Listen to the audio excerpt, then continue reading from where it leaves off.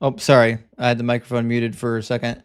All right, we should be good to go now. Let me know if the stream is choppy. I've got the stream open on my phone right now, and my phone looks frozen. Yeah, and it's frozen. Yeah, I think YouTube's crashed right now, friends. TikTok is good to go, but YouTube is completely frozen, unfortunately. So I think this is probably what we'll do then. M says Justin Rand. That's what it was. We might have to wait a while to see if YouTube comes back up. I see the YouTube is lagging a little bit. It says it's buffering. We'll give it a second to catch up, see if it works. If YouTube is just zonked out for the night, we might just go.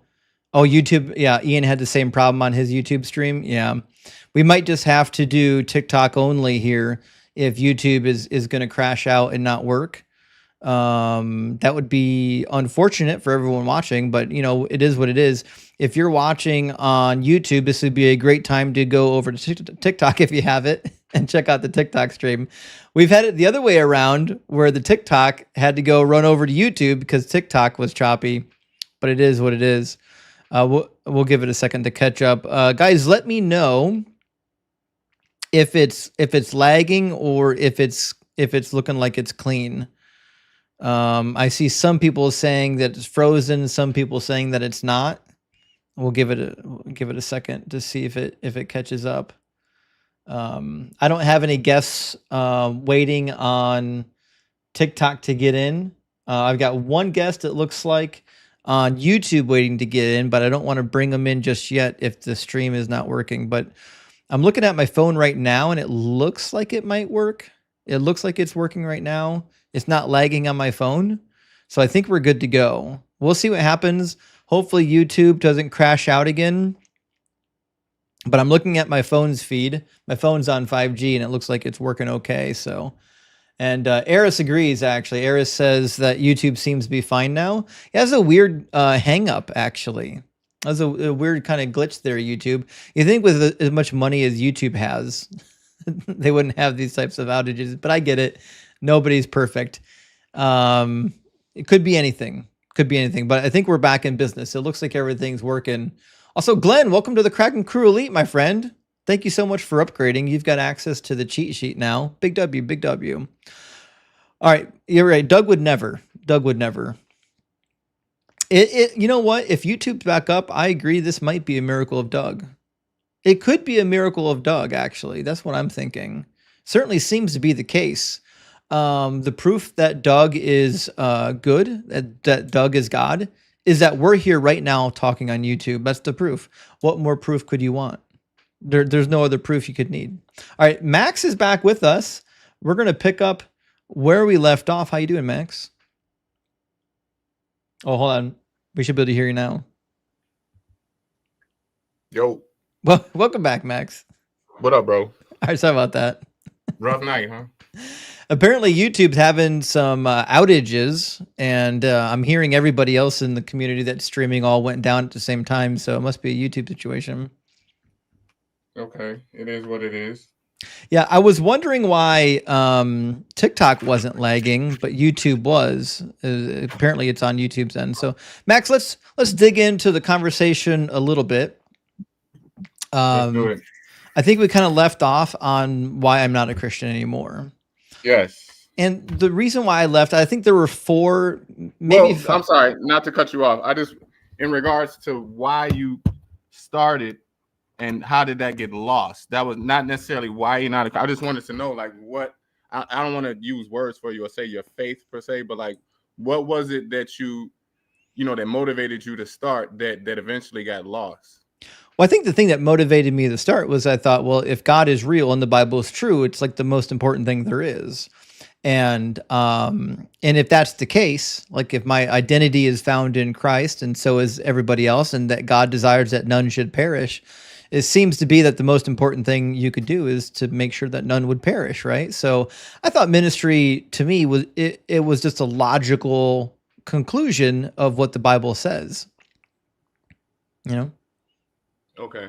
Okay. Cool. Um, what are your thoughts on sin? Well, I mean, as a atheist, I don't think that sin exists, right? I mean, are you asking? I'm asking you. I mean, No, I mean, as an atheist, not just me, any atheist, we don't believe in the concept of a sin, because a sin is like an offense committed against a God. okay. What about in the context or the lore of the Bible? What are your thoughts on sin in regards to that? In the Well, context of the lore. Well, the kind of two sins in the Bible, and both of them are roughly the same thing in God's eyes. And there's the impurity, like physical impurity, and then there's like moral impurity, right? So, for example, if you come into contact with an unclean body, well, you have Right. to provide this, even if it's accidental, right? So even if you accidentally come into contact with an unclean body, you're now ritually impure, and you have to provide the same sin offering as somebody who went out and committed a sin. So in the Bible, it's basically any offense against God, but it also includes accidental offenses and things that would make you just impure, like having coming into contact with nocturnal emissions. Okay, that's how you would explain sin. That's what the Bible says about it. Okay. If Romans 6:23, it says the wage of sin is death. Mm-hmm.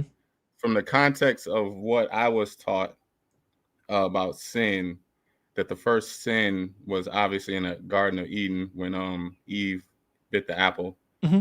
and that created death. And that prior to that, humans were designed not to die, and that like there's certain trees that live thousands of years, and that humans were made from that same design, that we came out of the ground like trees. So, and then there's other passages like in I believe it's Psalm 1. They say that like a man's life will be like a tree. If you look at I think Mark 8:25, I believe it is, where Jesus puts the mud on the guy's eyes, and then he opens his eyes. He says, "I see people looking like trees walking," and that the original way that humans were made, they were never designed to die. They were supposed to be like trees, and that it was sin that caused death initially. So in that same context, the like a lot of people get confused in regards to like when God flooded the earth and he wiped out mankind. That can be confusing to a lot of people who are not familiar with sin. In that and mind you, this is all in the I mean, I understand you're atheist, you don't believe in any of this, so I'm just explaining it in the context of the Bible. And in the same way that somebody could watch a Netflix movie with like a vampire or a zombie, and you may see a vampire or the zombie might like bite the girlfriend of the main, like the main character has a girlfriend, right? And she gets bitten by this vampire. And then she slowly starts turning into this vampire, right? And then the boyfriend the main character has to make a decision to kill his girlfriend, right? Now, in movie logic, if you're watching a movie, Netflix logic, you logically would not blame the boyfriend for killing his girlfriend. You would blame the vampire that bit her. But when it comes to the Bible, that same logic is thrown out the window, because you're not applying sin to the concept of God not trying to kill humans. He's trying to kill sin. And that, like you've seen in certain vampire movies, Does God have the ability to create humans without sin? I'm sorry? Does God have the ability to create humans without sin? He did create humans without sin. No, create humans that won't sin. I'm sorry, say it again. Create humans that won't sin. Well, that's what Christ was. But no, he was a God. That's debatable. Gods can't sin. Okay. I mean, some people debate whether or not Christ was a God. I mean, what do you believe about him? Well, I don't believe Christ was God in that. So that's like the Trinity doctrine. You got the Trinity doctrine. Like, some people say the Father, the Son, and the Holy Spirit. The Bible's wrong. Say what? So the Bible's wrong. well, not necessarily the Bible's wrong, but the way it gets interpreted sometimes by people is wrong. I can give you an example. It says that And Jesus is God in John 1:1. Well, no, it says that's. I don't know if you've done the research on that, but that's. I have. Yeah, you probably Right. believe it So says a God, before we go not down that God. rabbit hole, right. So let's say that again. What did you say? You think that it says a God rather than God? Well, that's not what I think. That's what, if you look at the Greek I have. lexicon, right? So, people have been arguing about this for years. So, like, I don't think they have been arguing about it for years. They've only been arguing about it since the Jehovah Witnesses came up with their nonsensical doctrines. Well, or the Mormons, sorry. Well, there's Jews that interpret it the same way as well. Like, there's certain Jewish interpretations. They say the same thing. So I've never read a Jewish interpretation on that particular passage. Well, the Greek lexicon, even if outside which one? What was the one what was it? Thayer's I used. Hey, I'll give you credit. That's a real Greek lexicon. Most Christians can't find right. one. I'm not even sure. Right. It's been so long since I even researched. I think it was Thayer's, the one that I was researching. Man, you kind of almost caught me off guard with that one. But so it was Thomas was wrong. Oic, I forget the. And I didn't want to go down this rabbit hole, because I wanted, just to stay on point about when you asked me about, can God create humans that don't sin? I was kind of curious about why you asked that. Fair enough. Okay, so could God create humans that don't sin? I believe so. Yes. Okay. I'm not speaking on any authority here, but I mean, in my personal opinion, I would say yes. Well, that has to be the case, because in Revelation 21, when it gives you the vision of heaven, there's no more sin, or there's no more sorrow, no more death, right? Okay, yeah. So he must have the capacity for it. Now, the fact that he didn't do that, the fact that he created the world with all the sin and the sorrow and the suffering, means that that's obviously the world that he preferred. Well, that's not entirely true. He didn't create the world with sin and suffering. That was introduced by Satan. No, that's not true. Well, originally, okay, so if you look at I don't know if it's 1 Peter 3:8 or 2 Peter 3:8, it says, to God, 1,000 years is only one day to God. So like 1,000 of our years is only one day to God. It says a day is like 1,000 years to God. Yeah, that's actually a quotation from one of the Psalms that gets picked up by the New Testament. But that's not meaningful. That doesn't actually fix the problem. The reality is that let me finish. God knew that humans would sin, right? Well, so the way that I was taught that answer was so there's a new movie out, the John Wick movie out. Just a yes or no. Did God know that humans would sin? It's a yes. The answer is yes and no. Let me mind you, this. I won't go on a tangent. Do you believe that God is all knowing? Yes, but that doesn't necessarily mean that he's going to. If he's all knowing, that means he knows the future. Let me finish my point. Just because you can look up spoilers of a movie doesn't necessarily mean you're gonna go do it. Like, if there's a movie that you're gonna go see, you can go on Google and look up the whole plot, but you're not gonna do that because you still want to watch the drama play out. Mind you, this is how I thought that was a great point. Like, when somebody explained it to me, I was like, wow, that's great. It doesn't address my question at all. Just because you have the ability to know everything doesn't necessarily mean you're going to choose to exercise it. I didn't say God was choosing to exercise anything. I think you're trying to get ahead of my argument. I don't think that's a good idea. So I was just making my point. I'm not trying to get ahead. Does God know all things? Yes. Does he know what's going to happen in the future? Yeah, I believe he has the ability to. No, does he? Because we can make God rejoice. Max, does he know the future? Yes or no? Yes, he knows the future. Okay. Did he know that humans would sin? That's debatable. It is not debatable, because Jesus was slain before the foundation of the earth. Ephesians chapter 1. Revelation chapter 7. So according to the Bible, then how do humans have the ability to make God rejoice or make God sad? Like thanks, you finally found another contradiction in the Bible. I'm glad you came to that realization. The idea that an all-knowing entity can also have emotions of surprise is a wonderful contradiction in the book. it's not a contradiction if you look at it from the standpoint of how I've explained it to you. Just You because didn't explain it well. The word all means there's no exceptions. If I said I own all the tools in the world, that means there's not a single tool that I don't own. Okay, so in the context of all knowing and he has the ability to do it, does he have the ability to choose not to know? Then he wouldn't be all knowing. But all knowing entities can't forget things. Not necessarily forget, but can he choose not to know? No. Because then he's not all knowing. Then he's either all knowing or he's not. If God is all powerful, does he not have the power to choose not to know? If he's all knowing, does he not have the ability to choose? Only if you're willing to get rid of the all knowing moniker. He's either all knowing or he's not. How he got there is irrelevant. I don't agree with. I mean, I hear your point, but I don't. Mind you, the way I was taught, I don't necessarily agree. We can agree to disagree. It's just definitionally true. You either do know all things or you don't know all things. If God doesn't know all things, then he's not all knowing.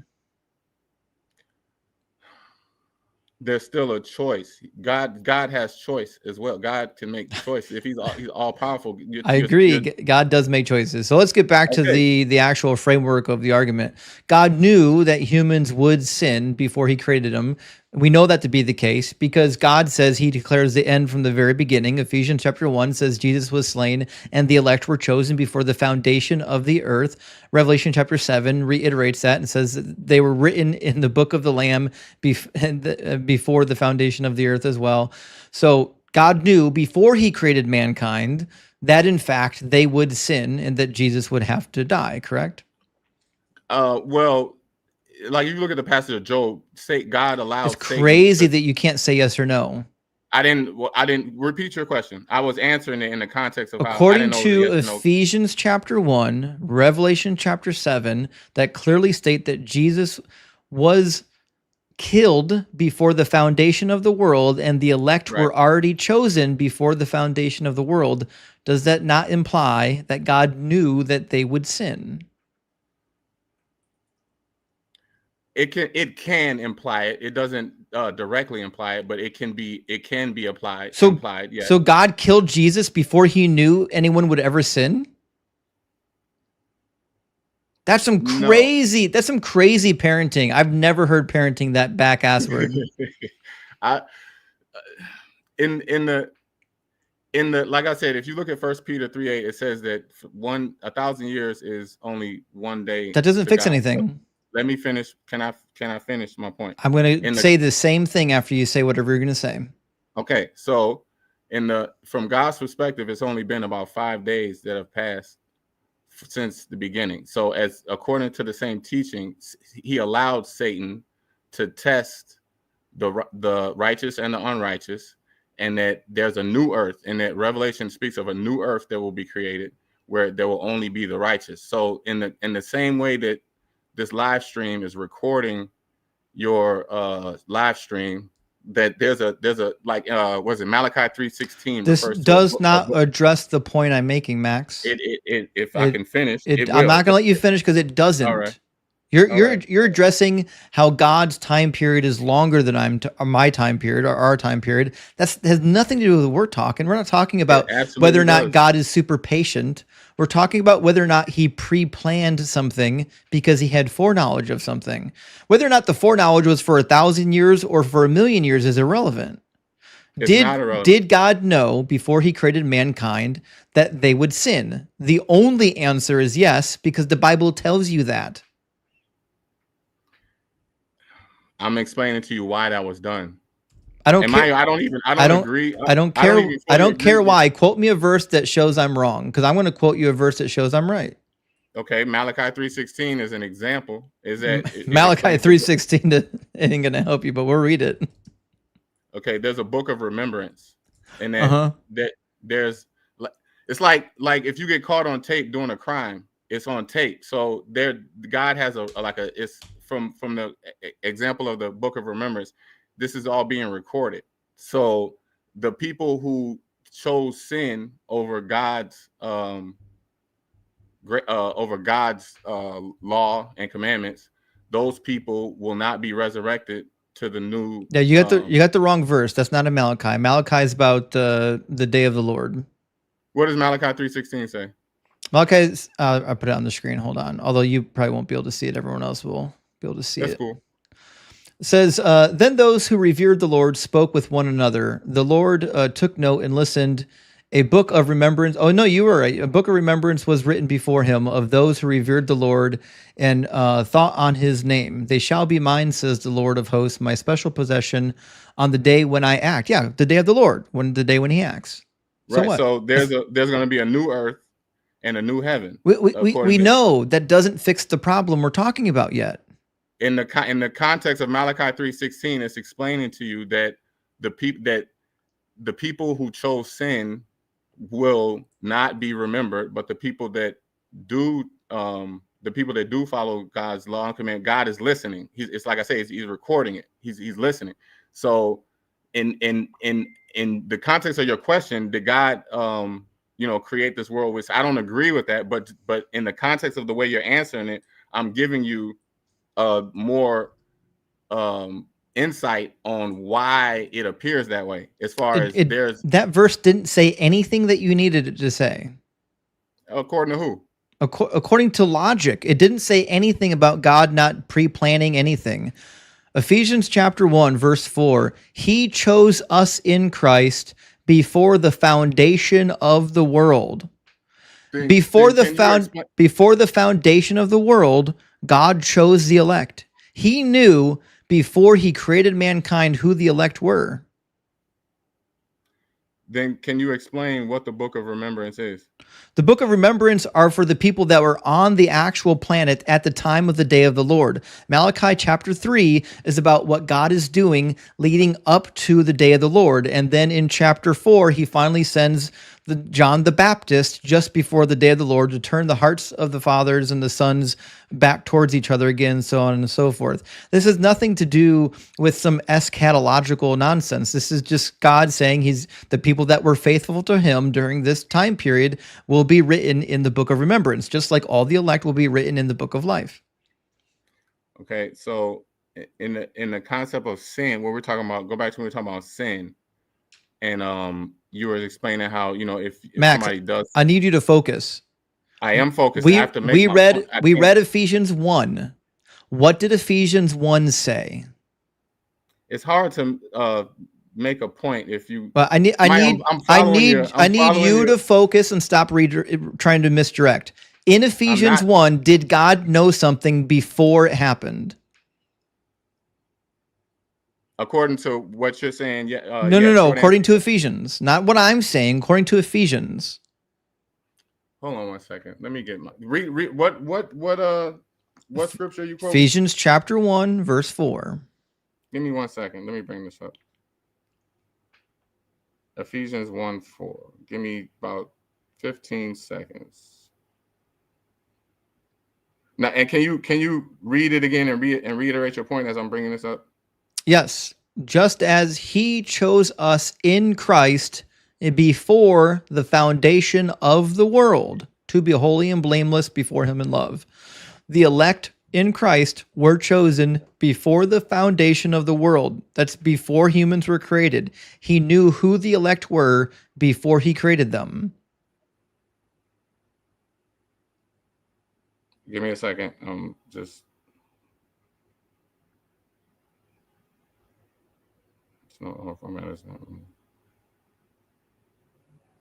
Okay, can I read something to you?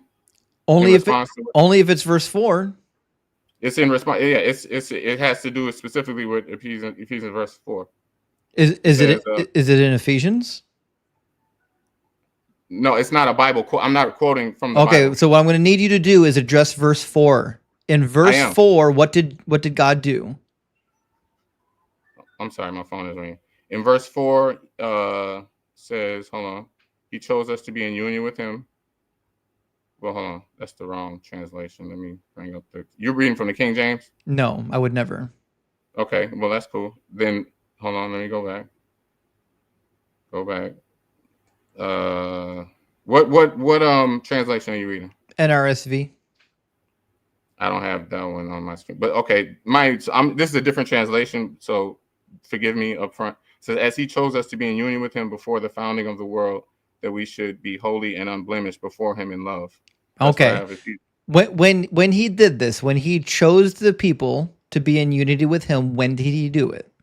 At the founding of the world. Okay. Did they already exist? Did what you already exist? exist? Exist? What do you mean by exist? In the Did physical world? you exist before God created the world? Did I exist? No. Before God created the world? Okay. No. So are you part of the elect in unity with Christ? In the context of this verse? Yeah. In the context of this verse, no. So you're not part of the Christian people? I am a Christian, yes. Okay. Are you part of the elect? Depends on who you ask. Okay, I'll just make it easy for you. Paul is writing to the elect. He's writing to the Christians, and he's saying, you guys that are Christians, that are part of the elect, you were chosen before the foundation of the world. Okay. Which means God knew ahead of time who was going to be with them, who wasn't going to be with them, which means he had to have known who was going to sin as well. That's called predestination, but that doesn't necessarily... I literally didn't say it was predestination. All I'm determining right now is if God knows humans are going to sin, and it seems to be, according to the book, yeah, he does know that. It's right. So just because you're not saying predestination doesn't mean that you're accurately... I never said he's causing them to sin. I said that same thing. I said he knows they're going to sin. You keep trying to argue things that I'm not talking about. I'm not talking about predestination. That's a whole separate argument. All I'm determining is what God knows. So far, God knows that humans are going to sin, correct? I don't agree with that. But how, I get your how point. Could he not? How could he not know that humans are going to sin when he already knows who the elect are? Because you're tipping into the waters of predestination. No, bullshit. I'm not talking about predestination. I'm talking about what he knows.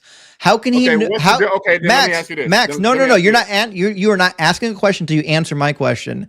How does he know who the elect are, but he doesn't know if they're going to sin?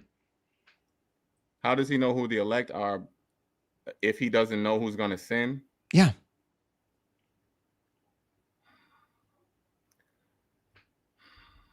I'm not going to be able to answer the question in a way that you're not going to think. Yeah, because it defeats your bad worldview that God doesn't know things. I didn't say God doesn't know things. You're telling me you're running away from the idea that God knew humans would sin before he created them. That's this whole charade. The whole thing you've been doing this whole time is running away from the obvious question and answer about whether or not God knew Adam and Eve and the rest of the human race were going to sin. Obviously, he did know that was going to happen because he knew he was going to sacrifice Jesus and he knew they were going to be elect. Those things wouldn't have happened before the foundation of the world if God didn't know humans were going to sin.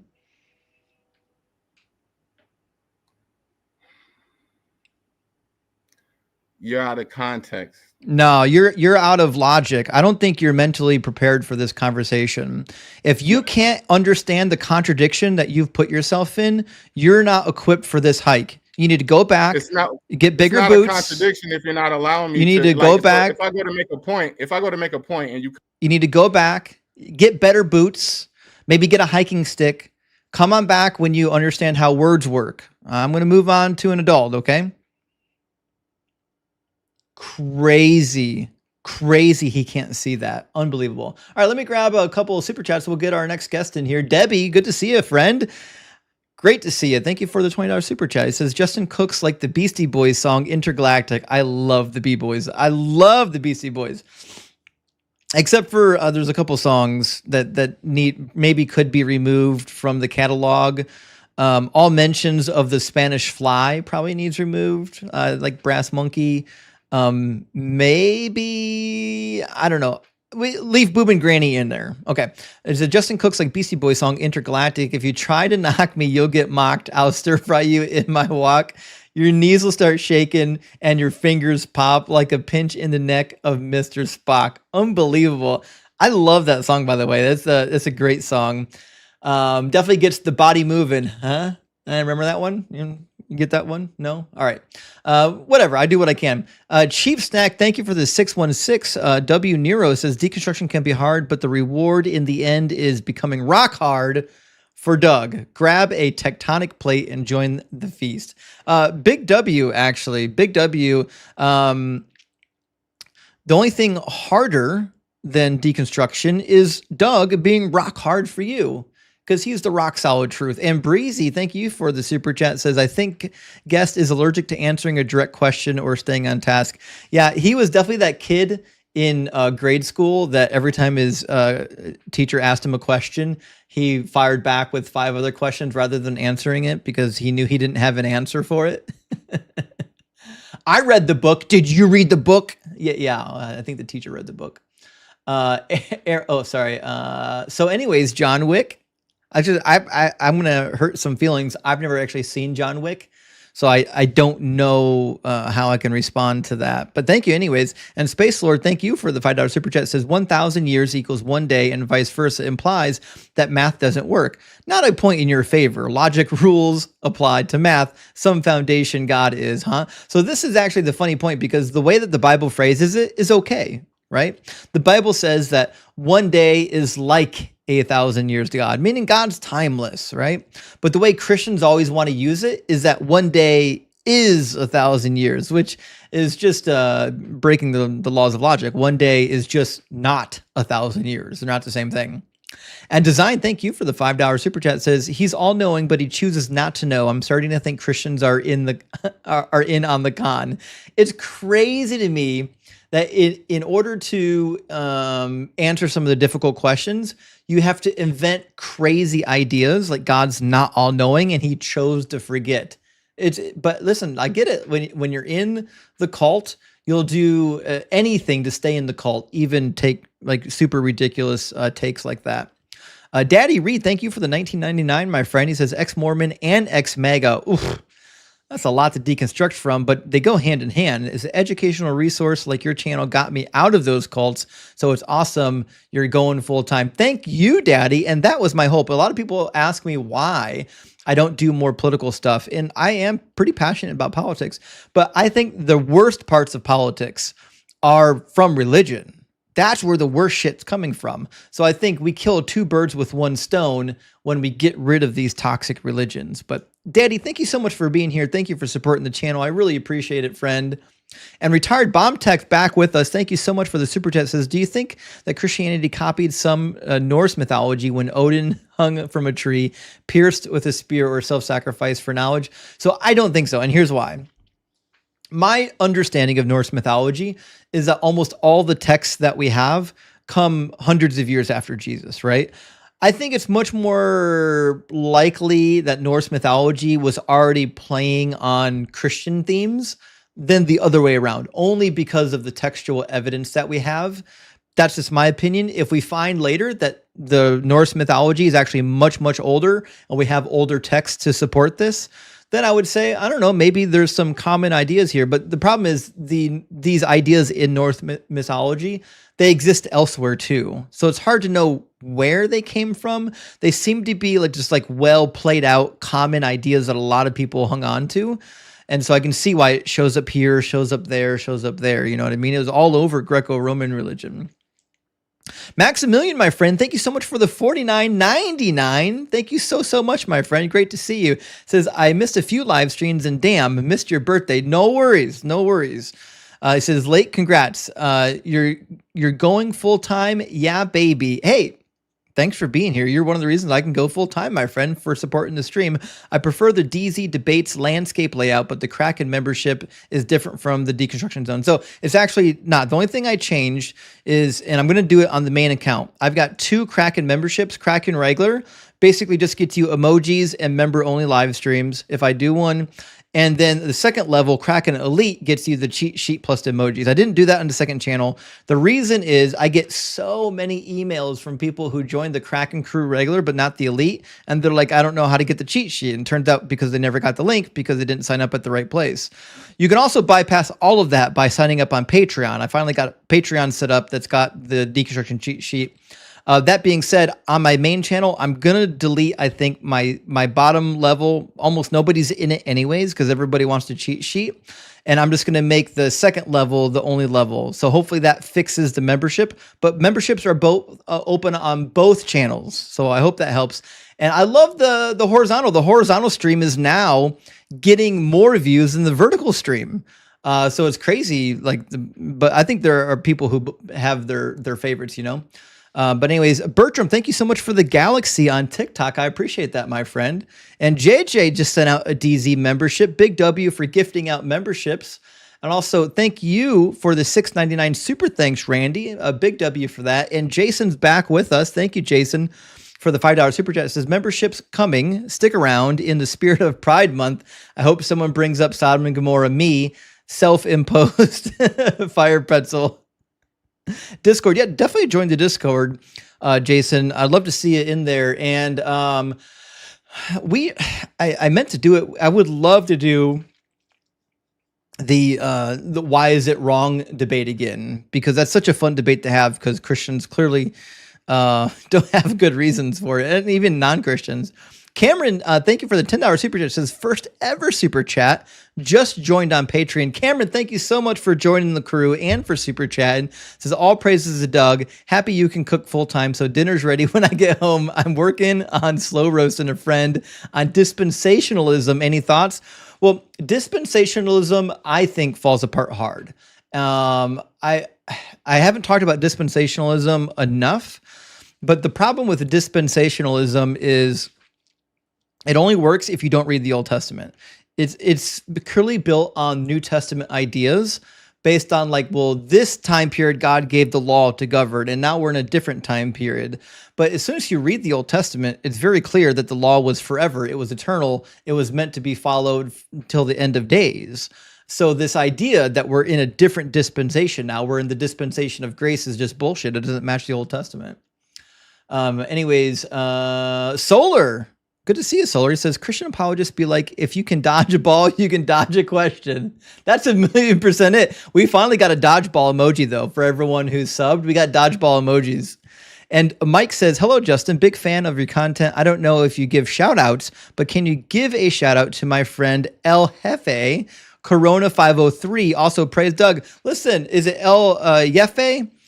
El Jefe Corona 503. Doug loves you. Be rock hard for Doug. He is a solid foundation you can put your foot on. Big W, friend, if you're a friend of the channel. Great to hear from you. And Scylla Taxabit says, King Solomon had some sweet pickup lines in Song of Solomon 4:5. Listen, he really did. When he says that your neck is like the flanks of a horse, who wouldn't just melt hearing that your neck is like the flanks of the horse, or that your breasts are like twin fawns of a gazelle, or that your cheeks are like pomegranates? Who wouldn't fall for these lines? Who wouldn't fall for your hair is like a flock of goats descending from Mount Gilead? Listen, I can neither confirm or deny how many lines in the Song of Solomon I've used in my life as a pickup line. All I can tell you is I know all of them. Anyways, a good reference. And Randy, thank you for sending out 5 Deconstruction Zone memberships. I really appreciate that, my friend. And Retired Bomb Tech, thank you so much for the $20 super chat. He says, my apologies. Happy belated birthday. Here is some for you and your boy for another day of fun. Well, thank you so much. We're definitely going to get some ice cream. I finally turned them on to trying some vanilla ice cream from Dairy Queen. It's small steps. I've got a 6-year-old. He's very, very picky. And he's also autistic, so I can't explain to him why something's good and he should try it. You just have to like sneak it in his mouth when he's not looking, and then he's like, "Oh, that's pretty good." That being said, I did finally get him turned on to some ice cream finally, that it's super hot outside. Hopefully we can have lots of ice cream this summer. And Solar says, I'm a lady, Justin, not a he. Oh, Solar, I'm so sorry. I couldn't tell by the picture. I just assumed the picture was an avatar for you, and it looked masculine. I apologize, Solar. I did not mean to misgender you. Please take my deepest apologies. That's my bad. I didn't mean to do that. Anyways, let me grab our next guest. I don't know if it was Gothic, but I think Gothic and Militant Ortho were up in here next. And then I had Darwin, I believe, was in the guest box after that. So let me grab Gothic. I don't think I've actually spoken with Gothic before. How you doing, Gothic?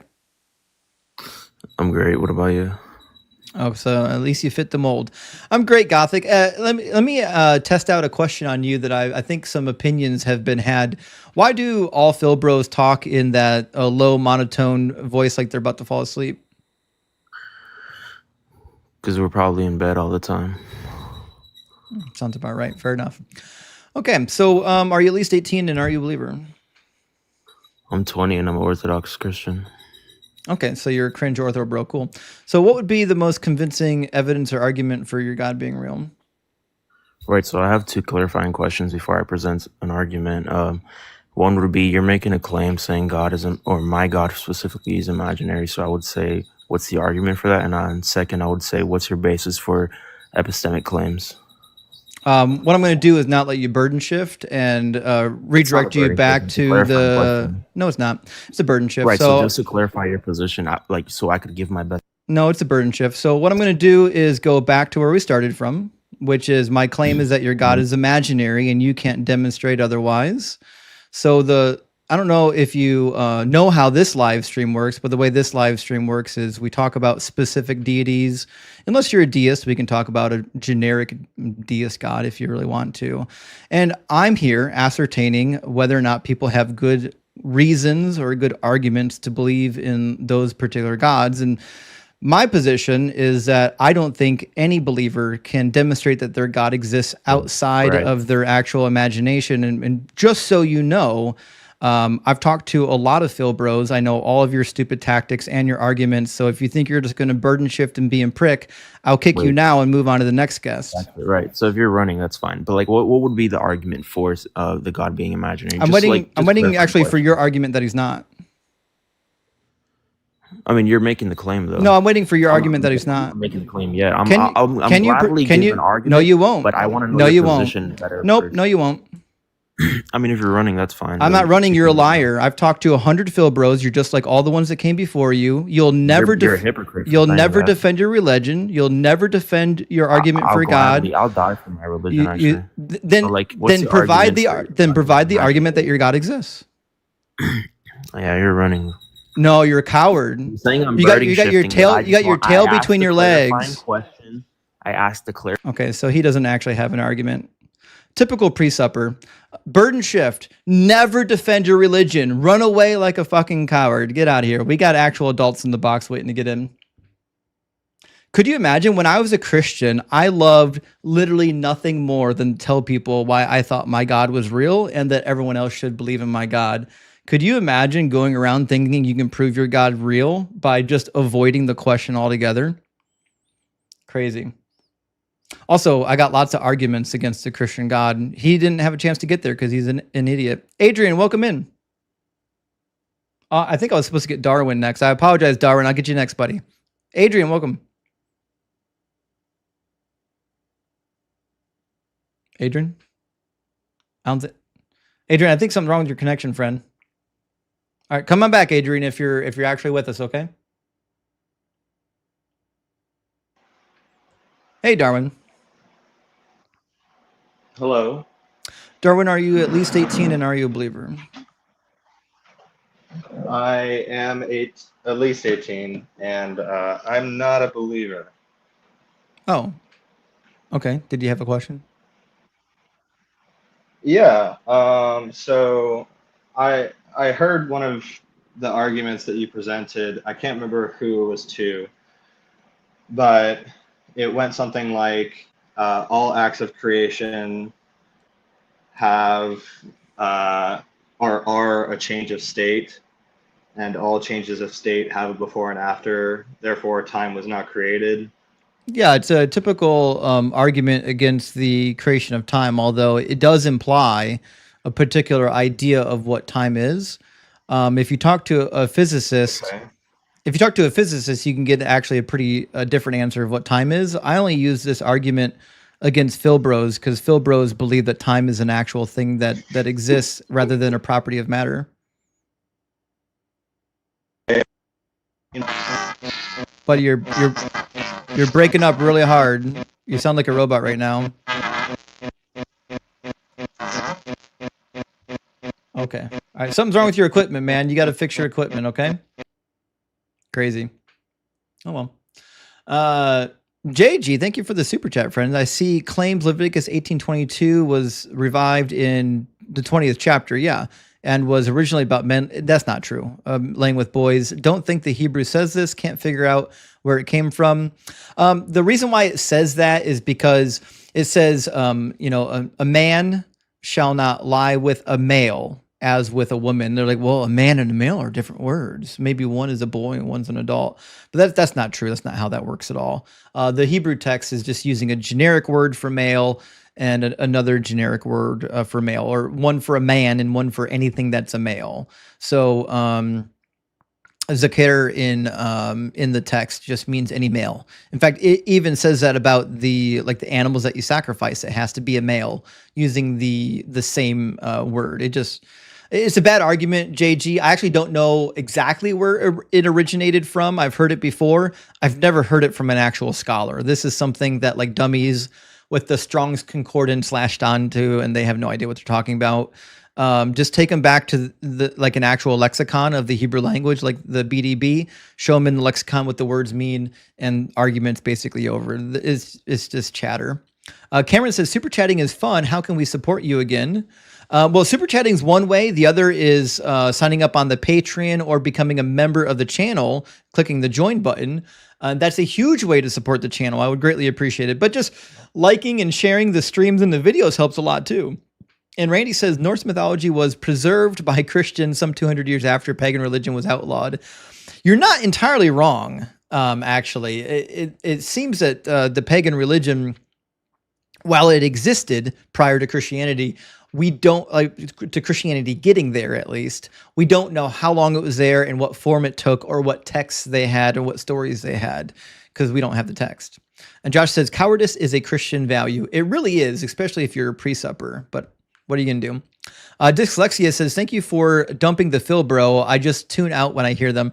Not only are they boring, they don't have any new arguments, and they waste everyone's time because all they do is burden shift rather than give an argument. They won't give an argument. All they do is burden shift. Also, Saint says, Phil bros sound like they're in bed every time they call in because they're jobless. Actually, you're right. I've met two people with PhDs in philosophy. One getting his PhD, one already had it. One of them wasn't working in the field. He was a programmer. He learned programming after he graduated because he's like, oh shit, I can't get a job. Another was waiting tables. I asked him, he was finishing his PhD, and asked him what his PhD was in. And he goes, it's in philosophy. He's like, so I'll be waiting tables after I graduate too. It's like, well, at least you know. Skeptics, thank you so much for the super chat. It says King Solomon was definitely friend zoned. Maybe. Listen, there's a lot of stuff happened with King Solomon. Like, women were coming from like Ethiopia. The Queen of Sheba was like traveling long distance to get to him. And Hammond says Max was probably influenced by Jehovah's Witnesses. Actually, I think you're right. I think the JWs or the Mormons got to him because he wasn't trusting the standard Greek translation of John 1:1. I'm with you there. And Solar says, I forgive you, Justin. My PFB is a character from a game I like. He is a guy, so I get it. So, sorry, Solar. But now I know. So I'll try to lock that into the memory, you know. And Tess says, is Doug responsible for meteor strikes? You know what? I'll pray to Doug and I'll get back to you on that. I don't know the answer. It's a fair question, though. But I don't know the answer to that. Although, Silver Surfer, thank you, friend, for the $3.99 super thanks. I really appreciate that. And with that, let's grab our next guest. It looks like it's going to be Militant Ortho. And Darwin came back. Let's see if his equipment works this time. Darwin, welcome back. Hello. All right, Darwin, sorry. Where'd we leave off? Oh, yeah, no problem. So we were talking about the argument you use on quote Philibros. Oh yeah, the argument from time. Yeah, what about it? You don't like it? No, no, no. I like it a lot. In fact, I've been going around and sharing it with people. They don't like it so much Mm. because of the implications. It's But logically true though. right, but I was, and I know Chat GPT is not like the be all end all of truth or whatever, but it came up with a slightly sounder form for the argument. I don't know if that interests you at all. Actually, it does. Let me open up my cheat sheet and see if it needs to be modified. Give me a second. All right. What's the new layout of the argument? So, as it explained, syllogism is formally all A's are B, all B's are C, so therefore all A's are C. And so there's a bit of wiggle room in the way that the argument is phrased, or at least when I last heard it. So an update might be all acts of creation involve a change of state, something like that. The exact phrasing I don't have off the top of my head. That's why I broke up earlier, because I was navigating to that tab. That's yeah. I like the word involve. I think that's a good one. Chet, thank you for the budding heart. I appreciate it. Good to see you, Chet. Yeah, the second one is all changes of state have a before and after. Yeah, I got that. Mm-hmm. Therefore, all acts of creation have a before and after. Sure. So you added a secondary premise after that, just to make the transition easier. Correct. So, and then the premise leading into the conclusion is, if all acts of creation have a before and after, time is implied in that. Mm-hmm. And so therefore, conclusion, time cannot be created. Yeah, I mean, I don't dislike that rendition of it. I think that's certainly a good one. At some point, I'll find the exact phraseology, because it's a lot more concise and eloquent. But the other thing I wanted to say was, when presenting these sorts of arguments to people, how might you approach it such that it's more convincing? Because I get a lot of pushback and just outright denial when I present these kinds of things to people. I mean, first of all, I don't know if this particular syllogism is like the best syllogism, because there's a lot of answers to it. Because you could say that, well, God is in time; He's always been in time, and it's like part of His nature or something like that, right? You could also say that, well, God has His own timeline and He created another timeline for us. So there are kind of some ways around it. Oh, okay. So I don't know if this argument works on everybody. I just think it works on most people, because most people have this idea that God created time, but not everyone believes that God created time. If you don't believe God created time, then this argument doesn't matter. Sure. I'm not sure if this was explored in the original, but it may or may not have been. So if I'm bringing up something that's redundant, I apologize.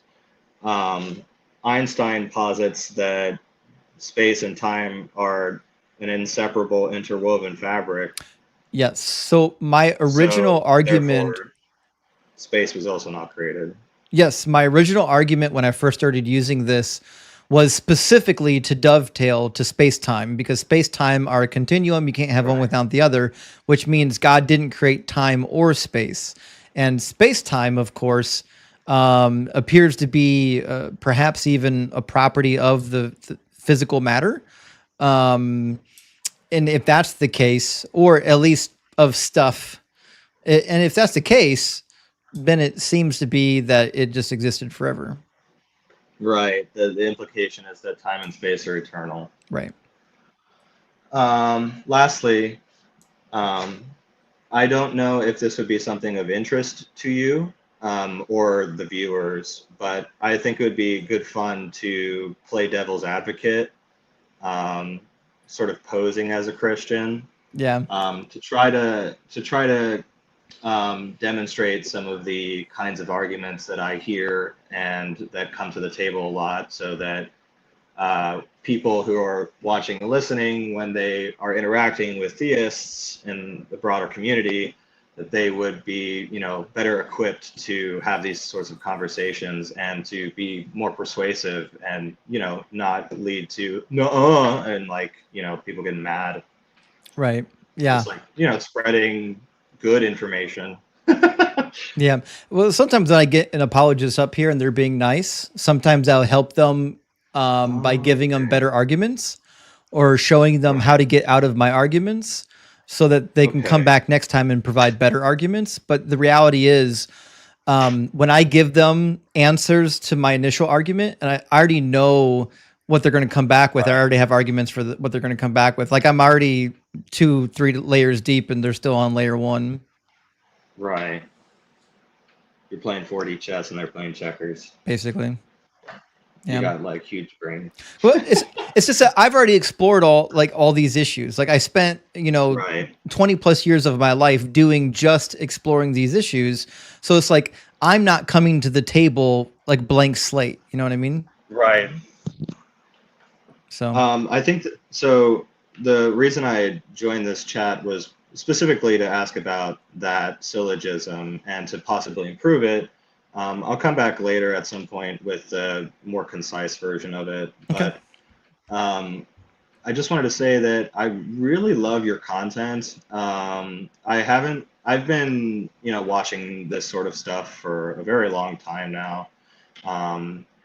When I was 16, I had someone call me an idiot for a theistic idea that I was toying around with.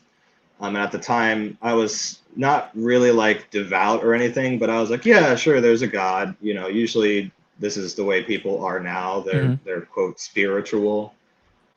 I see that a lot. But anyways, it led me down a course of asking questions and asking questions and asking questions. And the harder and longer I searched for God, the further and more out of reach it seemed to be, this concept. Mm-hmm. Yeah, God only works if you go the route of just believe and have faith, don't ask questions.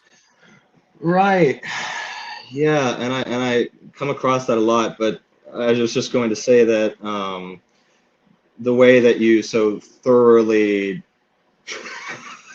deconstruct all of these ideas is I have yet to see someone who rivals your skill.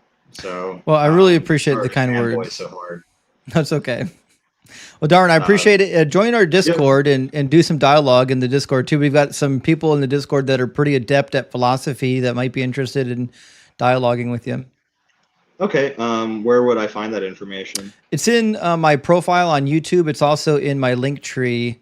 And if you can't find it, just shoot me an email. I'll send it to you. My email is on my profile too. Cool. Thank you so much. I honestly didn't think I was going to get an opportunity to speak. So I'm going to keep watching your content, and maybe one day I can play for not the devil, but you know what I mean. Yeah. I get you. I appreciate it. Mm-hmm. Bye-bye. Cheers, friend. W for the guest. Sounds like he dabbled in religion and quickly learned that probably isn't the route to go. Adam, thank you so much for the $9.99 friend. He says, I hate the argument that God is a cinephile watching our lives like movies. It makes me cringe. I used it when I was in ministry, and now I see how dumb it is. Also, no well done, duck. The duck's hard. You have to be careful with what you do, duck. You can't undercook it, but you don't want to burn it like super nasty. Yeah, maybe a little crisp on the fatty side. Listen, duck can be delicious if you do it right. But you're right. Like this idea that God is up there just watching you do your wife is the most horrific thing ever. But theoretically, that's what happens. Psalm 150 verse 1, God sits enthroned above the firmament and looks down, and like God's watching you from above the firmament is crazy work. And Hera says human flesh is unclean, and it is stated many times not to eat, drink blood. So how does that work with communion? All praise Doug. So Hera, this is such a good point. We brought this up recently, actually, where the New Testament is so crazy because all throughout the Old Testament, God's like, don't eat or drink the blood.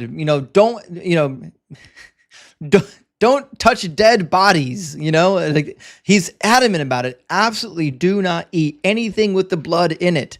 And then immediately Jesus shows up, and Jesus is like, you gotta eat my flesh and drink my blood. No wonder in John chapter 6, so many of the people that were there that were Jewish were like, what is this clown talking about? Get this dude out of here. So the idea that God spent all this time in the Old Testament saying, whatever you do, don't eat or drink anything with blood in it. And then God's like, drink my fucking blood. Crazy. Maryland, you must be unbanned. Good to see you, Maryland. Behave yourself while you're here, Maryland. Don't get banned again. Maryland says, you are God and King. Well, Maryland, I appreciate the kind words. It's good to see you. Behave yourself, okay? Don't get banned again. You're going to get yourself banned, so behave yourself, but great to see you. Also, we've got the other Epiphiano with us. Thank you so much for the 20MX. He says, precepts are boring. Bong bros. Whoa, what's reality? That's basically it, right? Define the meaning of is. It's crazy that these people even exist. It's wild to me. And Hardwork says, the orthobot claims he'll die for his religion. Just don't ask him to present an argument for it. Isn't that the craziest shit? I'll die for Jesus. What I won't do is provide a rational defense for Jesus. Not until I burden shift endlessly. And Brim, thank you for the $5 super chat. It says, wondering how to deal with a Christian that keeps fallacying and just calling me intellectually dishonest. He seems to be projecting so much. Get away from logical arguments. He's obviously not equipped for it. Get away from logical arguments and turn to the Bible. Show him the horrific stuff in the Bible that disagrees with his worldview. And he can't charge you with a fallacy then, because you're not making a logical argument necessarily. You're just showing him how God supports slavery. It's not a fallacy. It just happens to be that it's something he's going to find detestable. Or show him that Jesus didn't prove to be the Messiah because he didn't do any messianic prophecies. And last one from Josh. Josh says, by the way, congrats on going full time. Well, thank you, Josh. Supporters and friends like you make it possible. Says, been listening to atheist shows for years, and yours is really the best platform. Keep on cooking these goofballs. I appreciate the kind words, Josh. I really do.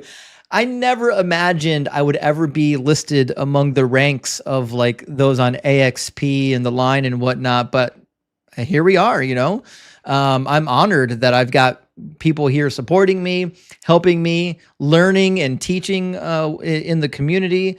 You guys are making me better as much as you think I'm making you guys better. So thanks so much for being here, friends.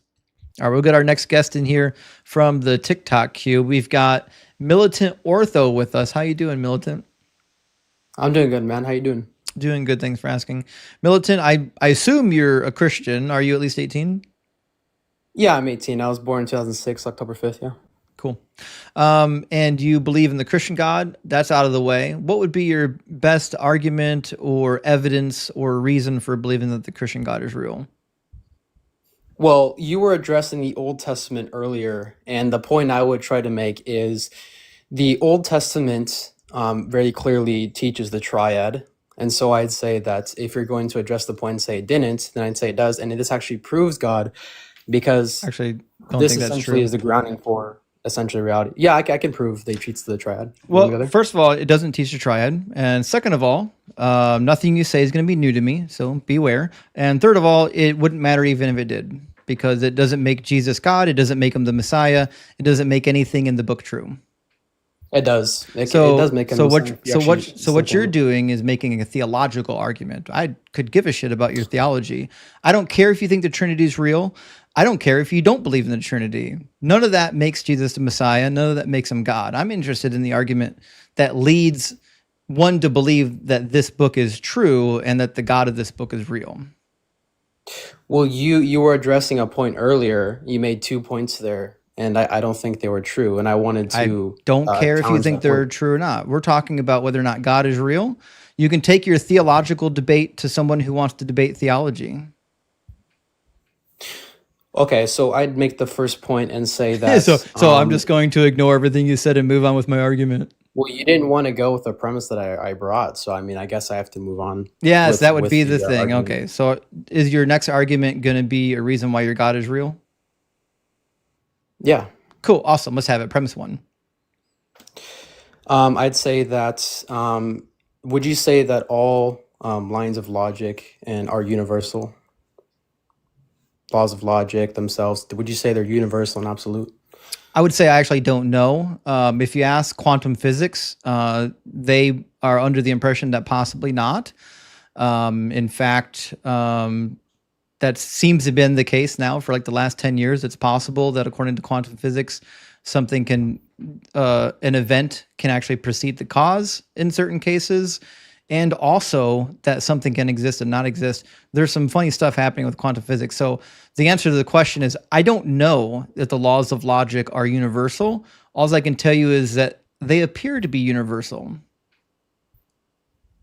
Okay, and what would you say by universal? What do you mean by universal in that sense? Just means they typically always ring true. Like we don't seem to find instances typically where they don't prove to be true. Okay, and if it's universal, would you say that points to something that grounds it? No. And why would that be? Why would I? Because if something is universal and it's not contradicting at a point, and you say, oh, there's not a point at which we say it looks false, it looks true, Why does it need grounding? then we basically because it's universal, and therefore there can't be something else that can go against it or oppose it. And if you made the point, Well, again, that I didn't make if the this- claim that it was universal. My claim is that they appear to be universal. And I still don't So in know. what case I is still it don't not know why universal, that though? needs grounding. Okay, but in what case is it not universal? I never said I knew cases. I was saying in quantum physics, they detail cases where it seems to be that the laws of logic don't always hold. That is quantum physics. I'm not a quantum physicist, which is why I said at the beginning, I don't know if the laws of logic are always true. They appear to always be true until you dive into quantum physics. Then you've got stuff happening that seem to contradict those particular laws of logic, the 3 laws of logic. That being said, none of that's relevant. I could grant you that they're universal or that they're constant, and that doesn't get you anywhere. It doesn't justify why they need grounding. Yeah, okay, but if you're gonna say that these laws themselves, if you grant me they're universal, what is it what constitutes it being universal? It's just an observation. It's how the universe works. The laws of logic are not prescriptive. They're descriptive. They're how the universe works. Yeah, but there has to be if you actually if you want to make the argument that these laws of logic are universal and it deserves to be the true, and this is the case, then what would be the instance in which this is not the case? Is there any grounding at which we can find this in observable reality? But I just told you, quantum physics is the only field that has made a claim in which the laws of logic may not always hold true. If you want to know more about quantum physics, you can ask a physicist. My friend Dr. Blitz is glad to share some of the quantum stuff with you. I'm not a quantum physicist. I told you I can grant you that they're universal for the sake of the argument because I'm not a quantum physicist and I'm not prepared to give you the argument from quantum physics. It doesn't matter to me if they're universal or not. They still are not prescriptive. They're just descriptive. It's how the universe behaves. Yeah. Oh, yeah. I've seen Dr. Blitz. He's a cool guy, but I'd say that this would necessitate, honestly, an uncaused mover, because if you're going to say that time itself, there has to be a state at which we beings are contingent. So, like in my view, I know disagree. God I don't even. You haven't even started the contingency argument yet. You're still on tag. Yeah, if all thing, yeah, I'm making Do an you argument want that to if do all things tag are or do you want to do the contingent, yeah. contingency argument? Now you're flip flopping. Well, I didn't flip flop. You just said, okay, that proves to be the case. You granted it to me, so I just said, okay, whatever. Because No, you said, oh, you you started on granted it to tag me. argument. Were you not going to run tag with the laws of logic? Well, I wanted to. Yeah, I was going to address something that you Okay, said. so And I was did like, you okay, want to that's fine. finish your bad tag argument, or do you want to move to the I contingency wasn't. argument? Well, you blew past my tag argument, so I I guess know I'll you're just. right. Yeah, your tag argument fails right out the gate. I know. No, I didn't. You just said I'll grant it to you, and then you're just like, oh, this just seems to be the case. And okay, that's just assuming the position of just seems to be the case. So I was like, okay, fine, I'll just move on to the next premise. So since you wanted to move on to it, Go for it. Next premise. okay. So if we are contingent beings, and in my view, we can only know God through His mediation. What of do you think creatures. contingent means? Something that requires like we're so yeah, we require something that we require something that needs to we require something that for make us to exist. My bad, I'm saying my words right now. Why are ortho bros like this? My bad. No, So basically, all contingency I'm means saying is why just do that ortho we bros require think that something to philosophy is going to get exist. you to God? I don't understand you people. It's specifically an Orthodox Christian thing. Why? Is it because you can't defend your Bible? What's the deal? No, because because if you read the theologians, they're pretty clear on what this actually means. The point I'm trying to make, They're literally is not. I've read contingency the is just like- theologians. They're not clear at all. okay, which ones? I've read almost all of the church fathers. Which ones? Literally almost all of them. I went through the Philip Schaff ante-Nicene fathers, and then I went through the post-Nicene fathers. Okay, have you read St. John of Damascus? I haven't gone through John from Damascus since I was in seminary. Okay, and are you aware of what his so Maximus the Confessor also makes a point too. So what would be, he makes the point that the aeons, right? The aeons, the timeless time. So I don't Gregory believe in a Palamas lack of makes this time. argument too. None of these arguments are sensible because I don't believe time could not exist. Okay, but I made the point that if we're contingent beings and we rely on something to exist, then there has to be something that is the uncaused mover. What do we So rely this is on? We rely on something that is eternal and it can't be in opposition. Why? So polytheism cannot be true. Well, I'm explaining it. We require it because we're contingent beings, and therefore, if we're contingent on something, You haven't that's defined grounding us, contingency yet. therefore- Yeah, a requirement for something to exist. We require something, our very being to exist, and something that is eternal does not require it. Why do I require something to exist? Because Do you yourself, say there's a cause? You think the cause is the requirement? yeah, if you're cause and therefore you have contingency on something. Like I'm contingent upon my existence because I'm from a human being, right? There you A go. rational Okay, soul. so we're contingent because there was a cause that brought us to be, right? It's not just that though, it's also the fact that if we're contingent beings, then therefore what would therefore be the cause that would cause temporality, like a contingency? There's no contingency for it. It's just the fact that it exists, right? So causation exists in your worldview and in my worldview, and the atoms that caused me to happen was a system of cause and effect. I exist because of all the causes before me, and the causes before me exist because of the causes before them, and there's an infinite regress of causes, and now you're going to tell me that infinite regresses are possible, and you'll never be able to land that plane. We'll spend an hour arguing over it, and you're going to leave frustrated. Okay, yeah, an infinite regress. Okay, so it's just going to go back. It's almost like I'm prophetic. It's almost like I'm prophetic. All of your arguments are going to, all of your arguments against this Dude, are going to all I'm require you saying to is prove your that infinite position, I'm regresses not. can't exist. No, all I'm just stating is your position. I'm saying, okay, an infinite regress, something that which it just has to become before. It's just a continual loop. Okay, so Well, it's not a loop. if we're continuing, It's I mean, it's it theoretically, kind of is a it's loop. no, if it's linear. If it's an infinite regress, and yes, No, time is linear. yeah, okay. So if time itself and our contingency, we're contingent beings. What is the cause of contingency? What is the grounding? Contingency is epistemologically? not a thing that exists. Contingency is a description. I know. We are contingent, though. I know contingency isn't like isn't like isness or something like that. I'm just saying that since we're contingent, what would be therefore the cause? Are you presupposing the infinite regress position? Obviously, I believe in an infinite time in the past and in the future, and I don't believe that matter or fields or anything else were created from nothing. I believe that the universe as we know it is eternal in both directions, forward and backwards. Okay, and why would that be the case? Because matter can't be created or destroyed. Logically, time couldn't have been created either. We have no evidence whatsoever to suggest that everything that's here once didn't exist. Zero.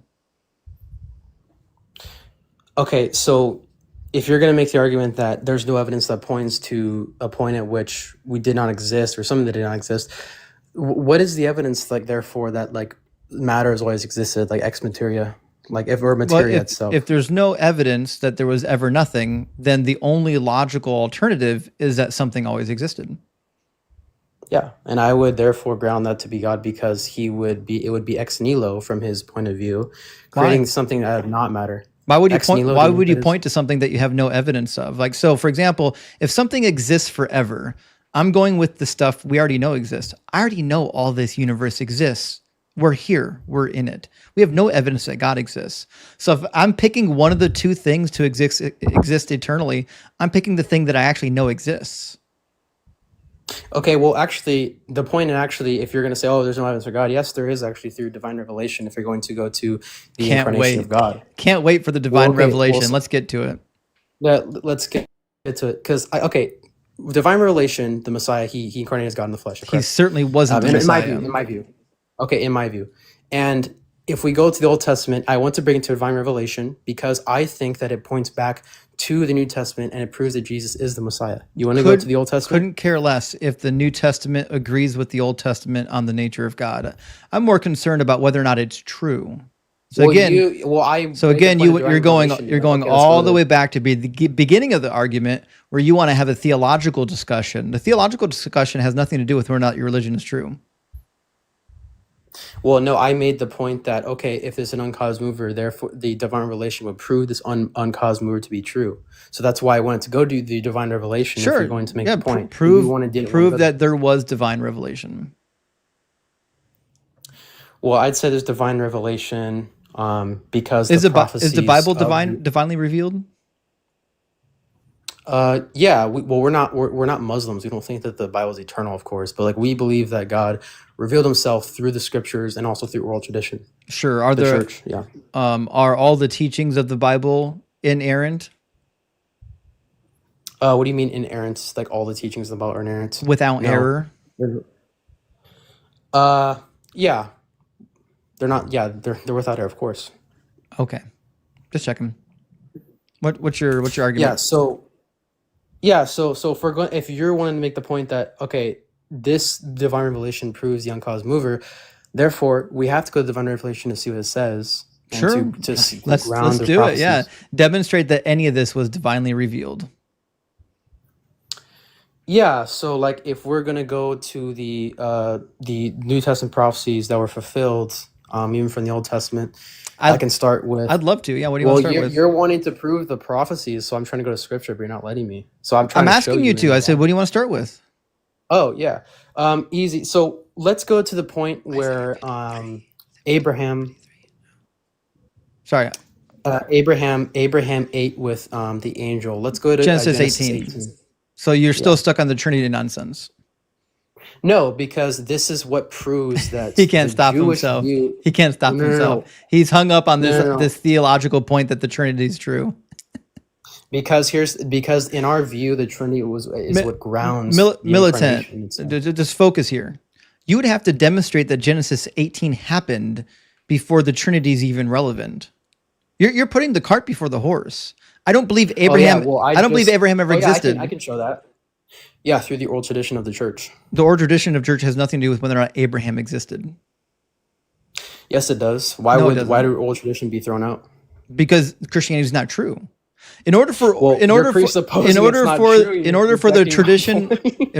tradition to have authority, the tradition must be true. So you have to demonstrate that it's true before you say that the people who came later had authority. Yeah, I'd say that God always instituted an authority, whether it be the temple and then the church, which is Prove the it. fulfillment of the temple. Yeah. So if we're going to go with the oral tradition of the church, then I'd say that the Jewish tradition, going all the way down to the Christian, the church fathers, and so forth, the councils, they would therefore ground the tradition itself to therefore keep the truth itself. So, like, so if we didn't have a, if we didn't so have a do Bible- the if we didn't have a- hadiths do the hadiths in the ground the fact that divine revelation was given to Muhammad? No, because it contradicts the whole premise of divine revelation. But they had succession. They had a narration all the way from the present back to Muhammad. Well, no, if it rejects the primacy of the whole religion that Jesus is God, then therefore it's not true. Oh, okay. So the authority of the succession is irrelevant. Your starting point is Christianity is true. No, I didn't and start. then because Okay. Christianity is true, the succession through the authority of the church is now true. Same thing, like I said, with Islam. If your starting point is the religion is true, then I can just ground it in the fact that we've got the hadiths and the narrations. No, so I wanted This is to go really to- bad. Okay, hold on a second. You wanted to make the point that this oral tradition is false, and I'd say on what basis? Because if there wasn't a Bible, the tradition itself would still be available today. I'm saying the So, like, Bible the itself Bible is not true, right? The fact that the apostles could have authority, for that to be true, the Bible first needs to be true. Because the Bible's not true, the apostles and everyone who came after them have no authority because the Bible's not true. Yeah, which is why I want to go to the prophecies. You didn't let me. I'm waiting for it. Bring me the prophecies. I gave it to you. The Genesis reason 18 is okay, not a prophecy. Listen. It's not just about the He can't stop prophecy or the himself. He's Trinity. got to go It's back not- to the Trinity. He's got to do it. Listen. Okay, I'm not going there's to no make the point prophecy of Trinity. Jesus in Genesis 18. You wanted to go to the actual Can you let me prophecies? speak? I actually know where they are. Can you let me speak? No, I know where they're at, but can you let me speak?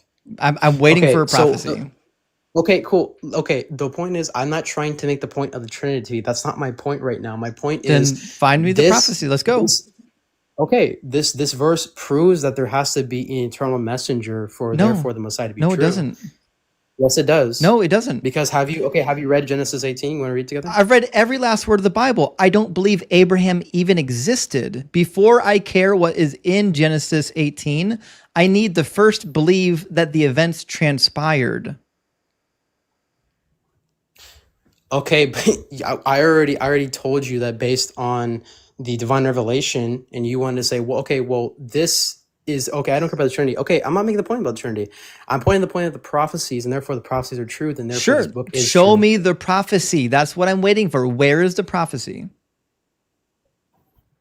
Yeah. Okay. So, well, I first wanted to prove that there is the Messiah itself. that is already mentioned Prophecies. in the Old You, Testament. you mentioned prophecies. You complained that I wouldn't let you go to the prophecies.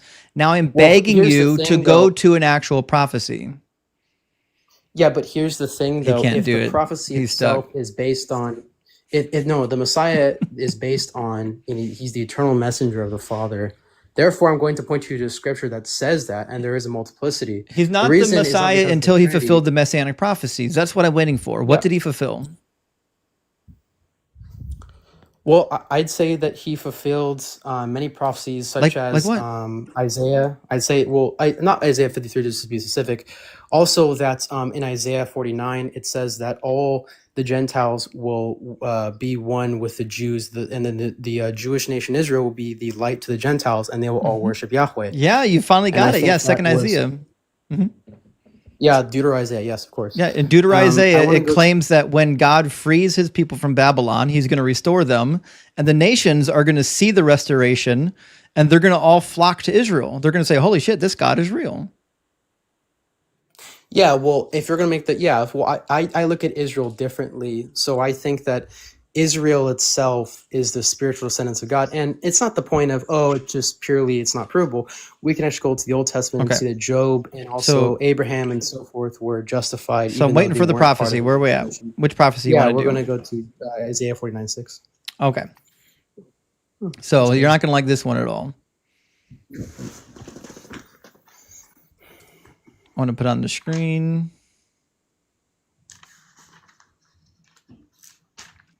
Start in 5. Now the Lord says, who formed me in the womb to be his servant, to bring Jacob back to him, and that Israel might be... notice I started with Isaiah 53 before we got to the prophecies. I knew you're going to go to the suffering servant. It's all you guys have.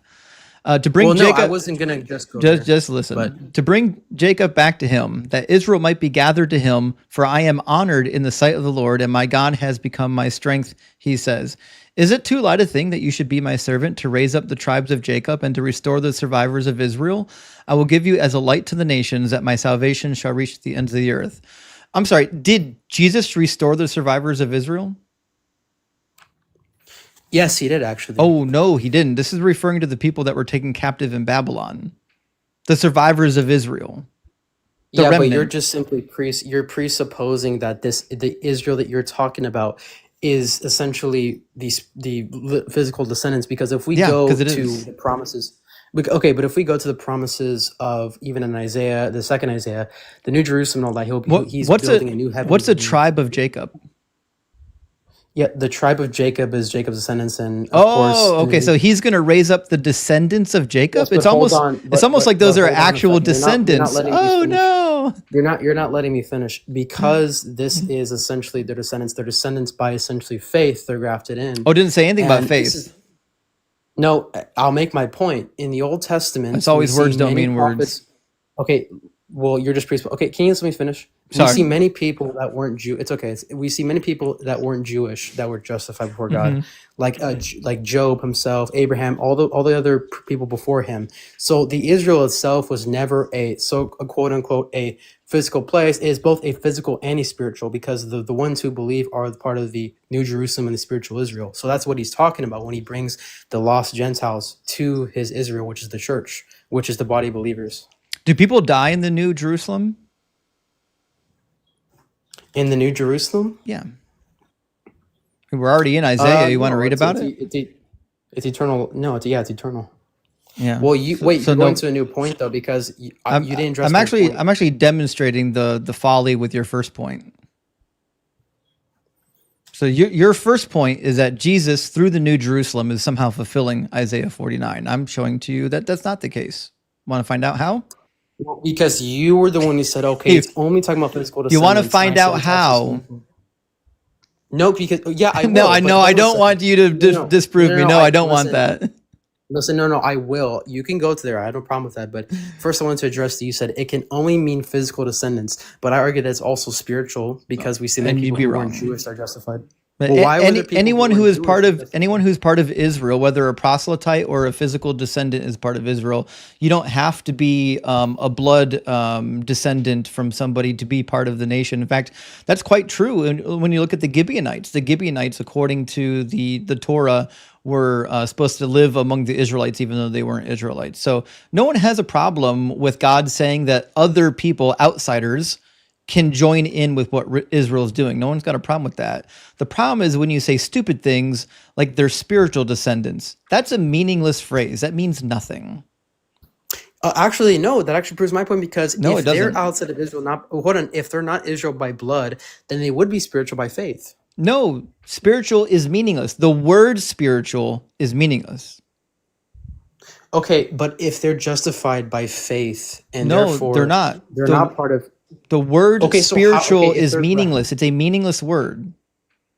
Okay, here, hold on a second, because they weren't part of the physical descendants of Israel, yet they were the ones justified and grafted in. So you don't have to be. I agree. You don't have to be part of physical Israel.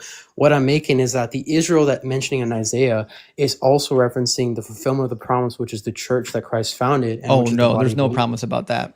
So let me just read you why your nonsense fails on this argument. So the New Jerusalem, when God creates the new heaven and the new earth, completely contradicts what Jesus and Revelation says. It says in Isaiah, I'm about to create new heaven and new earth.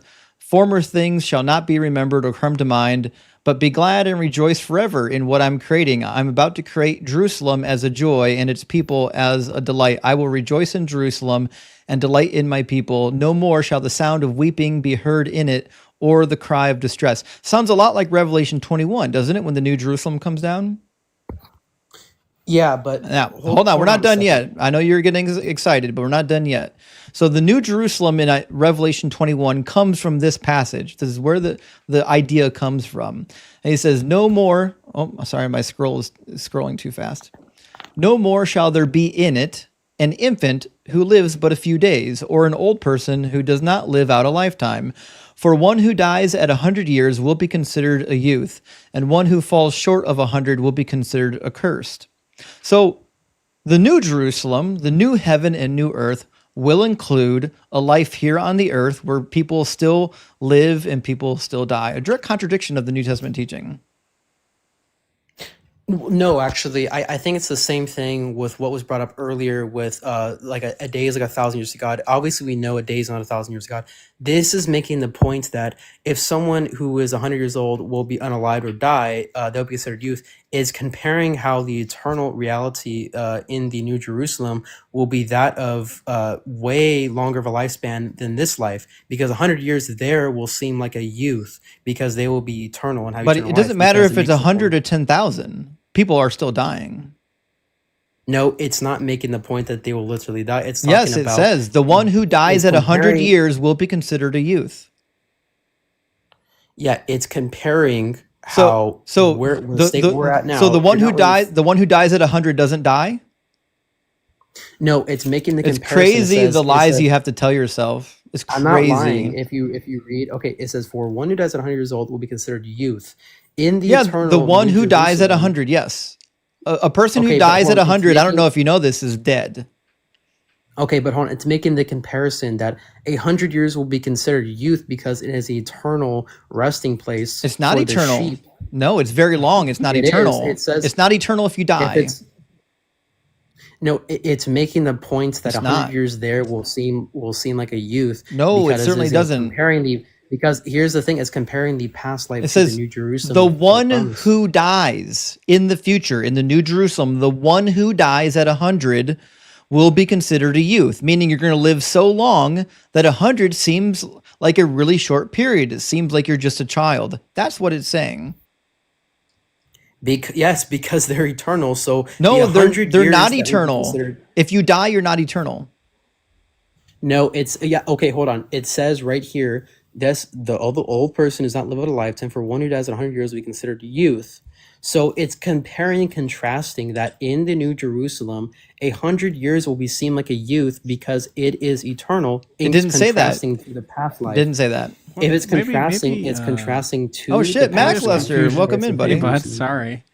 Yeah, I saw Mod let me up if you need me to. Oh no, drop sorry, I was looking at the wrong screen. Go ahead, buddy. that. I guess maybe there's some confusion about what eternal means. Oh boy, this is gonna open a can of worms.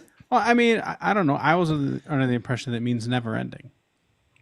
Yeah, that was my impression. Eternal is a completely indefinite time period. Can we read the verse? Wait, okay. What chapter did you bring up again from Isaiah? Isaiah 65:20.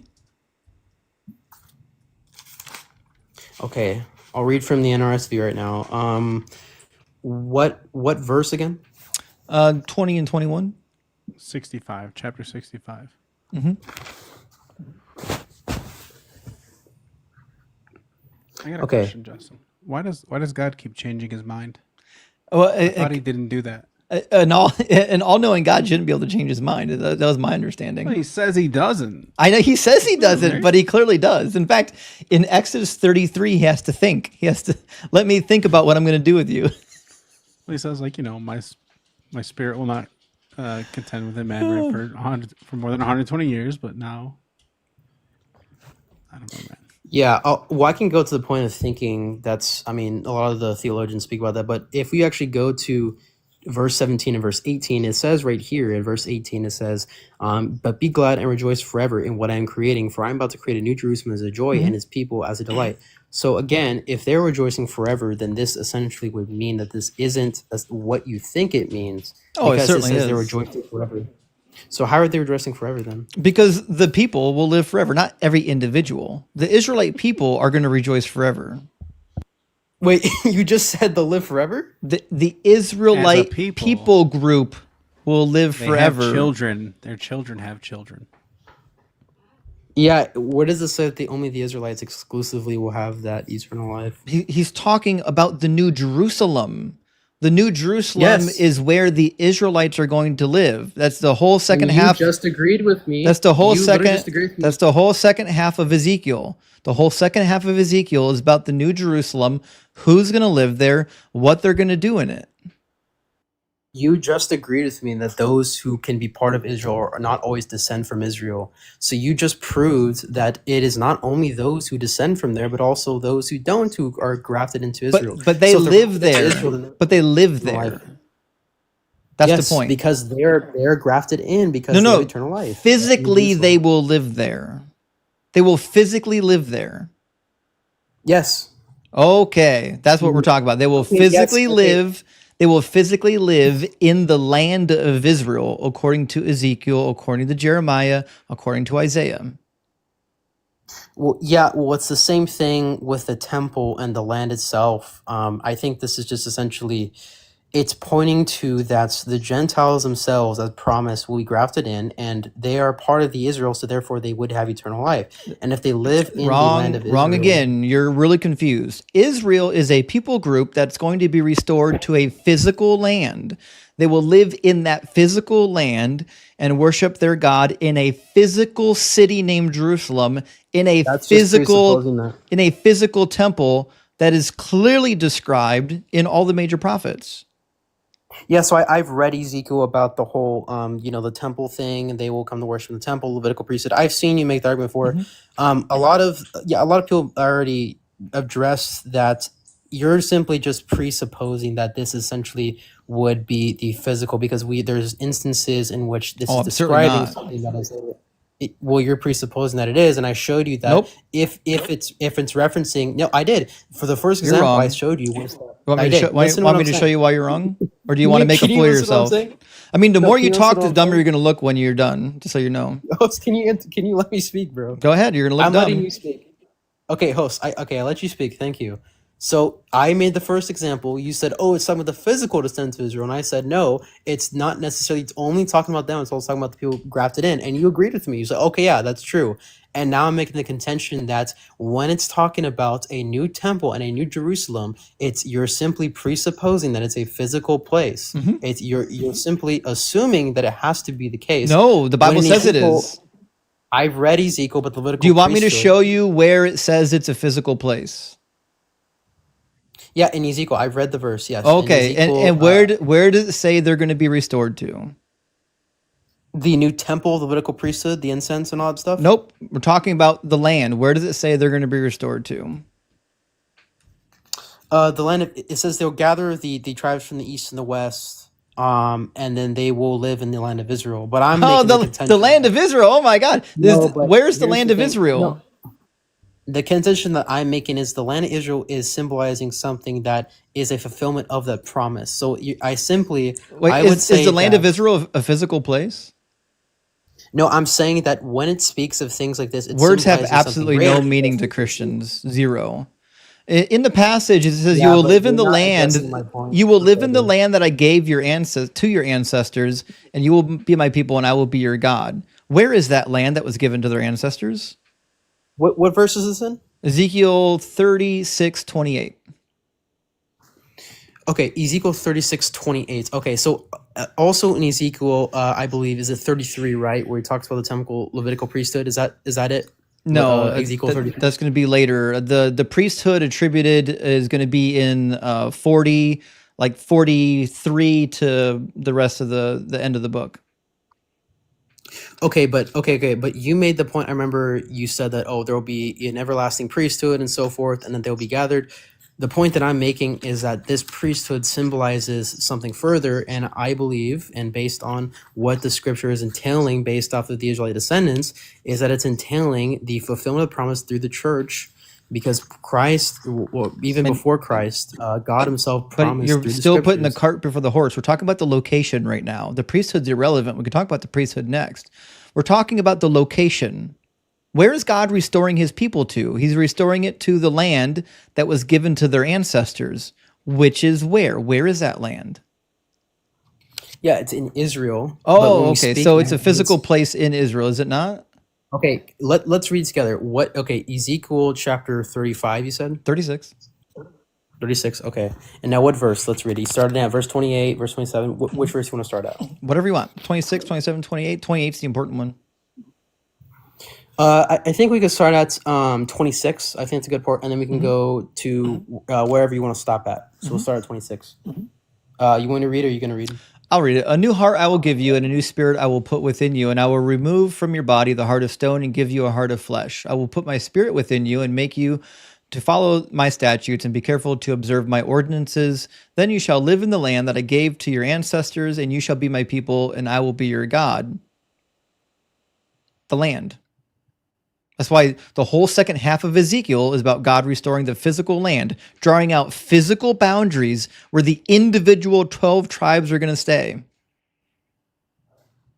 Yeah, so if you actually, if you read the renewal of Israel, it says, but when they came to the nations, wherever they came, profane the holy name, and it says that the God himself, when he renews Israel, all nations will be gathered to this location, and the location that I am pointing to is the new heavens and new earth that he's pointing to. Now, what is the new heavens and the new earth? Heavens can mean many things. It just 'cause means in sky. I agree, in the sky, but also there's also references to God's footstool, which is the heaven, or his throne actually, then his footstool is the earth. But also the renewal of the Israelite people not only is just a physical location, it's also a spiritual, because No, it's a new it's a heart. physical location. It's a new heart that is Well, given. the heart's irrelevant. The circumcision of the heart is meaningless to our conversation. We're talking about what is God restoring them to. It's a physical land, and he makes that promise a dozen times. Yeah, but I'm making the argument that essentially it's not always a physical place, because not always the Israelites are a physical people. It can also be a They are spiritual people physical because people. they're grafted in. You literally just earlier There's affirmed no such that thing as they a don't have to be- spiritual person.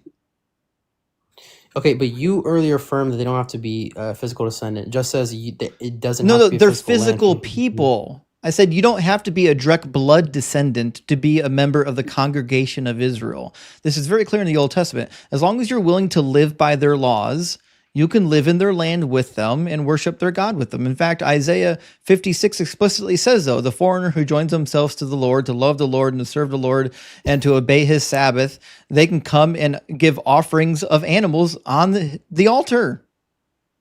Yeah, I agree. And Leviticus says that the foreigners shall reside with you. They are considered to be one of them because Yeah. they are working. Yes, okay. They will cool. reside with you in the physical land, according to Zechariah chapter 8 as well. They're going to come to your land. Okay, but if they're treating them as one of their own, then therefore they be identified as an Israelite, and therefore, if they're not physical, therefore they're a grafting in from a Gentile nation. So they're Yes, spiritually, but they're when not. I say They're not spiritual. They are physical yeah, but you have to people understand what I in mean a by spiritual. physical people group. The nation of You have to Israel understand is what I a real people group, just like Puerto Ricans is a real people group. There are Puerto Ricans living in Puerto Rico that aren't of Puerto Rican blood. They just like an American is a person living in America. Israel is a people group, some of them by blood, some of them just by religion and geography.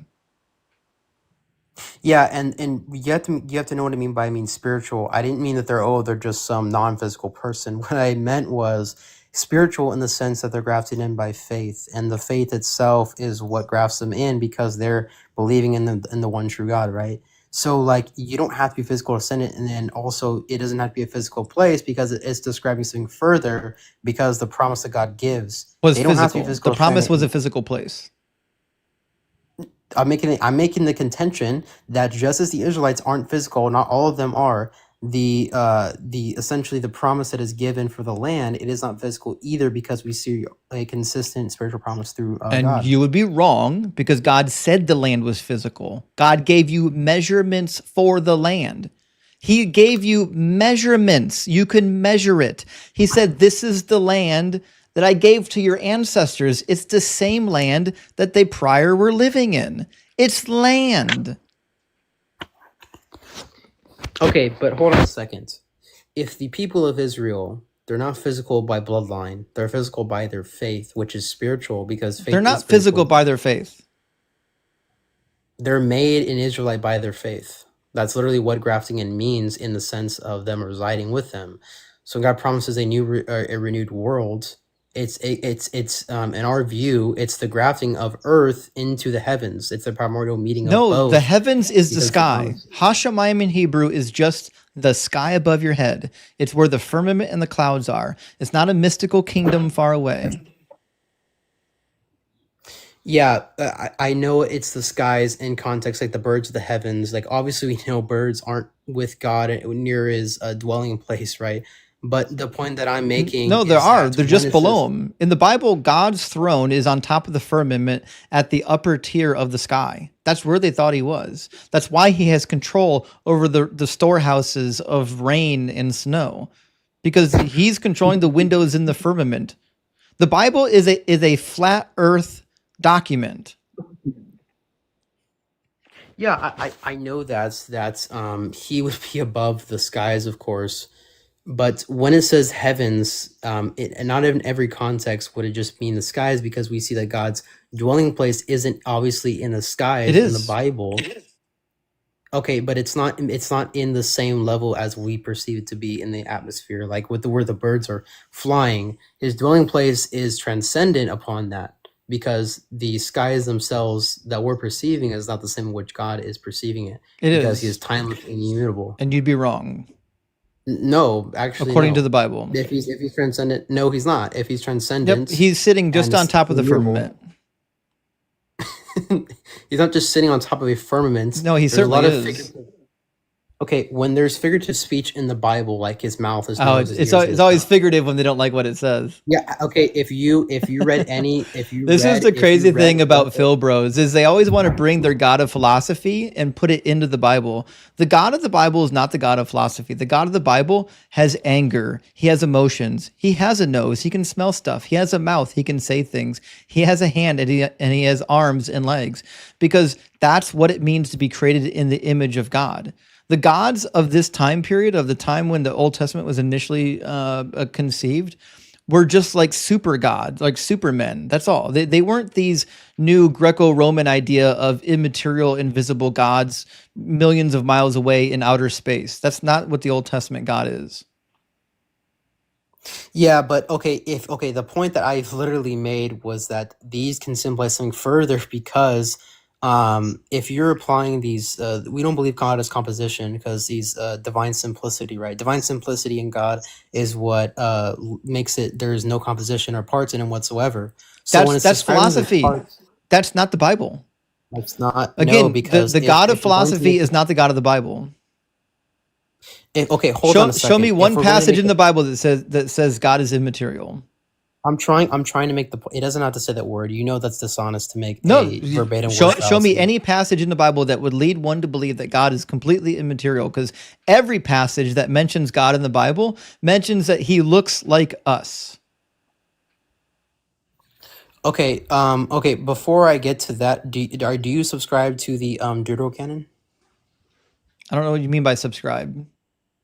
Like, okay, would you hold to it as Hebrew scripture? Like I know it's written in Greek, but would you be okay with going to the Deuterocanon? Oh, do I believe that the apocryphal works are considered canonical? I would consider them canonical, yeah. Okay. So you would have no problem going there, right? No, go for it. Okay, but before I go to the passages in Maccabees and all that stuff and the other books, But I want to make the contention that this is a fair point, though. The Maccabees were written in the Greco-Roman period, or technically the beginning of the Roman period, ending of the Greek period. Just so we're aware. Yeah, I know that. It was the Antiochus Epiphanes and all that stuff. I've read them. They're really good books. But essentially, what I'm making is, like in John Damascus's exposition, he says, a lot of the theologians actually say that these parts of God, they're symbolizing something such as his fear and his indignation and is turning away from people. We don't believe that God literally turns his back from somebody. There's no mutable in God. God doesn't change in that sense. Why It's not? symbolizing that he's revoking something that You, is you that, just that he keep promised you before. just keep claiming attributes of God without demonstrating why that's the case. Again, your God is a God of philosophy, not a God of the Bible. The God of the Hold Bible on a second. has a physical presentation. He travels. A God that is everywhere can't travel. Yeah, the reason why he travels in the Bible is via his uncreated energies, which is his uncreated grace.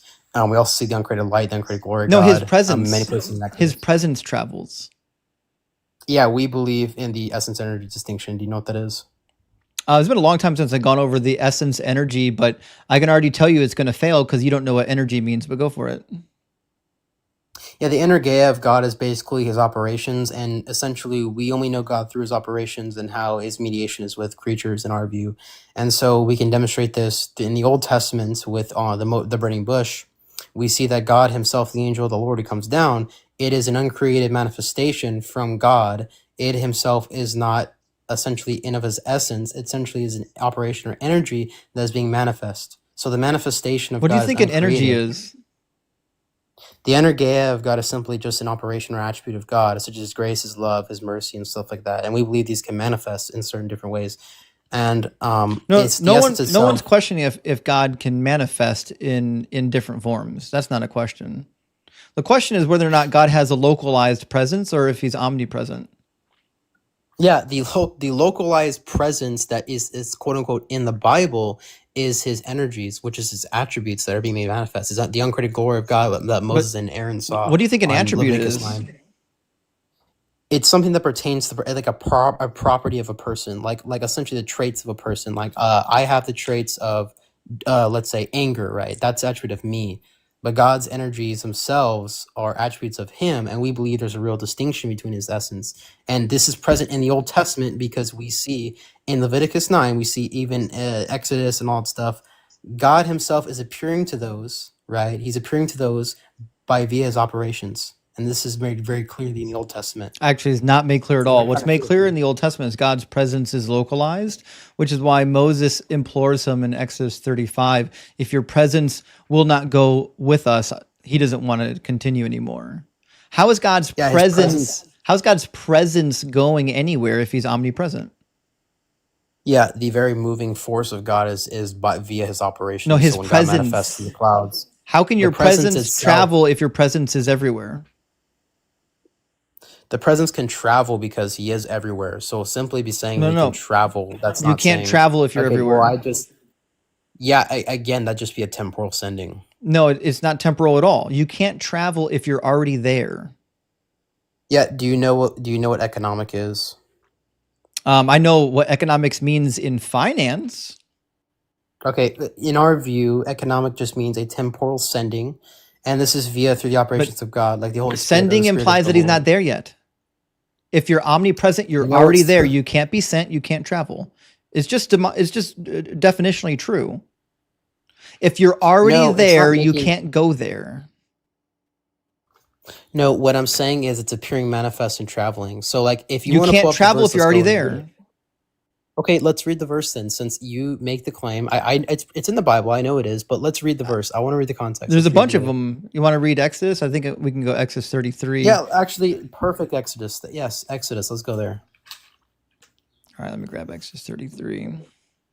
Oh, Numbers 5 is a good one too, and Deuteronomy 23. Actually, there's a bunch of them. Right, well, let's start with Exodus, since you brought up the point. Yeah, I know you're gonna go to partial presence on Exodus 33. It's okay.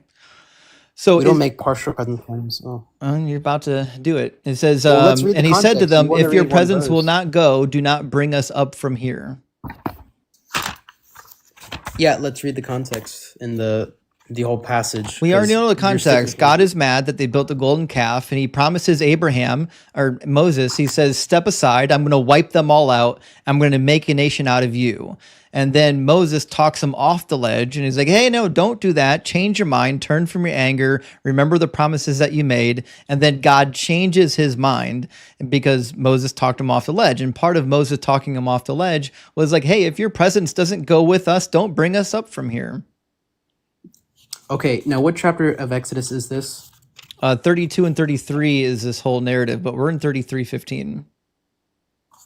Okay, 33:15. Okay. So, okay, he said to him, okay, your presence will go, do not bring him up here. Now, what is the context of this? It's talking about Moses' intercession with God because he's speaking on behalf of God. He's the agent of God because he is the one God chose, okay? So once we're reading this, let's go back actually up to verse 12, actually. I want to read the context.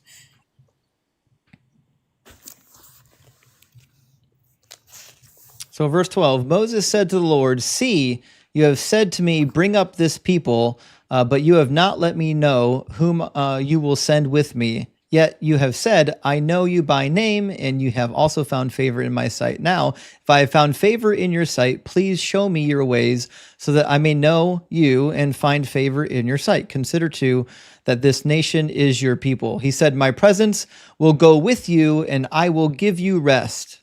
And then Moses says, if your presence will not go with me, so on and so forth. So God and Moses both agree that his presence travels, it goes. Yeah, his presence, that's not making a metaphysical claim. That's just making that let God be with us so that we can go against this nation. What does presence or mean? the other? The presence itself is just where something is located. Oh, so God has But a in the location? sense Oh, geez, it's almost like words have meanings again. No. If you know, okay, in our view, which is what I'm trying to tell you, God himself is immutable and he's outside of time. But That's he's not and in the around all Bible. things. That's in philosophy. You keep If trying he's to in- dictate a philosophized God into the Bible. He's not there. If he's okay, hold on. If the God of the Bible, it says right here, my presence will go with him.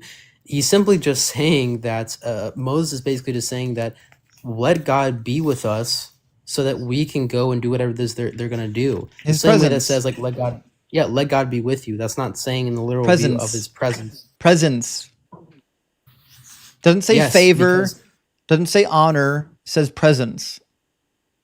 Yeah, it's the same way in saying let God be with us because it is God who is with you. It doesn't say let God be with us. you. It says presence.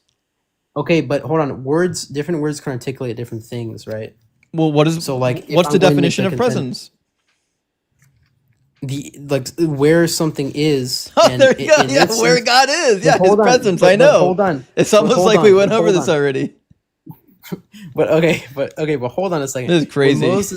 When Moses says presence, You don't he's feel a simply little bit just guilty saying- about lying like this, do you? I'm not lying, dude. I'm trying to make you the This is contention crazy. right now. He's basically just saying that let God's presence be with us because God is with us. God is the isness, the essence of what he is. He is divine. He is absolutely divine in every None way. of this is in the And Bible. so- Keep in mind, nothing you're saying is in the Bible. okay, but if he's eternal, then this would apply because it's a divine wouldn't. attribute of God. It would. No, So God's you're just saying, God's eternality has So not, God's is a eternality good has nothing answer. to do with his presence. Okay, but hold on a second. If he is eternal and in and around all things while being atemporal, therefore the isness, the essence of self, wouldn't become manifest, but it'd be an operation of his presence. The operation of his presence is simply an operation by But his your energies. presence can't move if it's already everywhere. We believe in a real distinction between his energies, which is how his energies are manifest. This is what I'm arguing. Energies because this is energies very are clearly- manifestations. They are not his actual presence. Okay, so if something is the essence, so he's the So isness of I'll something. give you a very good example, right? In Okay, Numbers, Deuteronomy 23, and in Numbers chapter 5, if I remember correctly, God specifically talks about his presence. It says, command the Israelites to put out of the camp everyone who has a defiling skin disease or a discharge, and everyone who is unclean through contacts with a corpse. You shall put out both male and female, putting them outside the camp. You must not defile their camp where I dwell among them. God's presence is in the camp and not outside the camp. He says, put these guys outside the camp because I'm dwelling inside the camp. That's location. That's presence. That's not a God of philosophy. Yeah, so yeah, in the same way when he says, I will be amongst them in the temple in Exodus, he's talking about being amongst them, right? We know himself that the glory itself is identified as truly God. And we go to Leviticus even, we see that this glory itself is attributed to God. Now, this glory itself isn't separate from his entity. The glory itself is his operation and his energy. And what is an energy of himself? Is a manifestation how he makes himself known. So the argument isn't that he himself and of his essence is being present. It is an operation of himself, which is being manifest to the people. So God being with them, it is a temporal sending that is uncreated. So an uncreated attributes Well, of being created himself has nothing to is do with being what we're sent. talking about. We're talking about whether or not God has Yeah, a I'm talking about the presence attribute. that is traveling Yeah. or whether or not he's omnipresent. If he's omnipresent, he can't travel. If he's omnipresent, that whatever is happening in Deuteronomy 23 and Numbers chapter 5 is happening everywhere where he is. Yeah, again, that's just that's just simply the presence of something is how he is made manifest. Yeah, And if you're gonna make the argument because that he's not omnipresent. wait, hold It's on, just wait, hold on. it's You just made a definitionally wait, hold on. true. I don't know why this is so hard for you. You literally just told me that, oh, don't go to philosophy, bro, it's not in the Bible, but then you made a metaphysical claim that omnipresent, all that stuff, it doesn't have anything to do with presence. So you're making a No, metaphysical I didn't say claim, that and at I all. claim, I yes, it does. said omnipresence You literally just said is it a has nothing to do with that. contradiction to a God that travels. You can't travel. You can't have a presence that travels if you're already everywhere. It's just definitionally a contradiction. Yeah, it's the same way. A good example of this would be that if there's a curtain that the sun is always at the window, if I have a curtain over it, it's there, but once I open the curtain, it is appearing to me. So God is always there. We're not making the claim he's of Always course where? omnipresent. He's in and around everything. Then how but does he is made travel? shown because listen to my claim. If How do he's you made travel from manifest, point O he's to being- point B if he's already there? because he is made manifest to the people, the Israelites. He's being known to them because of their personal, because God's personal mediation with his creatures. What's he manifesting as? He's manifesting right here. It says the presence as uncreated glory. The uncreated glory of God. What's is glory? Yeah, the glory is an attribute of basically. No, what is it? What's showing his glory? totality. Yeah, glory itself is just the description of God in of himself. What's it made glory of? Is like, What is it? It is an uncreated attribute or energy. It's not energy. Yeah, if it's if it's an attribute, it pertains to God eternally. So the attribute itself is eternal. But I think because God philosophy is has ruined your brain. Glory is an adjective. It's not a thing. If God is absolutely simple and of his essence, but there's a distinction. So if there's a real distinction between his attributes and his essence, then therefore we'd predicate this to a temporal sending. A temporal sending would just be by his uncreated effects, and the uncreated effects are which may manifest to creation. No, all of his possible. effects are created by definition. The burning bush is a created effect. It was there one moment and then not another moment. That makes it a created effect. All of these energy arguments are just created effects. This God manifesting in one location. But he's manifesting every time in a physical manifestation. But he talks about traveling as though he himself, his presence can travel, which isn't true if in fact you're already there. You're omnipresent. And another example, Deuteronomy 23, you shall have a designated area outside the camp to which you shall go. With your tools, you shall have a trowel.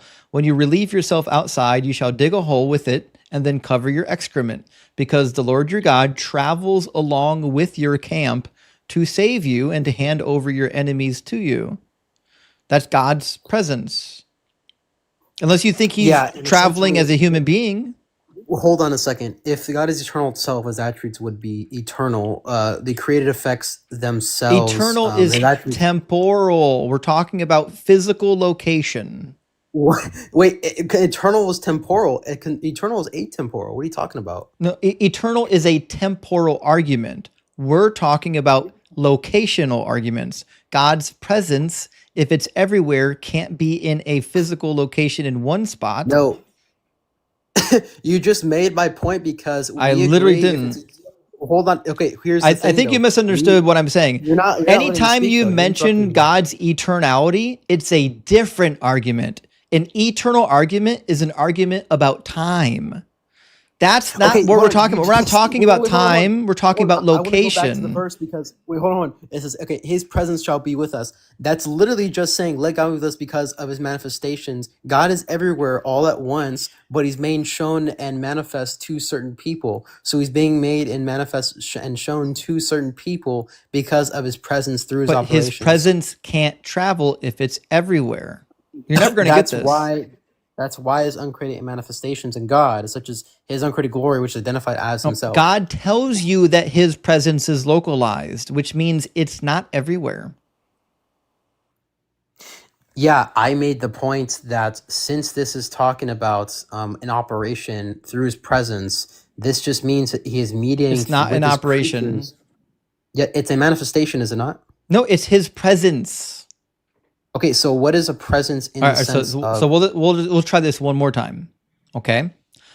When God says his presence is here, right? Let's say his presence is in the camp and his presence travels with the camp. Is his presence everywhere or is it with the camp? If it's through his manifestations. No, I and his didn't ask about operations, manifestations. I said it's his presence. mediation. If No, it's his mediation through presence. creatures. If it's mediation His through presence, not his creatures, mediation, his presence. the mediation by his He can't help operations is himself. not- He just keeps going Okay, back to listen, the Sobro arguments. The operations themselves. All right, Yeah. listen, philosophy identified- has literally broken your brain. You can't work with actual definitions anymore. And you haven't demonstrated That's not what I'm. a that's not single what I'm trying to prophecy bring. fulfilled. I think you've been up here. Let me see. He's been up here an hour now. We haven't had a single prophecy even mentioned that was fulfilled in Jesus. You went to operations, the And- Old Testament, and then you were the your one who wanted to brain- bring to presence, and I'm explaining to you why. It's and then your brain completely broke on basic definitions like presence. So I think this is the end of the road, militant ortho. Just know that these conversations will never convert a single person to your religion ever, which is why the early church fathers said that pointing back to the Bible and the prophecies that Jesus fulfilled and the miracles is the better argument, not philosophy. Did you have any? What fathers have you read? Justin Martyr thought that the philosophy of Christianity was superior to the philosophy of the Greeks. And he didn't even make good philosophical arguments. He pointed back to the Bible every time. If you ever want to convert people to your faith, you got to stick to the book. Your God of philosophy is nonsense. You made the claim you read the. Okay. Yeah, he did. So when he went to Genesis 18, I really thought he was gonna. Well, I didn't think he was gonna, but he opened the door to like disprove omniscience and omnipresence, like in one Yeah. swoop. He was desperate to go to Genesis 18 because he started the conversation dying to have a debate about the Trinity as if that meant Trinity, yeah. anything. Yeah, like you could tell he's a smart kid. Sure. It's honestly a shame he's wasting his intelligence on this Right. horse 'Cause shit. he's not dumb. He's just been, Yeah. his brain's been poisoned by philosophy. Yeah, they do it to convince themselves. Like, I'm convinced. That's the one thing I know about the Phil Bros is they only do it to convince themselves. Yeah, that's actually a They- million percent they- it. They bought into this thing, realized how fucking stupid it is, and now they have to make it make sense. It's a sunk cost fallacy. That's a million percent it. That's all they're doing. All they're doing is convincing themselves that they're not irrational actors. Matthew alone quotes like 22 prophecies. He literally could have gone to the first chapter of Matthew and found, 5 different prophecies and said, look, these are what Jesus fulfilled. And then he couldn't do it. He had to go to all these, he wanted to go to prophecies I knew I haven't talked about. That's what he wanted to do. He wanted to go to the non-typical prophecies and find a new angle, assuming, I don't know why he assumed I haven't read all of Isaiah, but let me grab some super chats and we'll get our next guest in here. Mac, you going to hang out with me for a while? Absolutely. Love it. All right. Sansabark, my friend, great to see you in the house tonight. Thank you for the $4.99. It says Christian vampires are definitely conflicted with all of the blood drinking and crucifixes. Actually, this is a good point. Because you would think they'd be converting to Christianity to get on this blood train, but they got a real problem. They don't want to get stuck in the heart with that wood.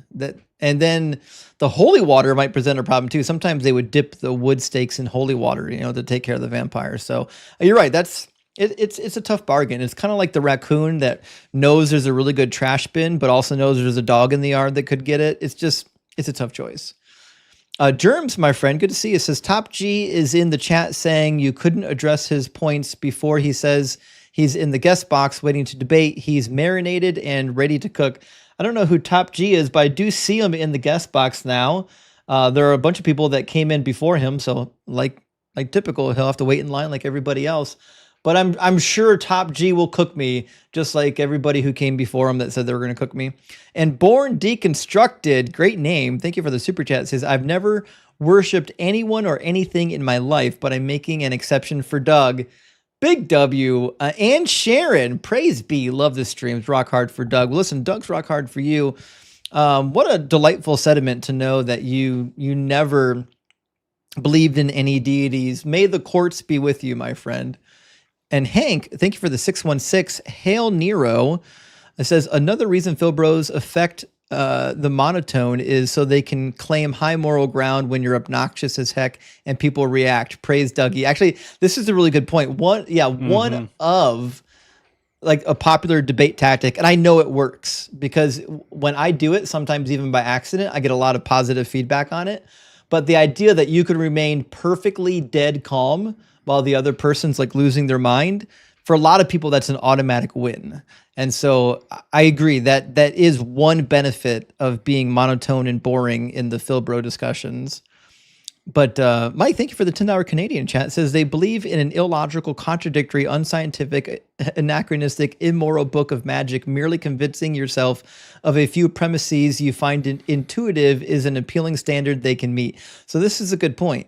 The thing that Phil Bros don't want to do is address the text. And I had to pull this guy's teeth out to get him to even come to the text.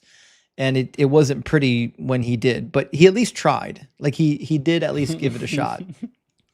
Like you asked him, like, do you feel good about doing this? It's like so obvious. Like, who are you trying to convince with this whole presence is not presence? Like, it's crazy to me that you're going to tell me God is omnipresent, but he also has a localized presence. Ridiculous. Tarek says Jews had a covenant with Moses. 400 years later, Jews had a new covenant with David, yet they upheld the old laws. Christians, stop using this excuse. This is actually a really good point because even the Brit Kodesh, the new covenant in the Old Testament, could literally be just translated as the renewed covenant, right? It's basically the same verb. So like there's certainly this idea that, there's going to be a new thing happening. We see nothing in the prophetic literature that suggests part of the new thing is no laws of Moses. That would be a complete contradictory of the prophets and the Torah. Jennifer says, is there a Hebrew word for eternal? I mean, kind of. So this is difficult. So there's two phrases that gets used. And the most common is leolam, means, an indefinite time period. It doesn't always mean forever. There's another word in Hebrew that means perpetually, meaning you just do this continually, indefinitely, and it's not coming to my mind right now, but it gets used in Leviticus 16. And so you could make an argument that there's not a great word in Hebrew to refer to forever, but there are ways of adding on to the words where you intensify it. So like if you know a little bit about verbal intensifying using infinitives in Hebrew, there are ways to format sentences where you use words that are indefinite, but do mean literally forever. I don't know if we have time to get into that because we have to keep debates going. But aeon, as you've brought up, I thought it was for aeon. Aeon in Greek is a little bit like leolam, where sometimes it means forever and sometimes it just means an indefinite time period. But there are a good case. Hit me a message, Jennifer, on the Discord, and I'll show you some examples of how leolam and one other Hebrew word, how it can be conjugated to literally mean forever rather than an indefinite time period. We can make that happen. There's another way that they phrase it too, where they'll say all of your days, meaning every day that belongs to you, meaning all of them, right? And if it's referring to the planet, then it's just until there's no planet, right? So if you believe the planet's going to be here forever, then you can translate that as forever. But yeah, there's a lot there. Sixum says, so we have someone here in YouTube chat saying you're afraid of him and won't let him or her on. Little old Top G, call him or her out. I've never even heard of Top G. I've got 1, 2, 3, 6, 1, 2, 3, about 7 or 8 people waiting to get in. So I don't know why he expected I was going to let him in while I was talking to somebody else. He's obviously just a jackass in the comments crying because he's only got a half hour to be here and he wants me to take him next. Isn't that what the incels call Andrew Tate? I'm pretty sure they call him. I'm dead serious. Like they call him Top G. I'm pretty sure that's like that could be red flag. It's like a pile of red flags. That is a lot of red flags, actually. Yeah, well, I'll read some super chats. We'll get our next guest in here. Hard work. Dig the name. Thank you for the super chat. It says, Doug, damn it. Why is it always the atheist's responsibility to educate these ignorant Christians about the Bible, let alone truth and morals? It's because they've been brainwashed, right? And like we're here to brainwash them. Like we're providing a unbrainwash service, if that makes sense. And Hank says, I call Presup used God salesman, P supers, because all they do is obscure conversations with philo fog. I actually like that. There's a good word for this that we used to have called pettifogging. Are you familiar with that one, Mac Lester? Yeah, I've heard it. I couldn't tell you what it means like off the rip. Pettifogging I have heard that. Is when you bog down a conversation with really dumb semantic petty ideas, like defining every single little word, even words you know, right? Where you're basically just trying to obscure and abstract yourself from the actual argument. It's called pettifogging. It's a really good word, and the philofog is a perfect example of pettifogging. We should call it philofogging. That's what we should call it.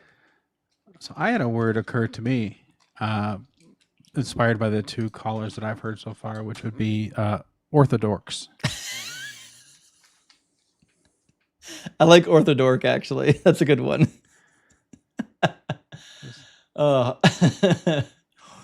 Victor, thank you for supporting the cause. I appreciate the $5 super thanks. And also Top G, another guy, or Burns is talking about Top G again, says Top G, match me.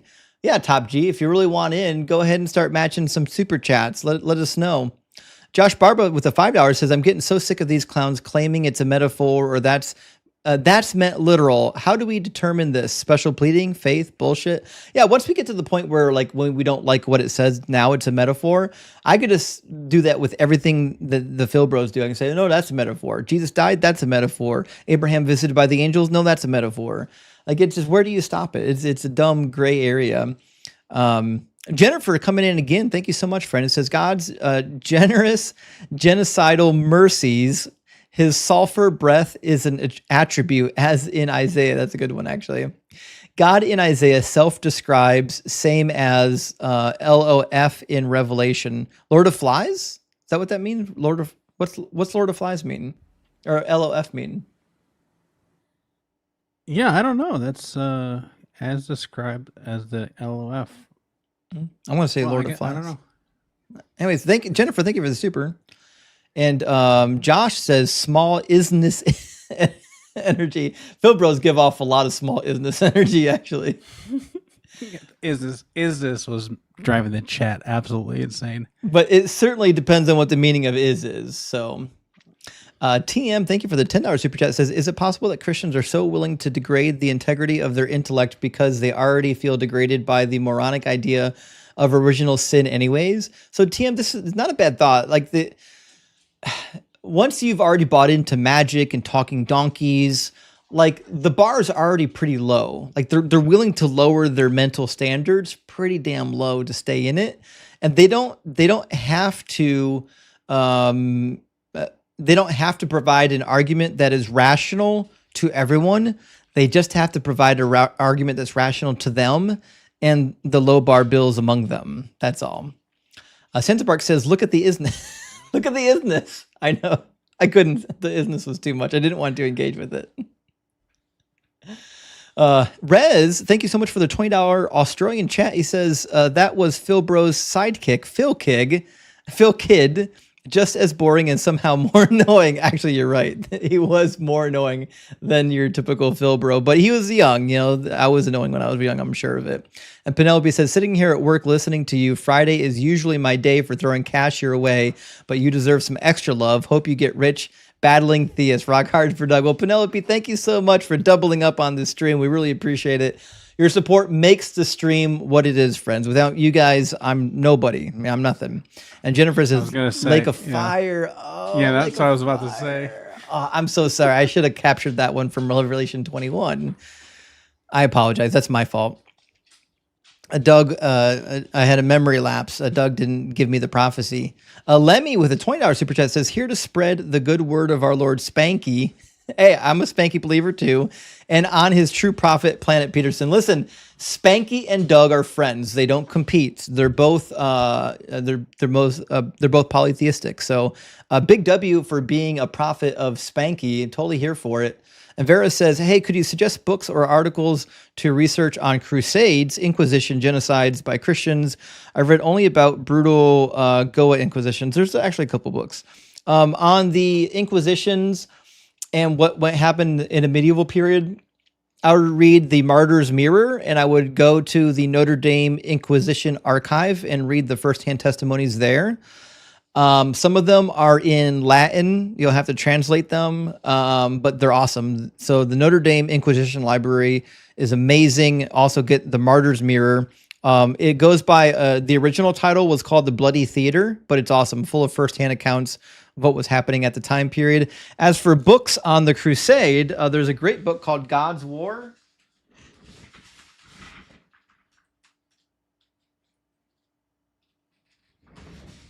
Actually don't know if I have it with me in this room. It might be in my other room. God's War by Christopher Teyerman. I'll show you a picture of it so you know what to look for. As far as I've come on the topic of the Crusades, this is the most thorough book I've ever come on the topic. I've never seen a book more thorough, more full of sources than this book. I've read some books on it, but this one takes the cake. So give me a second to clear the screen here, Vera. So it's God's War, a new history of the Crusades, and it is a beefy volume. You'll really enjoy it. It's really, really good. Let's see, how many pages was this one? 1,040 pages. It's 1,000 pages of history on the Crusades.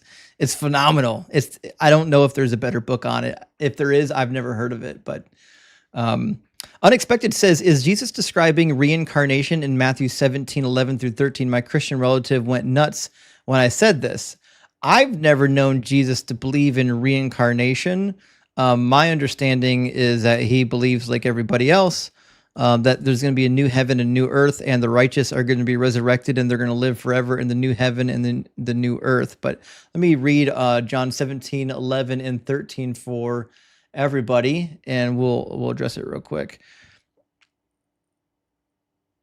So he says, he replied, Elijah is indeed coming and will restore all things. But I tell you that Elijah has already come, and they did not recognize him, but they did to him whatever they pleased. So also the Son of Man is about to suffer at their hands. Then the disciples understood what he was speaking to them about John the Baptist. Okay, so John the Baptist coming multiple times is not a reincarnation. It's a multiple manifestation of specifically divine entities.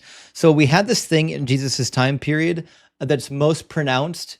You'll find it in like the Dead Sea Scrolls and like the Melchizedek lore, where we've got these divine entities that compare them to angels, that at certain points in history will manifest on the earth and then do a whole bunch of really important shit, and then they'll die and go back to heaven, or they'll get taken up into heaven like Elijah did. He was taken up alive in heaven, right? So that being said, when we talk about these people that are manifesting on the earth, like Melchizedek and Elijah, typically it's believed that they haven't died. They went up alive, just like Enoch. Enoch went up alive. Now he's Metatron, and then they're going to come back, right? Jesus riffs on this a little bit because he has to believe that John the Baptist was the Elijah, but they killed him. So the only way to square that peg is to go with this newer idea that was developed during the intertestamental period, like through the Enochic literature and things like that, that we've got these eternal figures that manifest at multiple points in time. So hope that helps. Walking Dad says, greetings, friends. All hail Doug, destroyer of scissors. Sedimentary blessings on you all. Well, thank you, sir. That's a really good one. You're right. Doug always beats scissors, and paper has nothing on Doug. Paper technically is made from the earth, which is Doug, which means Doug and paper always ended with a draw. In fact, paper is just a blanket for Doug. Doug just takes a nap when he's covered with paper. He's not actually defeated. And Iggy says, Phil, bro, I activate my trap card spiritual. This is actually a really good point. We've heard this a lot with Phil bros, where we have this general idea of you have to use a lot of words with vague or no meaning at all, right? In order to get past the actual arguments being had. As long as you can use enough vague words that sound sophisticated, they won't push you on it. Yeah. Let me grab just a couple more. I got like 5 more super chats. Friends, Mike says, feeling so spiritual tonight. Well, that's because you resurrected just like Nero with the 616. Hail Nero, hail the Dark Lord. And Aaron says, imagine being that overconfident while getting just dog walked through it. I guess it's hard to read a book when words just don't mean what they mean.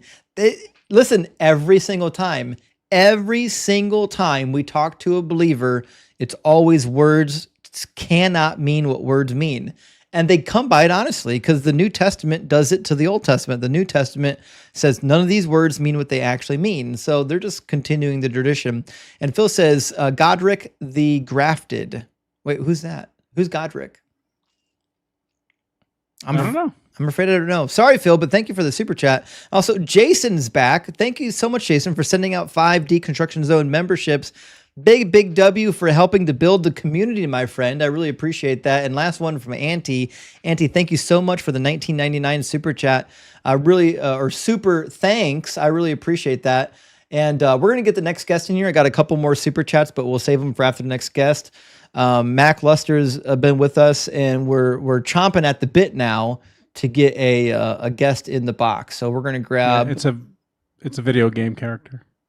Yeah, somebody in the chat just said, I looked it up. It's from Elden Ring. I'm so not, guys. I know I'm not a boomer, but I'm so old. I don't know any of these like video game references or like movie references. Like the only Star Wars characters I know were from the original 3 movies. Like, sorry, I'm just not up to speed with this kind of stuff. I mean, I don't get the comment. But hey. You know what? They gave you money. I think they were riffing on the nonsense of the non-Israelites being grafted in that the last caller was talking about. But yeah, definitely that. But okay, it seemed like maybe word association. Yeah, I think that's what would happen. I think that happened. Yeah. Pay $5 more and explain it. Yeah, you gotta work. You gotta constantly work. You know, it's for a good cause. It's for a good cause. All right. Well, Ramina might not actually be with us anymore, so we're gonna go with Art. Yeah, new gift goal while you're at it. I don't even know I had a gift goal. They changed the layout of TikTok Studio, and they don't show my gift goal anymore at the bottom of the screen. So if I even had a gift goal, I don't even know what it was. I can definitely update it. Okay, but guys, thank you so much for all the gifts on TikTok. I see Twisted has given. I apologize. I've got so much happening right now on my screens. It was 1 rose. Oh, 1 rose. Thank you so much. Knocked it out of the park. I nailed it, guys. I'll have to figure out how the new TikTok Studio actually works. But thank you so much, friends, for everyone gifting. and everyone subscribed on TikTok. You guys are you're the OG deconstruction audience. We really love and support you. I wouldn't have been here without you for sure. Is it fear art for art? Is that the way I say that? For art? For art? I mean, you're up here. I assume you hit accept and all that. I can hear you, by the way. We can hear you moving back there. Well, like you don't even have to hit accept, right? It's just it will like give a countdown. So, Yeah. like could just totally be an accident. Yeah, that is the case. Steampunk's in the queue, but she's one of us. Steampunk, did you tap your way into the guest box? I think she's in here by accident. She's one of our friends. she didn't mean to be up here. She's not a believer. All right. Well, I ran out of guests on. Other than Lenny, but I've talked to Lenny 100 times, and he's a friend of ours. I want to bring in some good opposition, so I'm going to grab.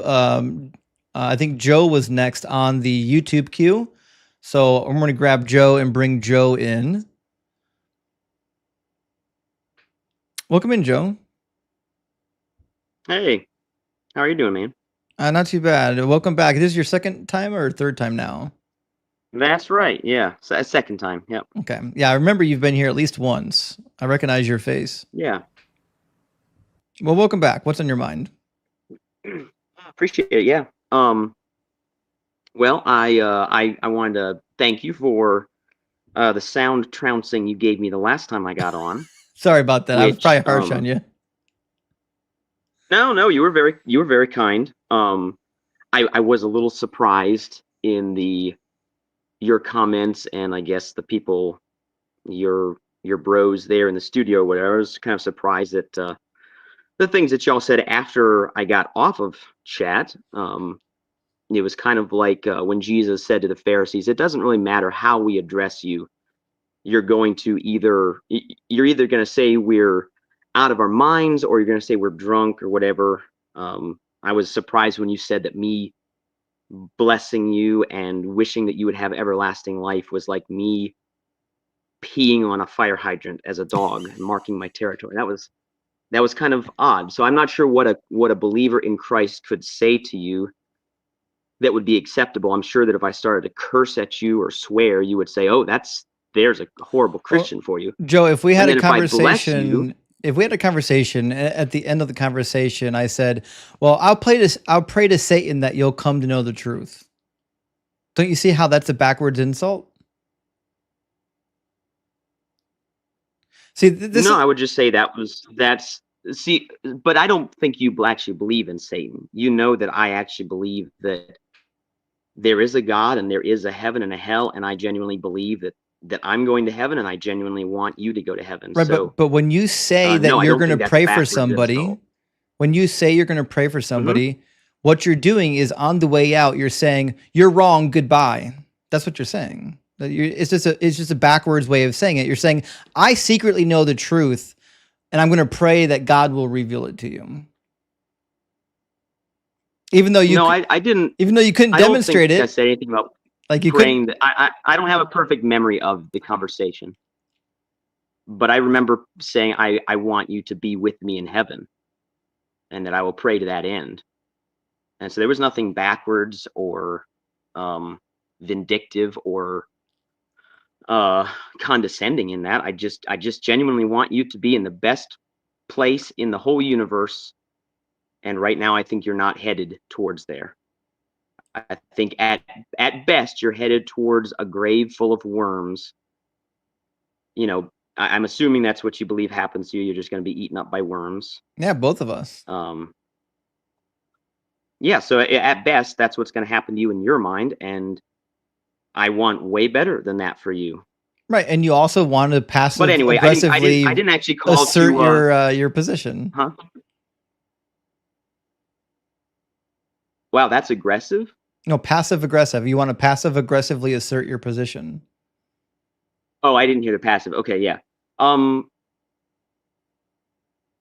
Okay, if that's what you think it was, I'll let you be the interpreter. I know I know what my thoughts were, but anyway, I wanted to talk to you more about Isaiah 53, Sure. which you led me down an explanation of that, Is there a reason why and I'd this is like the to. only prophecies Christians know about?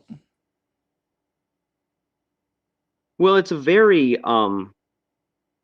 it's definitely the biggest, most full prophecy about Christ. It's a prophecy that before the coming of Christ, the Jewish rabbis said was a prophetic, was a messianic prophecy. They changed their commentaries after Christ came. Some of them said that. Um, Some of them disagreed.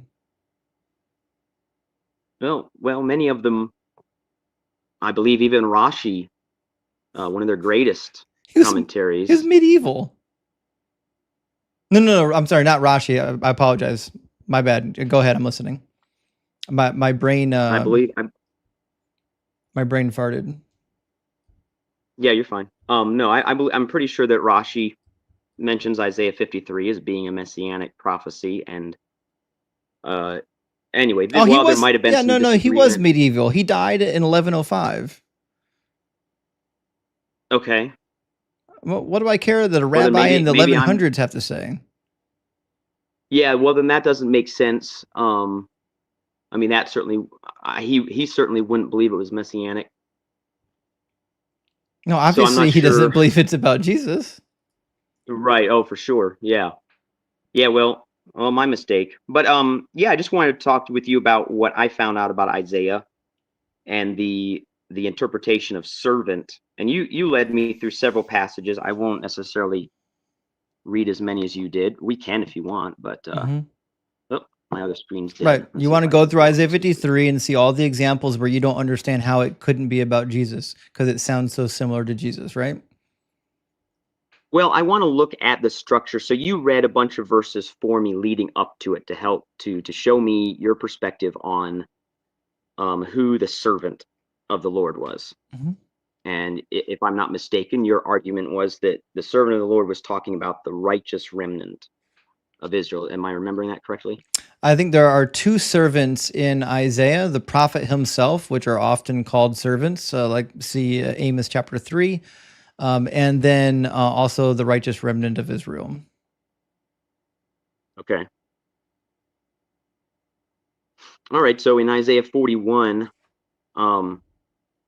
so you probably already know this, but all the way up, starting in chapter 20, it starts giving different people who are the servant of the Lord. Everyone from Isaiah himself to Israel, but then it starts going back and forth in Isaiah in the 40s.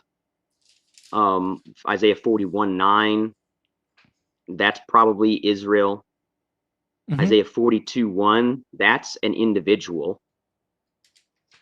It doesn't make it plain who, but it's an individual. Cyrus, I Isaiah think. 42:19 is also an individual. So Cyrus was the king Okay. that God took by the hand.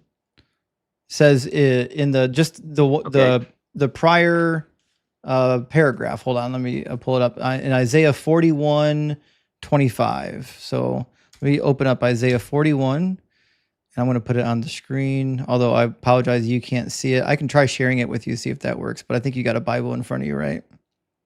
Isaiah 41:5, you said? No, 25, 41:25. So this is just 41:25. a Okay. couple verses before the reference in 42 to the servant, right? So if you start in 25, he says, I stirred up one from the north, and he has come from the rising of the sun, and he was summoned by name. He shall trample on rulers as on mortar, as the potter treads the clay. Okay, so this clearly is King Cyrus. He spent the prior chapters leading up to this talking about the one from the north. That's the Persian king, right? He's at the beginning of 41. Who has aroused the victor from the east? Okay, so the servant doing God's bidding in Isaiah 41, and I believe the first part of Isaiah 42 is King Cyrus. Yeah, I think you're right. It changes to a different servant by verse 19 of 42. Possibly so when you get to verse 19 of 42, you've got a huge situation going on with who in the world God is even talking to. And I think the most confusing part is even verse 24 and 25. He switches the pronouns so many times it'll make your head dizzy. Like it says, was it not the Lord against whom we have sinned, in whose ways they would not walk, and whose laws they would not obey? So he poured out upon him the heat and his anger and the fury of war, and set him on fire. Like, why are we just switching pronouns all willy-nilly? Now, the answer to why Isaiah 42 switches pronouns so willy-nilly is answered by John D. Watts. He's a scholar who did a famous commentary on the book of Isaiah. Is because it's a poetic structure that involves multiple people and was originally done as a call and response.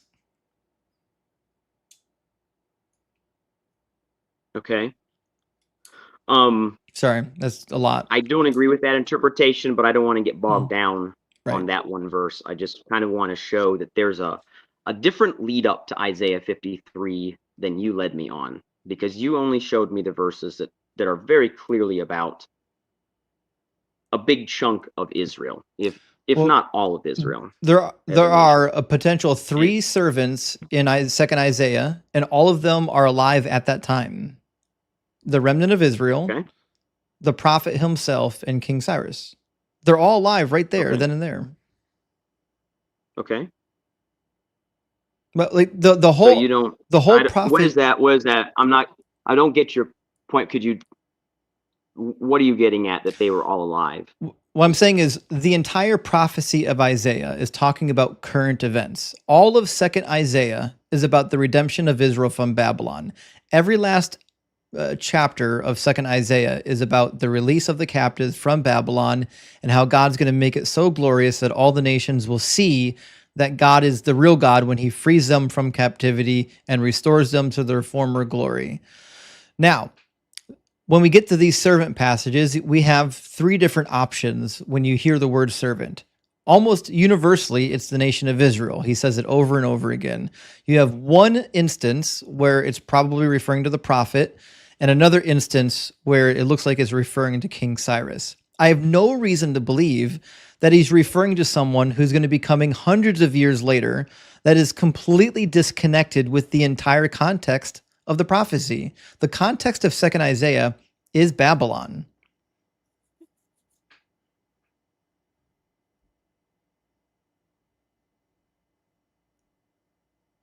Okay. So I mean, if all he's doing is talking about current events, he's a news anchor, not a prophet. Well, he's both. He's talking a about prophet because he's talking about things that are happening right now and how they're going to play out, right? He's talking about King Cyrus in the Okay. present tense.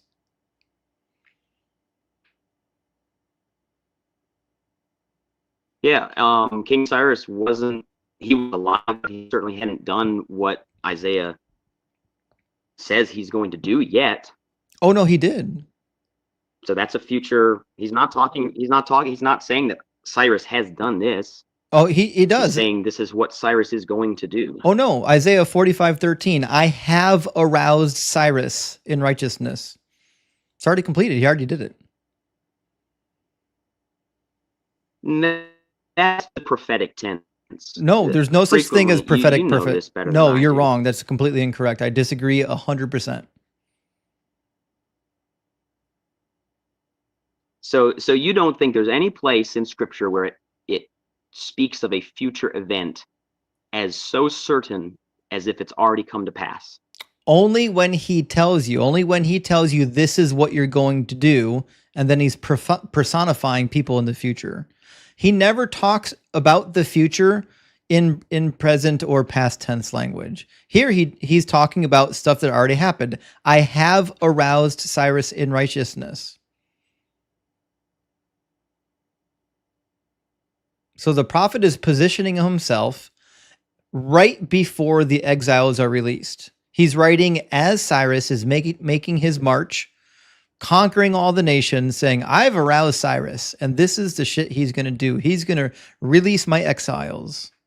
Second Isaiah was written right before the exiles were released, most likely. Okay. All right. Well, I don't think it's critical to the understanding of 53 whether we see eye to eye on whether Isaiah is seeing anything future about Cyrus or not. No, I agree. I don't think maybe 53 is about I may Cyrus. regret just conceding it, but I think he is seeing he's seeing future things. Yes, God has currently stirred him up, but Isaiah is seeing things that are future. But anyway, if you keep on going through Isaiah 43:10 seems to be again maybe the nation of Israel or the righteous remnant, as you said. It must be. It's a plural. And then 44 seems to be 44:1 and 2 seem to be about the nation of Israel. 44. I think these are all ones that you showed me. I'm just trying to make sure I go down and I'm fair to the context. 44, all of 44 is about Israel, them being his servant. But then when you get to the end of Isaiah 48, it stops going back and forth between being about individuals and being about the nation, and it's only about a very mysterious individual. It's definitely not Cyrus. It's definitely not a remnant of Israel. Oh, it certainly is. It definitely is not, because No, it certainly is. In Isaiah 49:5.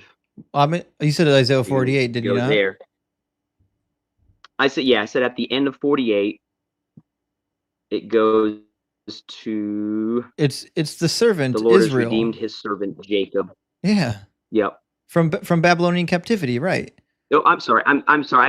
I meant to say that's the last reference. Isaiah 48 is the last reference to that. Isaiah 49:3, which says Israel. So you might think, oh, this is still about the nation. But it says to me, and he said to me, you are my servant Israel, in whom I will be glorified. And so this is starting to give us a clue here that Israel, while Israel is a nation, at one time Israel was just a single person. It was Jacob after he wrestled with the Lord. And that one person was a messed up person, and he became a messed up nation. And now God is going to send a perfect Israel. And from here on out, it's nothing but an individual he's talking about. Isaiah 49:5. Completely disagree. Says, he who formed me from the womb to be his servant. Every mention, to bring Jacob back to him so that Israel is gathered to him. Every mention of Israel as a servant is singular references. Just referring to the singular grammar doesn't mean it's a person.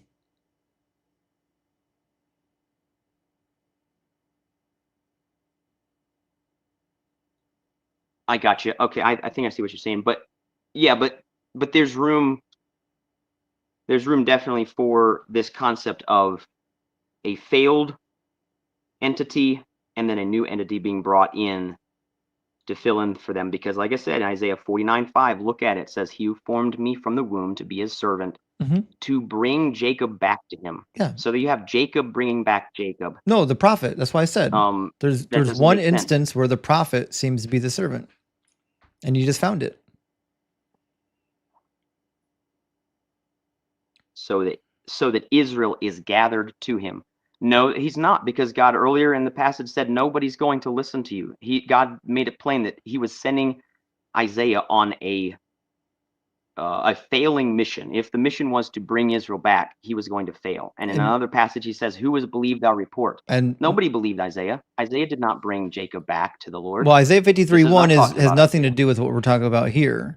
And also keep in mind that Isaiah didn't write second Isaiah. He's already dead. He didn't live for 200 years.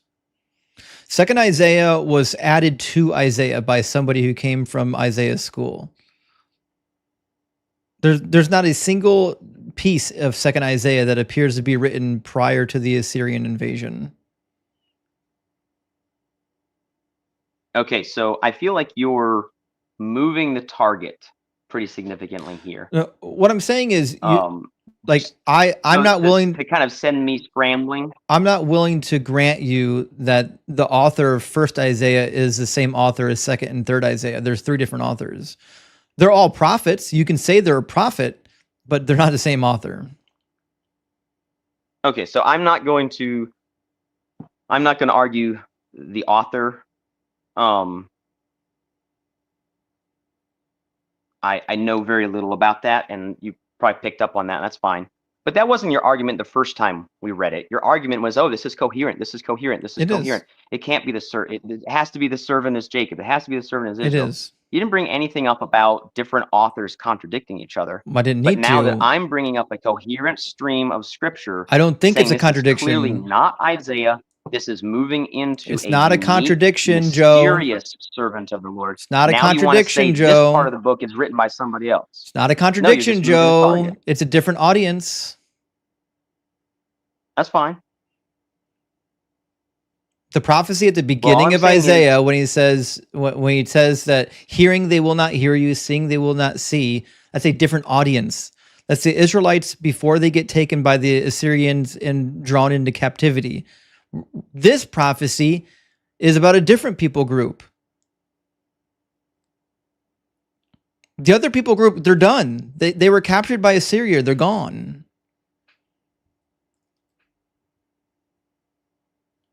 First Isaiah is addressing the Assyrians coming in and wiping out northern Israel.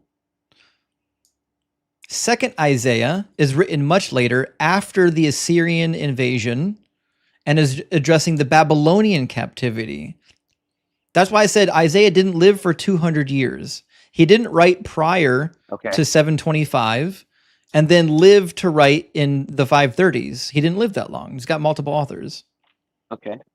All right. So just to recap, who are you saying that Isaiah 49:5 is about? It's about whoever the so-called prophet is that wrote Second Isaiah.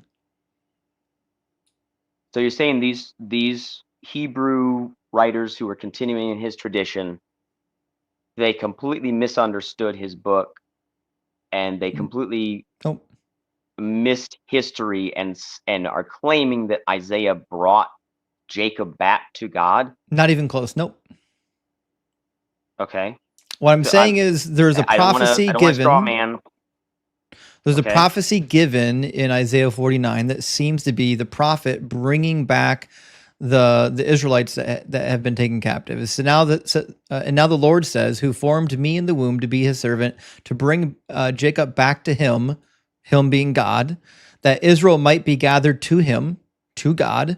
For I am honored in the sight of the Lord, and my God has become my strength. So it's either the prophet or it's the righteous remnant. I think it's the prophet. Some people will argue the righteous remnant.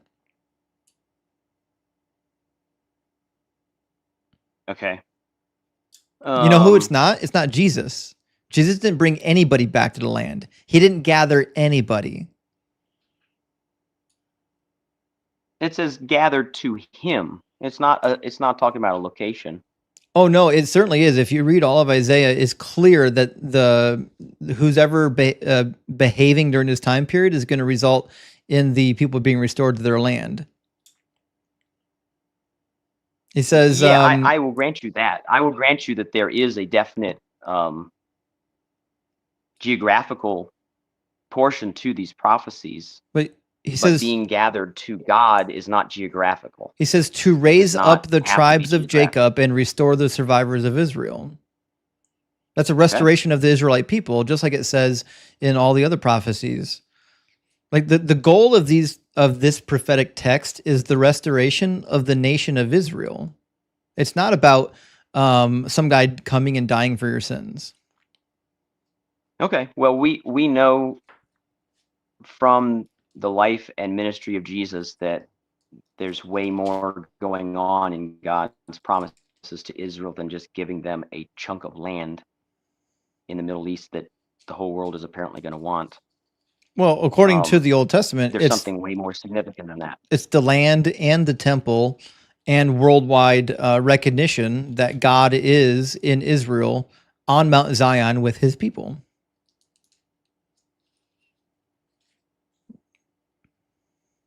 So here's the problem you're always going to have with Isaiah 53. My interpretation of Isaiah 53 agrees with every prophetic book in the Old Testament, every last one of them. I can show you in every single prophetic book where it says exactly what I'm telling you, and Isaiah just happens to agree with them. Your interpretation contradicts every other prophetic book. It contradicts Ezekiel 36 and 37, Jeremiah 33, Isaiah 2, Isaiah 11, Zechariah chapter 8. It contradicts What do you mean by contradict? What do you mean by contradict? every prophecy about the Messianic Two things age. can be true at once. Every prophecy of the Messiah and the Messianic age doesn't say anything about anyone dying and coming back thousands of years later. It says the people will be restored. That's because you've taken a big eraser to Isaiah 53. No, it doesn't. Isaiah 53 doesn't say anything about somebody dying, leaving, and coming back thousands of years later either. You have to. Well, it doesn't talk about them leaving and coming back, but it does talk about him dying and yet seeing his offspring. Israel, So yes, the nation of Israel, who was taken from the land of the living and placed in the land of the dead, who actually do have offspring. Jesus doesn't have any offspring. Jesus is an heir. He's not a father. Jesus has lots of offspring. No, he doesn't have any offspring. We're brothers and sisters with Jesus. We're heirs in the prize. We're not children of Jesus. Jesus wasn't even the father. He's a child to God too. That's why we're always called heirs with Christ, not children of Christ. The descendants in Isaiah 53 are the descendants of Israel. That's why it says that they're gonna divide the spoils of the strong. This is war language. The rest of Isaiah agrees with this. Isaiah says after they come back from Babylon that the kings will lead a procession bringing you their wealth. I think that's was it 50? Oh, hold on, let me find it. Now I got to remember where that was. It's been a minute since I was there.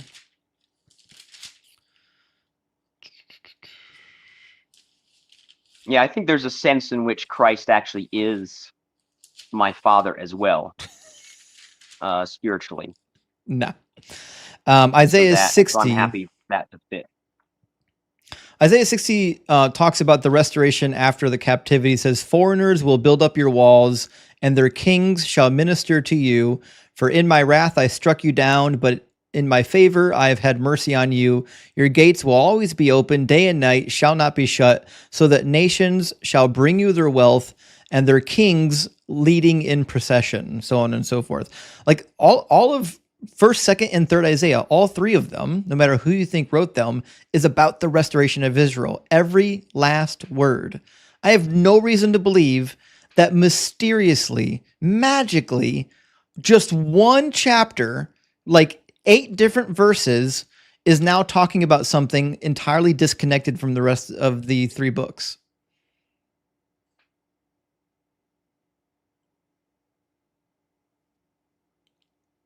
Except again, Isaiah 53, with the context.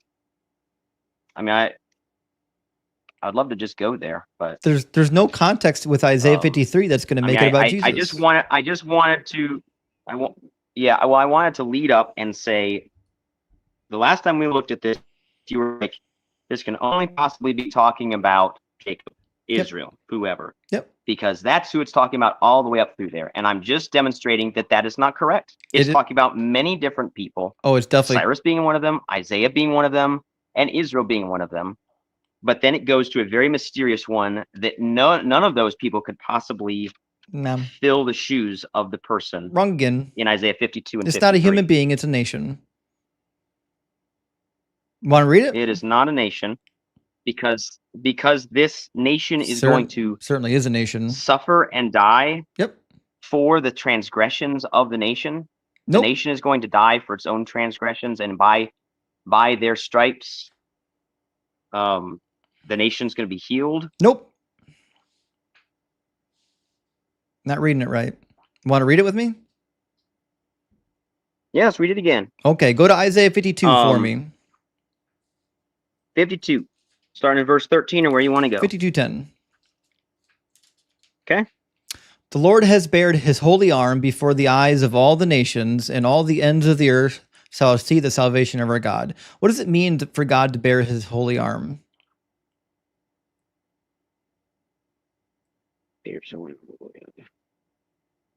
Sounds like he's getting down to business. Yeah, he's about to release the captives. He said it about 10 times up till now that he's going to bear his arm when he releases the captives. He said the same thing when he released the captives from Egypt. He says, I'm bearing my arm and will save them through my outstretched hand. So this is them being freed from captivity, which makes sense because the very next line is, depart, depart, go out from there, touch no unclean thing.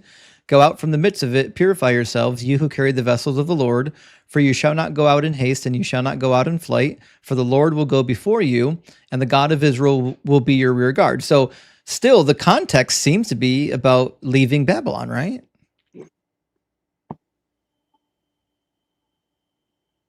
I can definitely see that as an immediate, obvious Yeah.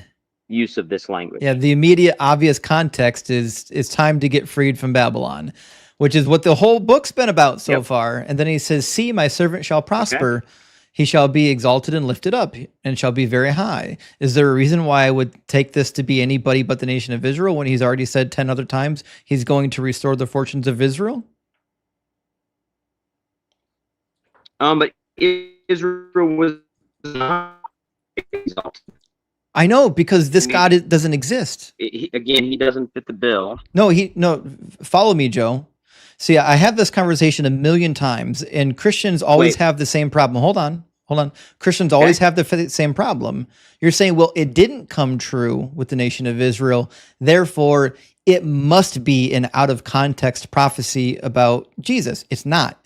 It's not a real prophecy because the God of this book doesn't exist. It's just one of many hundreds of failed prophecies. Right, I see what you're saying. Right. So the fact that it didn't come true has nothing to do with whether or not it's about Jesus. Okay. So it says, just as there were many who were astonished at him, so marred was his appearance beyond human semblance and his form beyond that of mortals. So he shall startle many nations. Kings shall shut their mouths because of him. Startle? What translation are you reading? I'm in the NRSV. What is that? The New Revised Standard Version. NRSV. New Revised. Is there any other translation that renders that as startle? Oh, I'm sure there's a bunch of them. Yeah. Because I know that the King James, the ESV, the ASV all render that as sprinkle. Yeah, they're all part of the same translation family, of course. No. No, the ESV and the King James are not part of the same translation family. They are, in fact. I don't know about the ASV. No, they aren't. So the ESV makes a big point that they stick to the same manuscript tradition as the King James and the New King James. They try to stick to the revised text and to the Masoretic text.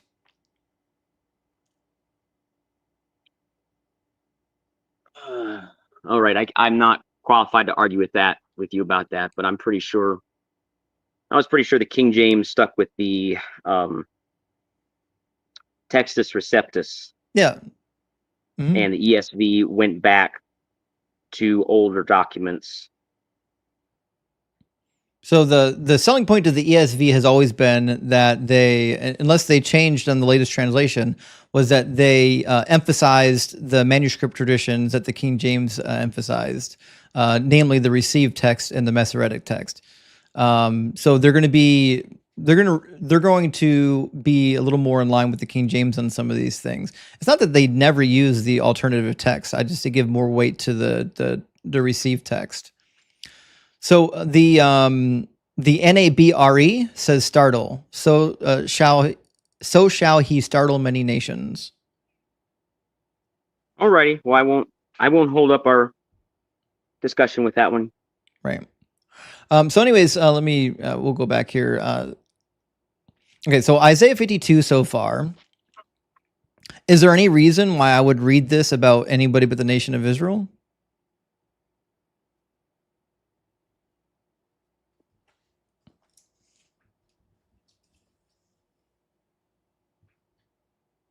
The whole chapter so far is about the nation of Israel. Why would I insert somebody other than that?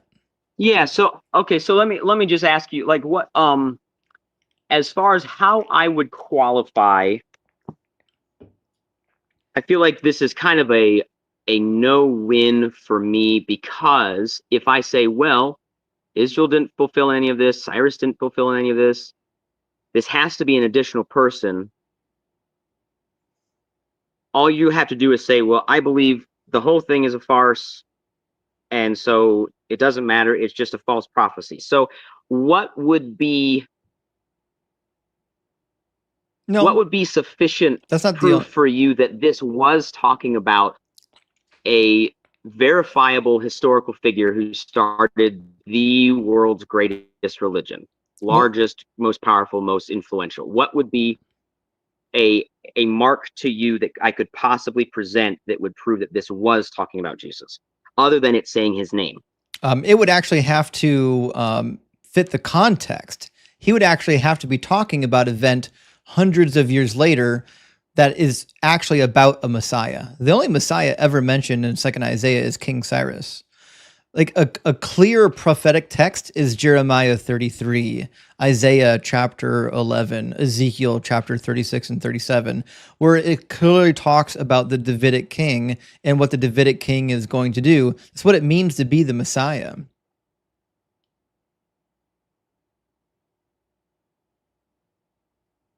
Jesus, first of all, Jesus was never even a king. Like a Mashiach is a king or a priest. He was neither. He was a king. No, he wasn't.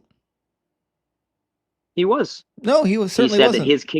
He said that his kingdom was not of this world. Oh shit! Well, I'm a king and then. the sentence that Pilate put over him was, he put the sign, "The King of the Jews," over him. Yeah, because they were mocking him and because he obviously wasn't a that king. was just an ironic mistake on Pilate's part, but the Jews took great issue with it because he wasn't a king. Because they knew what it meant. He was a king. He wasn't a king. I'm a king. If all you have to do to be a king is to say you're a king, then I'm a king. You just don't know I'm a king because my kingdom's far away. You can't see it. There's not a single passage in the Bible whatsoever that depicts Jesus behaving as a king, sitting on the throne of King David, ruling over the Israelites. In fact, in John, when they try to make him king, he runs from them.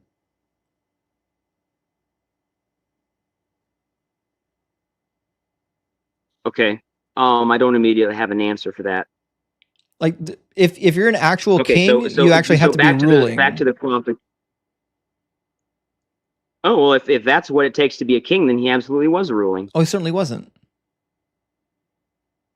He was ruling in a very great capacity. He was not ruling the Israelites. There's no mere human king who has ruled as many subjects as King Jesus has. Did he rule over Israel? Yes, over many of them. No, he did not rule over Israel. King Herod was on the throne when he was there. Well, he ruled over them from the standpoint that actually matters. Oh, he's a spiritual king?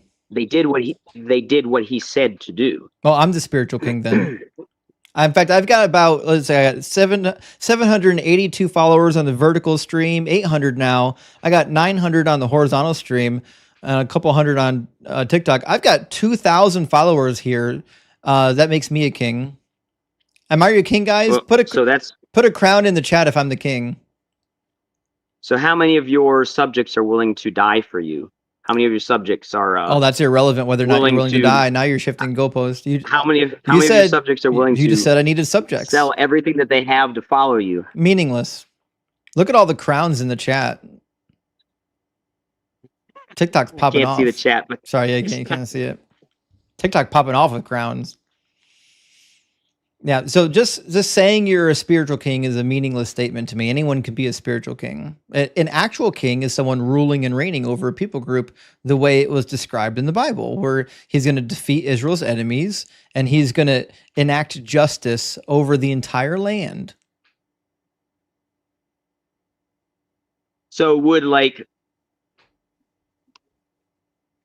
if you were a real king and your subjects revolt against you and kick you off the throne, does that mean you are not any longer a king, or were never a real king, or That means you're no longer king. If you're not on the throne and there's a new king Okay. on the throne ruling over the people, then yeah. And typically to be a king, you just need a majority. Okay. Well, so I would say that Christ is a real king, and that he said his kingdom is not of this world. So it's mine. Mine's not of the world. If it were I've got of millions his of world, followers his in servants another would fight world. for him. I got millions of followers in another world. No, but you don't have millions of I do. followers in this world. No, in the other And world. Jesus has billions No. of followers in this world. Oh, so, Not well, merely so does millions. Muhammad. Yes, but he doesn't claim to be king at all. So what? Does it matter? Your definition of king Jesus- includes Muhammad. No, you would have to claim to be a king. No, you Muhammad don't. did You not don't have to claim to be a king to be a king. All you got to do is do the work. Christ said that he was a king. But he wasn't. Christ said that he was a king, but that his kingdom was not of this world. That's Well, what he said. And he was a liar. He said he's a kingdom from another realm. Yeah, I would say the same thing that's too. fine. If I didn't have an actual kingdom, I would say, hey, Justin, is that supermodel in your wallet your girlfriend? Yeah, she's my girlfriend, but she actually lives in Canada. You're never going to get to meet her. Yeah, this nonsense of I'm a real king, but you can't see my kingdom. It's far away is nonsense. So if a king has an opponent who is rebelling against him and hates his guts, and that opponent says, you're not a real king, does that make the real king not a real king? No, it doesn't. Because that's who you because are. A real, I know that you hate because Jesus' a real guts. king has a dominion. A real king has control Jesus has a real and dominion. authority over His dominion over includes physical my entire people. person. Yeah, that's Jesus' a dominion metaphorical over me is far more metaphorical significant nonsense. than A real Donald Trump's king, dominion over a real me. king rules over a territory, a geographical location.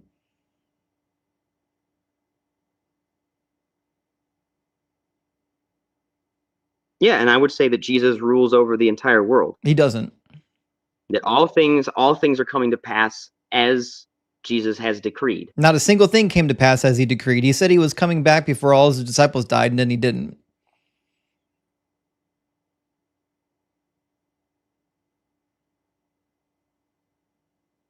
Well, I believe that Jesus is the incarnate word, and that the Old Testament is the word of Jesus, as well as the New Testament. And I believe that's illogical nonsense. Because Jesus didn't fulfill a single that? prophecy, not even one. And the best thing you have, the closest thing you can ever get to, is Isaiah 53.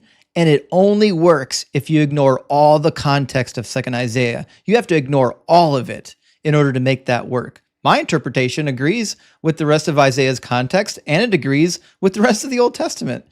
So therefore, I have no reason to believe that Isaiah 53 is about Jesus. Now, if Jesus fulfilled 20 other prophecies that nobody else could have ever fulfilled, then I'd be like, well, shit, maybe Isaiah 53 is a secret prophecy. But being that he didn't fulfill even one prophecy, I would never give him the benefit of the doubt to make me rip this passage out of its context and make it say something it's not saying.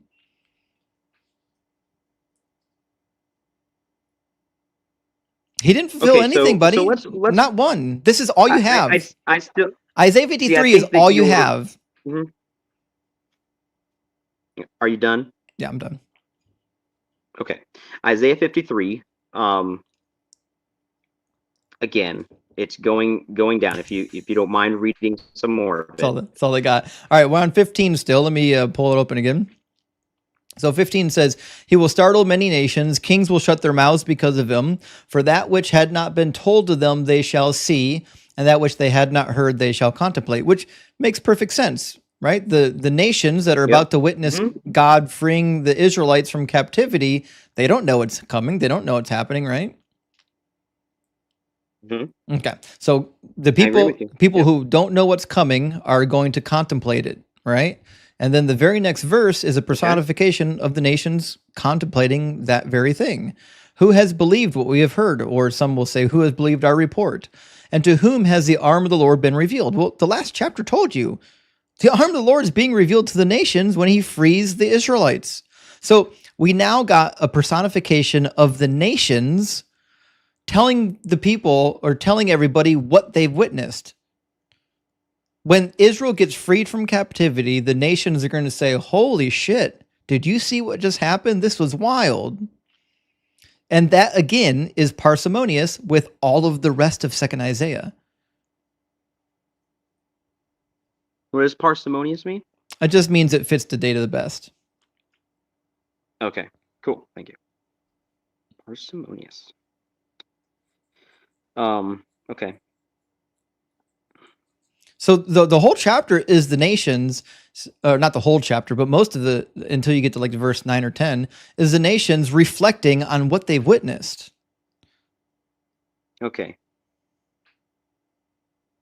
It's not even a prophecy, So by the way. okay, so that's right. So, all right. So it is the Isaiah 53 is the nations reflecting on what they have witnessed. Mm-hmm. Yeah. And okay. And most academic and that's commentaries will and say that's that. consistent through the whole chapter. Yeah. Eventually, that personification ends, I think, in verse 8, 9. Let me see.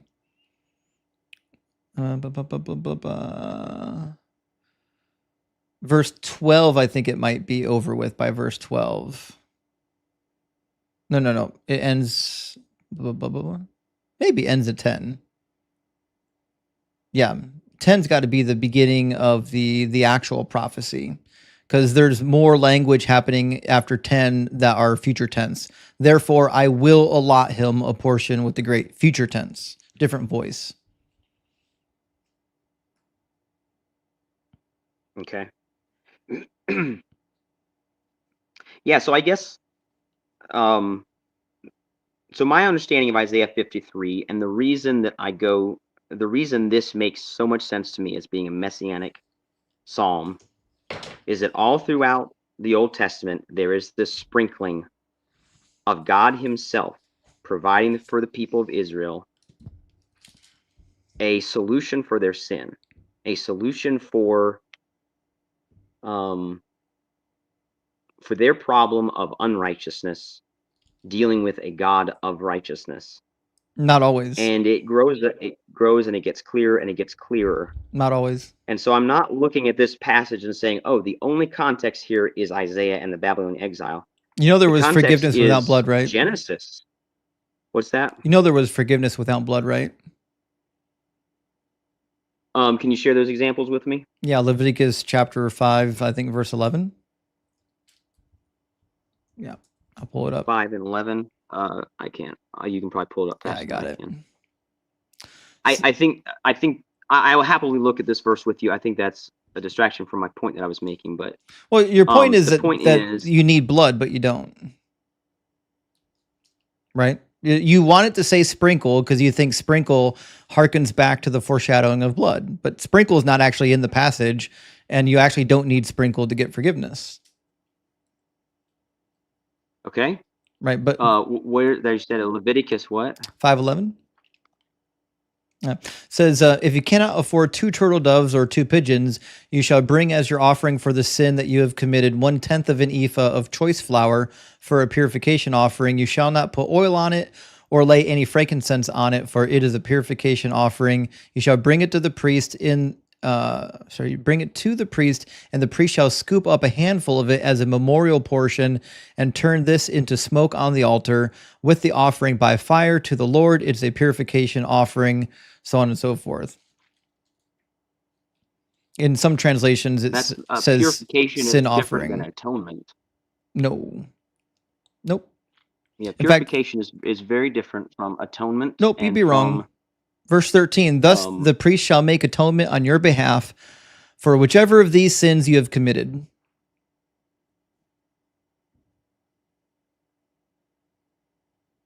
Leviticus. Sorry, I'm having to turn their analog because my internet is going down. All I've got is my cell phone. Mm-hmm.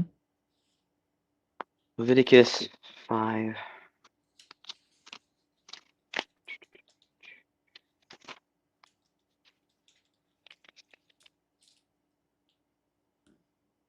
Okay, so would you, as I find this, you said 5:11. Let's see. But if you cannot afford a lamb, then he shall bring the bull to the Lord as his compensation for the sin that he's committed. Turtle doves, he shall bring them to the priest. If he cannot afford 2 turtle doves or 2 pigeons, then he shall bring as his offering for the sin that he's committed 1/10 of an ephah. Okay, so this is an extreme case of poverty, and the Lord makes a very inexpensive exception for him. And notice even there, though, that the bread fits. Well, now we're talking about bread, Well, not blood, I'm not. and this is just flour, Yep. not bread. Okay, so the Yep. fact of the matter is, now we've got a loophole, don't we? You can get forgiven of your sins without blood, can't you? If you are so poor that you cannot even afford turtle doves, Seem then like you can get this this forgiveness apart from yes, God is incredibly gracious.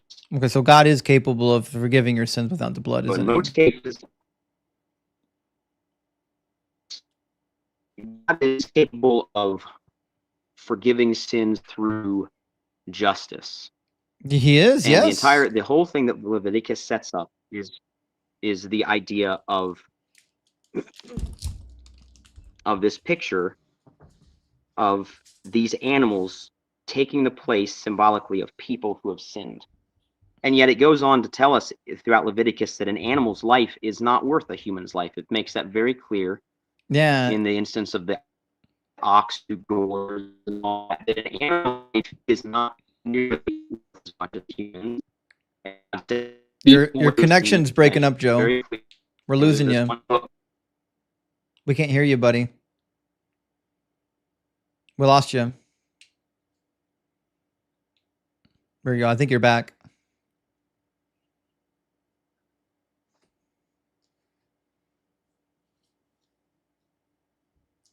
Joe? Yeah, I'm still here. All Can right. you hear me? Yeah, I think the connection's restored now. Okay. I didn't hear anything you just said. Yeah, Can you sorry about repeat it? that. Okay, yeah. So I was going to say that the image of this forgiveness that takes place in the Old Testament is forgiveness based on faith, based on just obedience to God. There's only one way to be truly forgiven of sin, and that is ultimately the sacrifice of a righteous person in your place. That'd be wrong. God says no man can die for the sins of another. That's right, because the Bible says there's none righteous, no, not one. Which is another Jesus contradiction. is the only righteous person. Because Zachariah and Elizabeth were righteous, and so was Job, and so was Noah. Yeah, there are many people declared by God to be righteous, and I know that you're familiar with this. That happens to be more than There's one. nobody. What's that? I said that happens to be more than one. So Paul was wrong in Romans 3. Oh no! So what he's pointing to is actual righteousness in themselves. There is not a single person who has not fallen short of the glory of God. Did he say that? What he's saying there? Because he said not one is righteous. Now he does say Yeah, that and then all he have goes- fallen short. We know that, but that's a Yep. different He statement. says all. What does it mean to He be says righteous? all have. He says all have sinned Yeah. and fallen short of the glory of God. So what? You know you can be righteous and still be a sinner, right? Yes, I am right. I'm a righteous sinner. There you go. But you don't need Jesus for it. I do need Jesus. For Oh, no, you certainly don't. David was righteous and he sinned. Yeah, that you're getting my point. He was a righteous sinner. Jesus didn't die for David his said, sins. David said, "Blessed is the man to whom the Lord does not impute iniquity." Hey, yeah, God David cannot do knew it. that God He don't need Jesus. That God did not count his sin against him, because another one, David's sin was going to be Did imputed David to a need different Jesus? person. David did need Jesus. Where was he then? Why wasn't he in the book? What do you mean? Why wasn't? How he in the did book? David's sins get forgiven by Jesus' sacrifice if he didn't sacrifice himself? Well, David didn't say that Jesus is going to sacrifice for me. They understood that there was coming a lamb. There was coming someone No, to they take away the didn't. sins of the world. No, they absolutely did not. Yes, they did. No, they didn't. Yes, they did. Liar. Yes, they did. Nope, you're lying. What? Show me a verse. Show I'm me a not verse that lying. says it. Hebrews talks about. Hebrews is the New Moses. Testament. I'm talking about the Old Testament. Okay, There's not a single verse in the Old Testament that says these- someone's going to these come and are die for your indiv- sins. These were individuals who were contemporary of the Old Testament. The New Testament Then was being written. show me a passage as- in the Old Testament that says that someone's coming to die for your sins and the sins of the world. Okay, so a very clear hint of this would be that where God tells Abraham not to kill Isaac, That's not a prophecy. and he says that the Lord himself will provide a lamb. Man, I really wish you guys would get better And talking then points. over in the thicket, what's that? Said I really wish you guys would get new talking points. These are really bad. They've been bad for 2,000 years. So the prophecy, the prediction in that chapter is just something Abraham is using to pacify Isaac so he doesn't know he's going to get theoretically almost killed on the altar. And God does provide. He provides a ram caught in the thicket, which is why they name the mountain God will provide. He said God will provide, and then God did provide. It just happened to be a ram, not a lamb. It's not a prophecy about the sin of the world.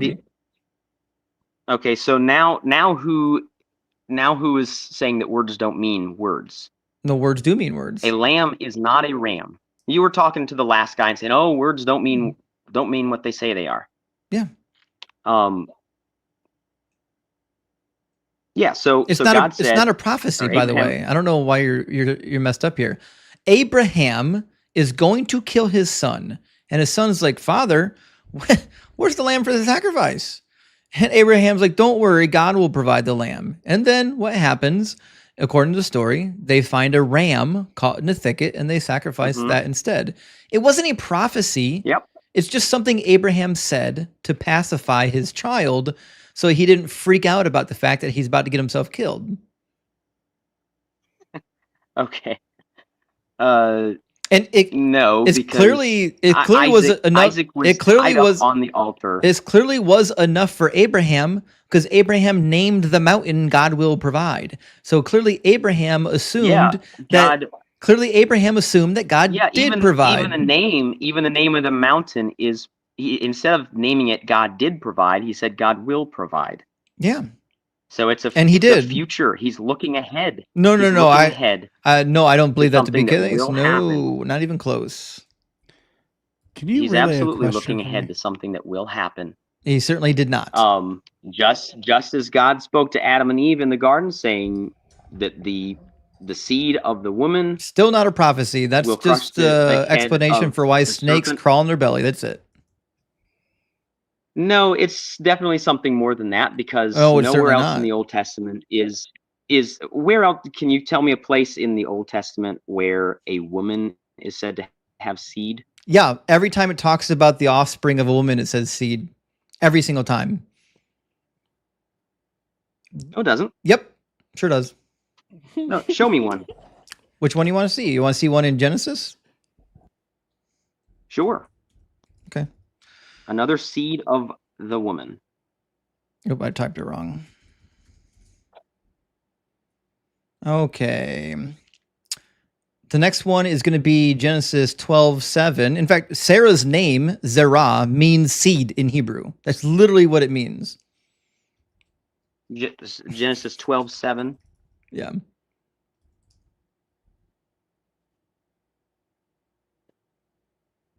So is that the best you got right there? No, there's like 100 of them. Genesis 12:7, descendants is Zerah, seed. Sorry, my screen is not showing it. Let me scoot over. This is Zerah. Then the Lord appeared to Abram and said, "To your offspring I will give this land." Yeah. That's Abram. That's not Sarah. I'm not saying Sarah. I'm saying the word seed means descendants.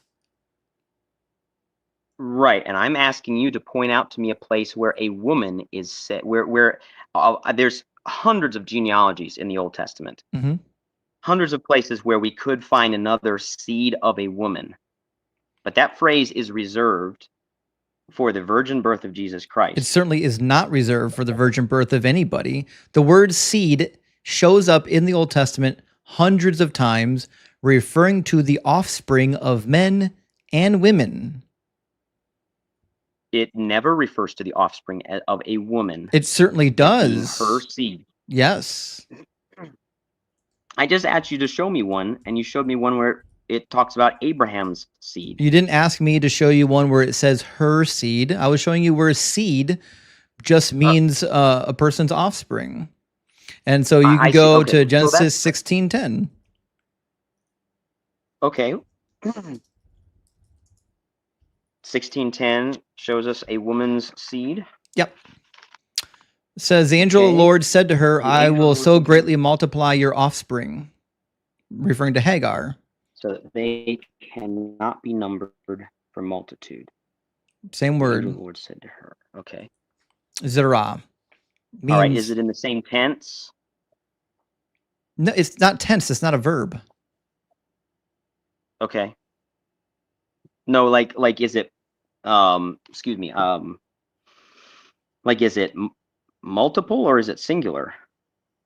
Good question. Because It's neither. in It's a Genesis, collective it's noun. singular. It's a collective noun. Right. In our language, it's a collective noun. I don't No, believe in that's how it Hebrew, is it's a in, collective noun. because they.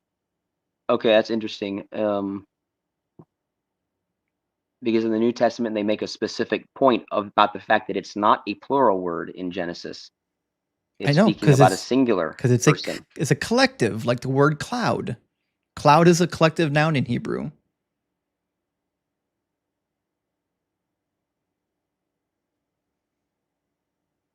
A cloud Oh. is a collective noun? Yeah. It wouldn't. Oh, okay. Genesis Well. 24:60. Genesis, Also. Genesis 24:60. We'll grab it real quick. Why is my browser freezing right now? There we go. But I gotta go back to that Abraham and Isaac thing. Like, why is it that a lamb or a ram is not close enough to a lamb, but a human being is a close enough match? Yeah, that's actually a really good point, Mac. So, Joe, here's the question. Why do you think a ram is not close enough as a sacrifice to a lamb, but you think a human being is? Because Jesus that is a lamb? also typified. Oh, so now it's a metaphor Jesus again. takes the place of a lamb, but we're shown the exact same metaphor with the city of refuges. Wait, the How ram took the place of a someone lamb. guilty of murder on accident can flee there, and if they leave there, they are subject to vengeance. But once the high priest, who is a human, dies, they're free to go back to their homeland, and they can't be killed. So again, this prefiguring this shadow of, oh wait, a human death is what can set this person free from their guilt. The priest is not dying for the sins of that person. That's preposterous. You're right. He's not dying. He's not dying for the sins of the person, but it's a prefigurement. It's certainly not. Why would it? A prefigurement is a prefigurement is nonsensical things that Christians make up because there's no actual prophecies Jesus fulfilled. And I want to say it twice because I want you to hear it. There's not a single literal actual prophecy that Jesus fulfilled, which is why you have to go to nonsense things and say, oh, it prefigured Christ. That's meaningless. I've gone through the Bible and I've actually made a list of dozens of things that prefigured me, prophecies that talk about me, but you don't think they're about me, right? Prefigurings are dumb. It's the sharpshooter fallacy. You're starting with the conclusion and then you're going back and you're saying, oh, here's some things that sound like my already held conclusion.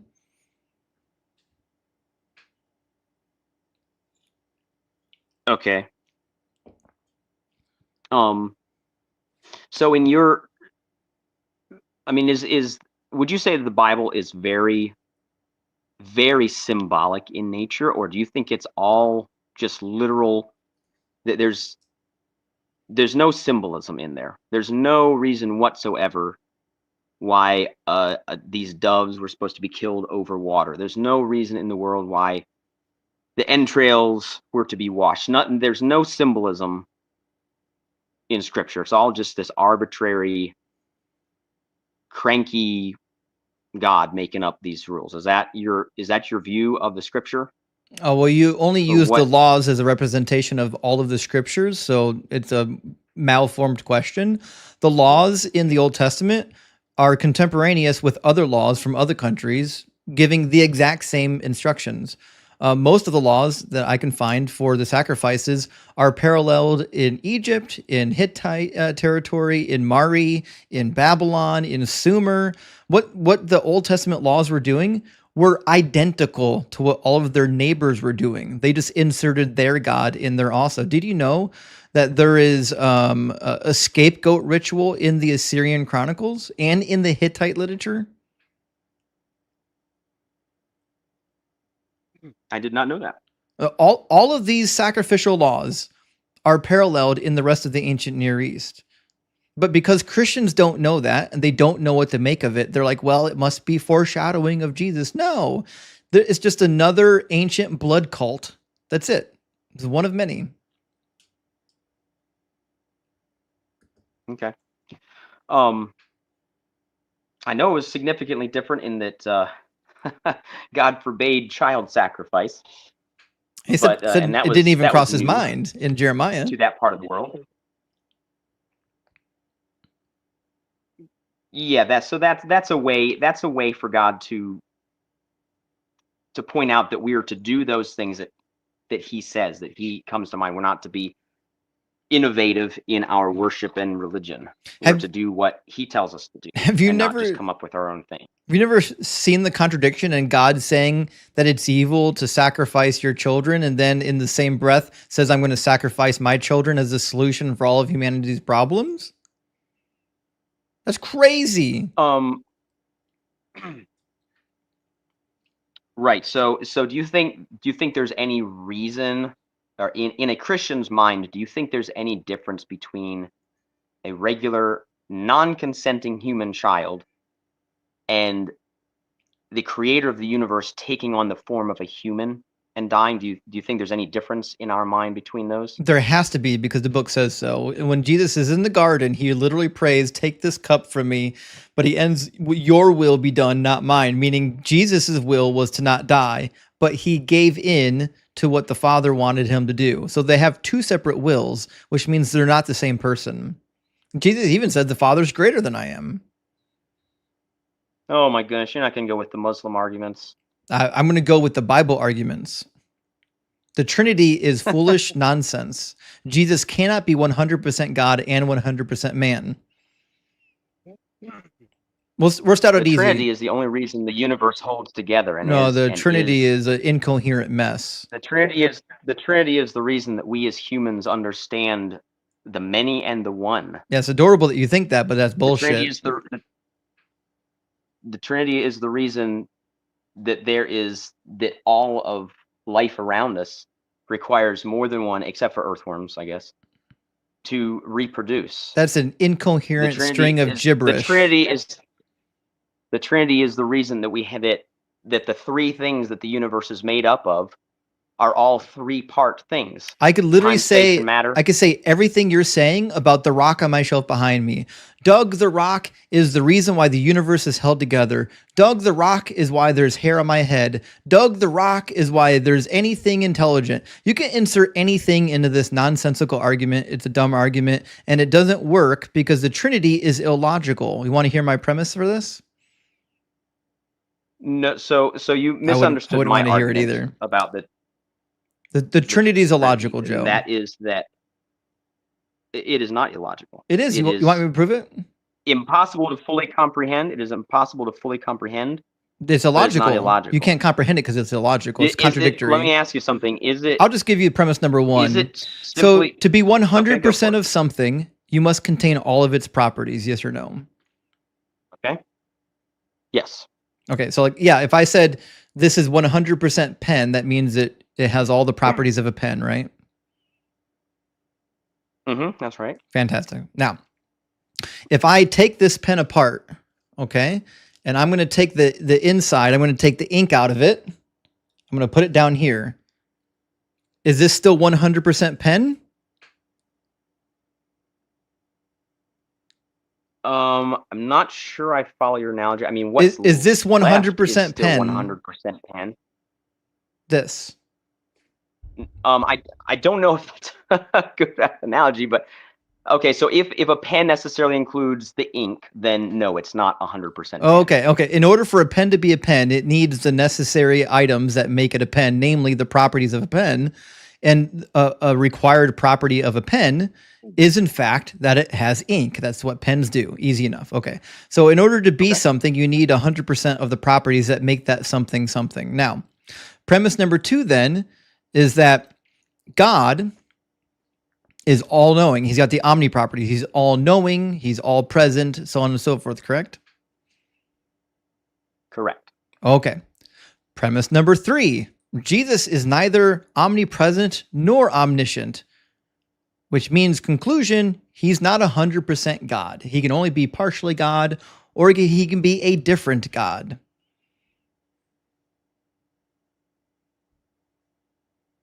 Okay, so you don't, I think the reason you're confused about this is because you don't believe that there is such a thing even as a spiritual realm. Nope. It's because it lacks coherency. The Bible makes it clear. The Bible makes it clear that man is both material and immaterial. Are you going to say God has parts?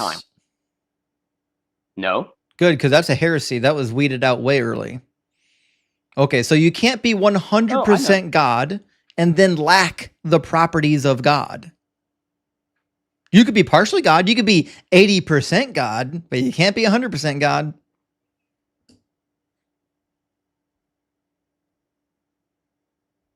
So what makes you think Jesus lacked the properties? Because he said so. He says there are things he doesn't even know. He says of the date of return, only his Father in heaven knows. Which means he lacks omniscience. He doesn't know all things. He's not God. Okay, you know the Hebrew context of that, right? I know the logical context of what it means to not know something. It means there's something you don't know. So in Hebrew culture, a person before they would be married would have to go out and build a house for their bride. No. And the father would come and say, it's ready. Nah, that's not real. That's not. No, that's an old wives' tale. That's something you found in your grandma's email forwards. That's not real. Okay, so I'm going to go with it. Where did Rebecca go when she married Isaac? She went to his father's house. His mother's house. Well, mother just died. Sorry, father's house, yeah. He didn't go out and build a house for Rebecca. Come on. It's nonsense. So that's like 1,500 years before the time of Jesus. The Song of Solomon says so. Song of Solomon it talks about her being brought to his mother's house. I mean, this idea that you're going to go out and build your own house before you bring your bride home is not in Hebrew culture. It's a cute sentiment. Okay, well, I contend that there's enough going on with the Father and the Son and the secrecy and the fact that he says, I go to prepare a place for you. And he's talking to his disciples, the bride of Christ. It definitely lends itself to the whole idea of a mutually agreed upon surprise of the Father and the Son, and how he would choose to let himself be surprised about when he's going to come again for his bride, just as God says that he doesn't, in Psalm 1 it says that he doesn't know the way of the wicked.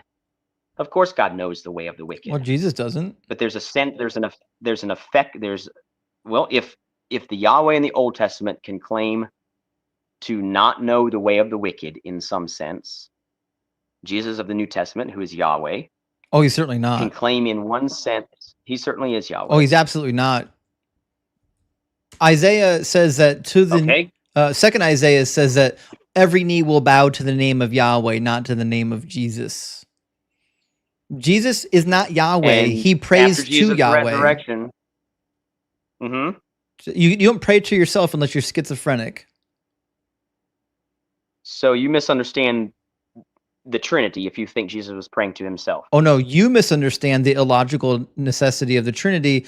It says, all things have been handed over to me by my Father, which means there are things he does not have that only his Father has, which means he is not his Father. He is not 100% God.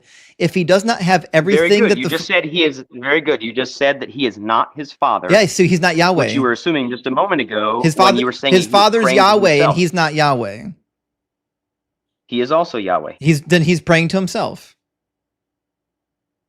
He is praying to another person Yahweh. who is also Yahweh. No. Yahweh is not. No, Yahweh's a person. Yahweh is the name of the Godhead. A person. Yahweh is the collective name A person. of God. No, it's not. Yes, it is. It's certainly not. Nope. In Genesis, do you not remember in Genesis where the Lord comes down to rain down fire on Sodom and Gomorrah? Chapter and it says 19. Sure. It says the Lord rained down fire from heaven, from Yahweh. The Lord, chapter 19, 11. Yep, you're not going to like this one either. Joe, I don't know why you think any of these talking points are going to work. I've heard all of them a million times. The Jewish rabbis addressed this like 1,200 years ago. It's an easy fix. Yeah, and they call it the second power in heaven. No, they don't. There was a huge debate among the rabbis about this. There certainly was this not. double power in heaven. Nope. All right, what is the Genesis 19? It's in Genesis 19. I don't know exactly which verse. I'm sure you'll pull it up pretty quick.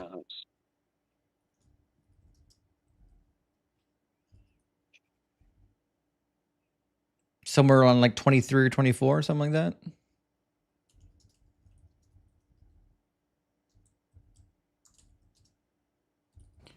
Like John says 14:6. the sun had risen on the earth when Lot came to Zoar. Then the Lord rained on Sodom and Gomorrah sulfur and fire from the Lord I was right. out of heaven. 1924. See, my memory's nice. is a weird You got a weird mind place. like a steel trap, my friend. Okay, so Genesis 19:24. What do you think's happening here? I think the Lord was Yahweh visited Abraham. And then where'd he go?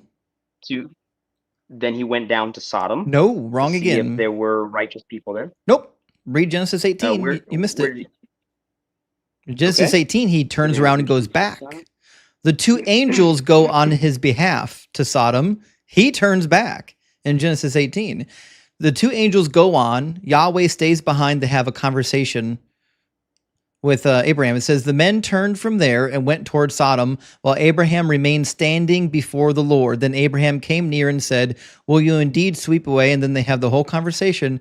And then that's it. And then it says, and the Lord went his way when he had finished speaking to Abraham and returned to his place. He went home. It says Abraham returned to his place. No. It says the Lord went his way. The Lord went his way. And when he had finished speaking to Abraham, and Abraham returned. Oh, I'm sorry, Abraham. I apologize. Abraham returned to his place. I think both of them returned to their place. Both of them. It just says the Lord went his way, and I think his way led him down to Sodom and Gomorrah. It was not, because there are two men in Sodom and Gomorrah, and not three.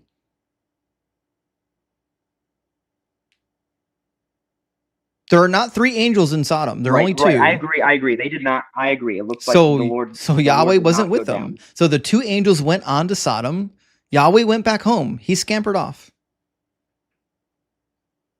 Because he outcried against me. It says, get up out of this place, for the Lord in verse 14 is about to destroy the city. I'm sorry. That's when he's talking to his sons-in-law. Yahweh did rain fire down from heaven because he was there.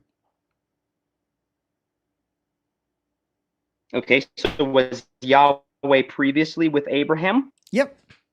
Yahweh visited Abraham with two angels. Okay, so Yahweh visited Abraham in a particular place, just like Yahweh visited Bethlehem and the Virgin Mary in a particular place. But just as an angel did. And Yahweh remained. It says an angel was giving the message to Mary. It's absolutely no. I'm talking about Jesus. I'm talking about how Yahweh. Well, Jesus appeared wasn't in there yet. the Jesus form of wasn't born Jesus. yet. I know Jesus was not born yet in Genesis 19. I understand that. What I'm telling to you is that in the exact same way that Yahweh came down and ate with Abraham Mhm. and then went his way, in that exact same sense, Yahweh came down, the word of God came down and became flesh. Well, Yahweh isn't the word of God. and could go, The word of the word Yahweh of God is is Yahweh. the word of The Yahweh. word of God is Yahweh. The word of God is a part of Yahweh. And the Holy Spirit is Yahweh, not a part, a No, person. no, it's a within part of Yahweh. The word is a person No, the word is an within attribute. the Godhead of Yahweh. Wrong again. The word is not an attribute. It's an attribute. The word is something that comes out of his mouth.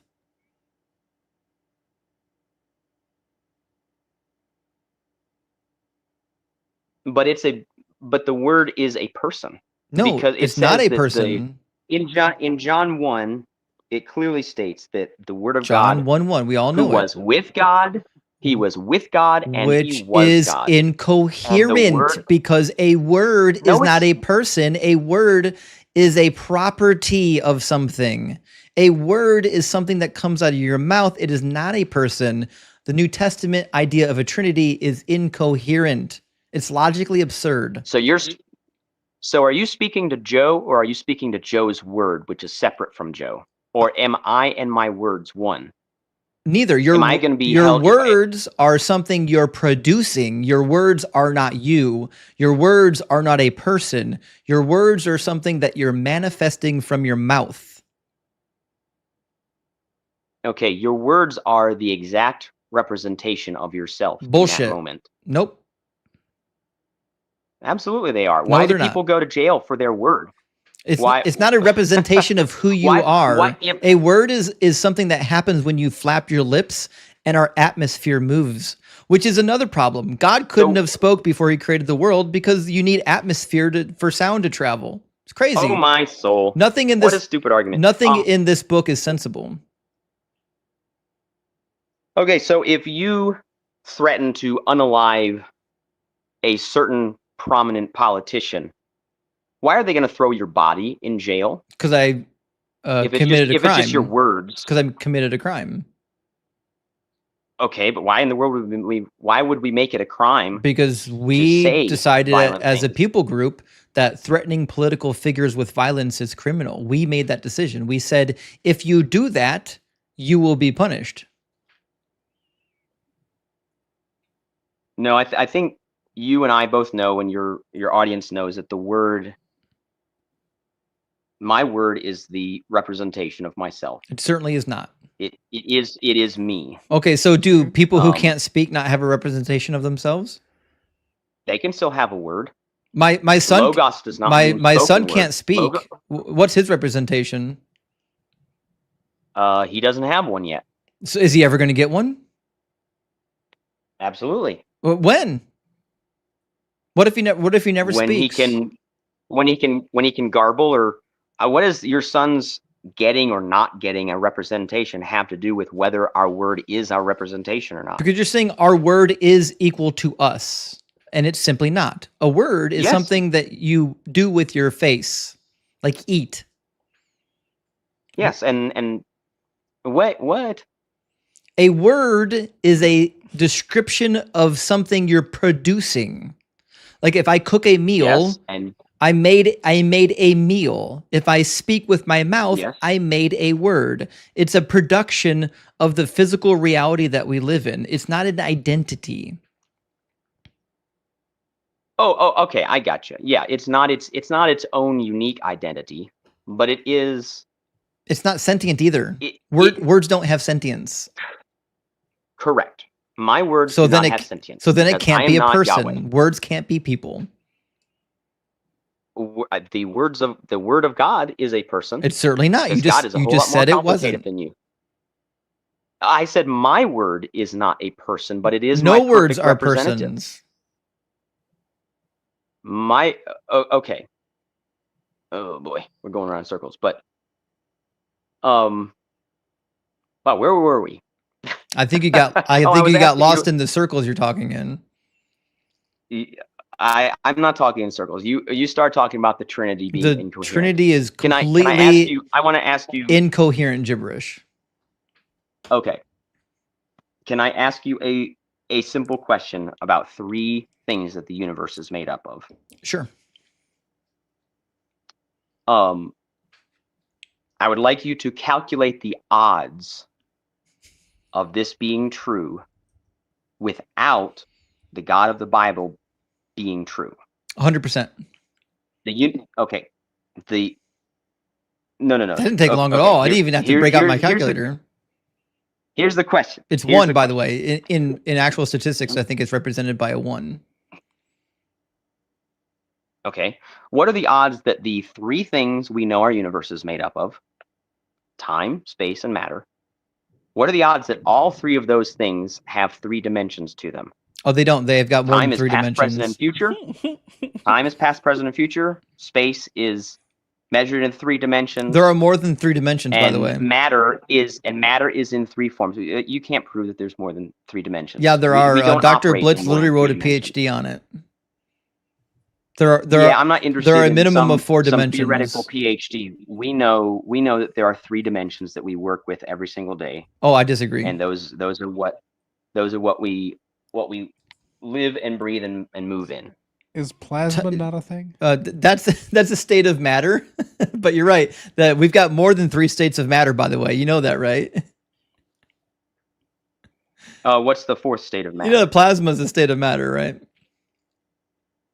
I think plasma is a particular type of matter, isn't it? It's a state of matter, yeah. It's a state. Yeah. Are you sure about that? Yeah, I'm positive about it. I'm an electrical engineer. I know about plasma. Okay, what does it take to get something to plasma? Ionized gases.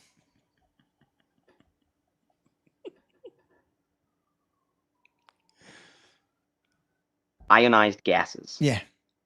Is what it takes to get something to plasma. Can anything be plasma? Oh no, not anything. Nope.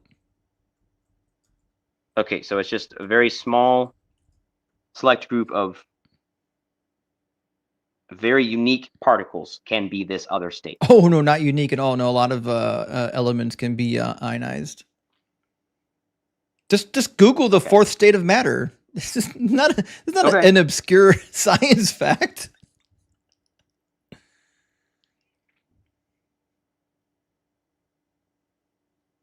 Alrighty.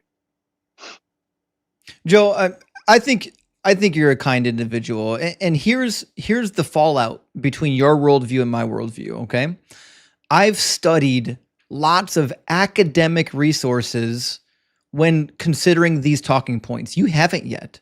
You're still on like the answers in Genesis level, so you don't know how bad these talking points are yet. You don't know that they're really, really bad talking points, and like even just a cursory reading of an academic level text would easily dismiss any of these. In fact, you could just pick up like a simple like one volume Bible commentary, an academic Bible commentary that will tell you everything that I just told you and then give you additional resources that agree. Like you just haven't engaged with any of the academic literature, which is why you're up here and you think you're giving really good arguments. And everyone here who's got a little bit of education in the Bible, and I'm not the only one, put a 1 in the comments if you went to Bible college or seminary, because everyone who's been to Bible college and seminary has already explored all of these talking points. And they don't even come close to dealing with the academic literature on it. The academic literature agrees with me. I didn't make this up. I'm agreeing with the academic literature.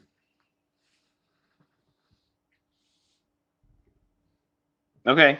Yeah, I mean that's fine.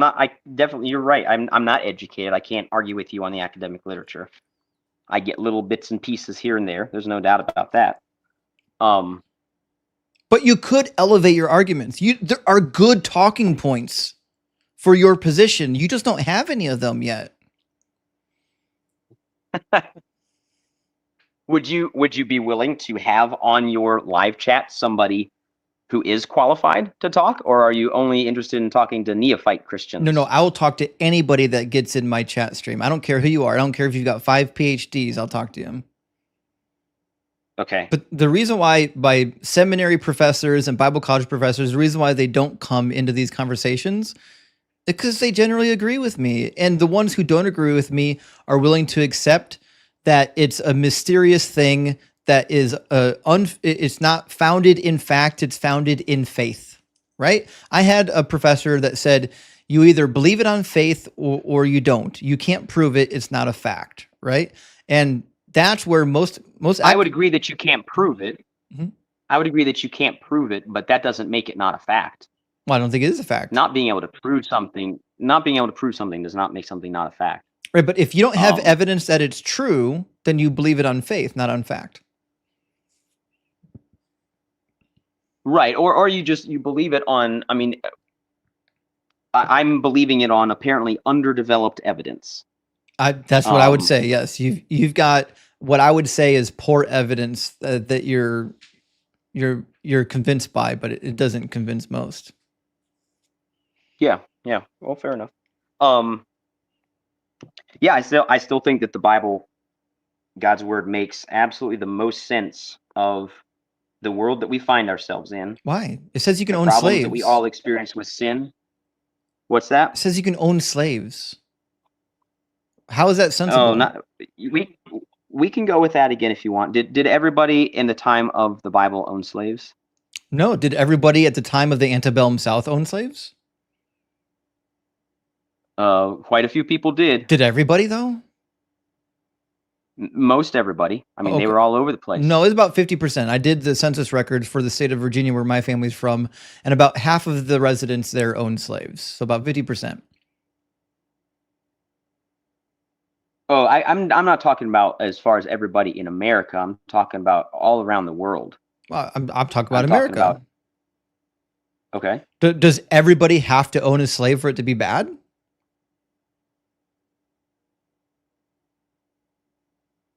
No. Okay. Neither does everyone have to own a slave for it to be good. But I don't think it was ever good. I don't think God, if he was all knowing and all good, would say you can own slaves ever. Yeah, so I would say that the laws about slavery are very similar to the laws about all sorts of things that he gave to the people of Israel. Nothing of what he gave to the people of Israel was the ultimate goal. Then why did he say following this law would make you good and right? With God would make you good and right. He didn't say that. Sure did. He said those who. Joe, you should know by now that I don't make claims about the Bible that's not in it. Okay, well, I would love to see it in its context. Deuteronomy chapter 12. Open it up. Deuteronomy 12. Somewhere about verse 28, somewhere in there. Be careful to obey all these words that I command you, so that it might go well with you and with your children after you forever, because you will be doing what is good and right in the sight of the Lord your God. So owning slaves is doing good and right in the sight of the Lord your God.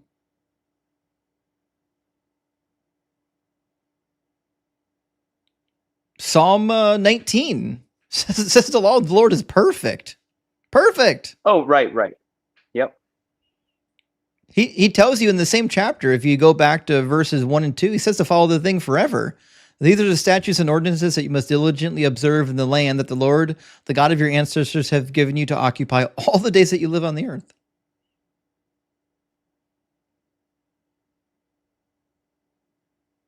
Okay, well, yeah, I guess I believe that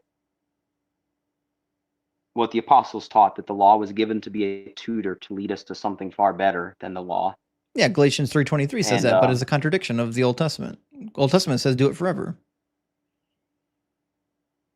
Right, and in Christ I have done it forever. No, you certainly haven't. He has kept the law for me in my place, and I'm counted as having kept the law. So Jesus has slaves? To its fullest extent. I am Jesus' slave. Oh shit! So Jesus is okay with owning slaves then? I am his happy slave. Yes. So slavery is condoned in the Old Testament and the New Testament. Then Hooray for slavery. Yeah, slave. So what was wrong with slavery Voluntary then? slavery. It's not Yes, voluntary. voluntary slavery. Oh, it's not voluntary. Voluntary slavery This is not to a master voluntary. is. Oh, my slavery to Christ is voluntary. Well, I'm not talking about voluntary slavery. Voluntary slavery is not. I can get out and become a slave to myself, just like you have anytime I want. That's not slavery. Voluntary slavery is not slavery. Owning another human being as property is slavery. And the God of the Bible says you can own other human beings as property. What? So. No, I mean that's your definition of slavery. No. Slavery is That's when what he you- said.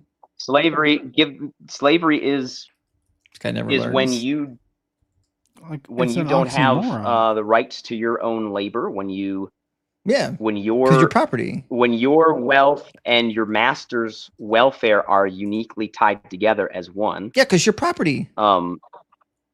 Yeah, I'm perfectly fine with being my God's property. Okay, so a slave doesn't have autonomy. They're somebody else's property, right?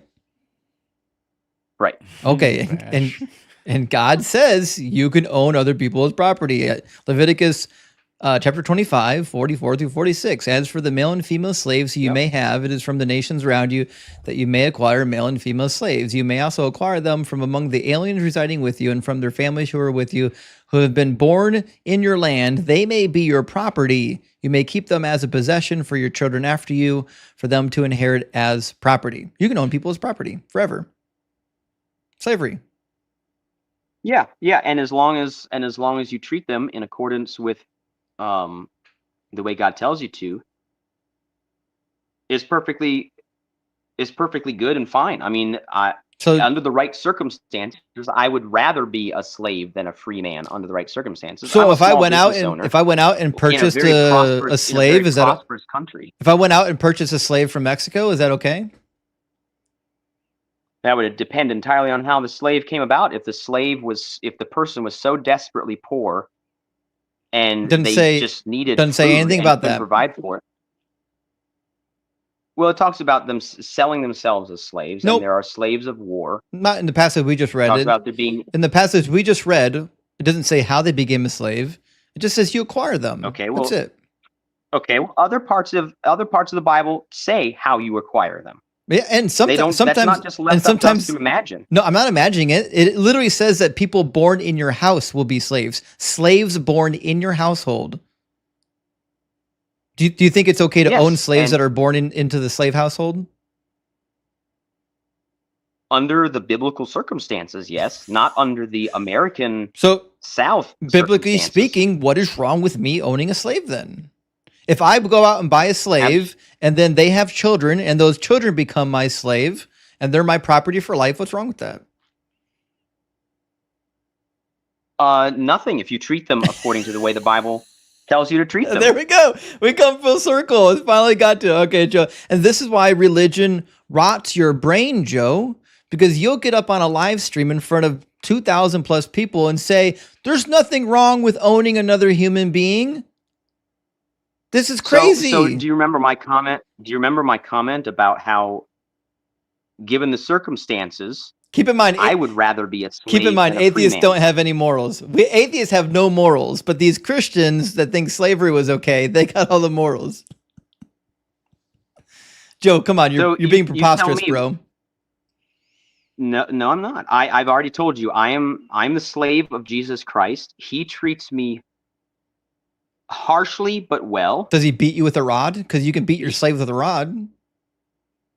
Yeah, he beats me with a metaphorical rod. No, real rod. Does he I beat you with a definitely- physical rod? No, not a physical rod. Nope. Okay, but I can beat my slave with a physical rod, and that's okay. According to the Bible. Right, and yeah, but I mean, in the New Testament, it talks about the slave and the son being the same thing, except that the son is certainly going to does not. inherit what he's working for. Yes, it does. They're not the same. I believe it's in Galatians. No, I know It that. talks about that there is I know no the- difference I know between the the son and the slave. I know the reference you're making, and there is a difference between a son and a slave because a son is not owned as property. A son works for his father and then receives the inheritance when his father dies. Slave doesn't do that. Slaves don't get to go free. They're not children that can leave the farm. They're property. Under certain terms and circumstances. Doesn't matter. They're property. You're making So I can own a Okay. slave for life and the slave's children, and I can beat the slave with a rod. You think that sounds good? okay. Again, you're divorcing slavery from all of the contextual circumstances Like what? of the day. You're acting like slavery. You're acting like slavery today in America could be equated to slavery 4,000 years What would be the ago, difference? where so everybody was living hand to mouth. That's not Everybody true. was just one drought or one famine away from death, Wrong again. starvation. There were plagues, there were marauders. There was so much going on. I've literally never heard and someone life was say so uncertain. so many wrong things in one conversation. The Bible literally lists like 30 different jobs that they had. Like, this isn't the Bible. People in the ancient world 30 worked different. and they had jobs. That's why in Leviticus chapter 25, it says, if your own brethren fall into poverty, make them work as a hired laborer. Could God have said, if a foreigner falls into debt, make them work as a hired laborer? Could he have said that?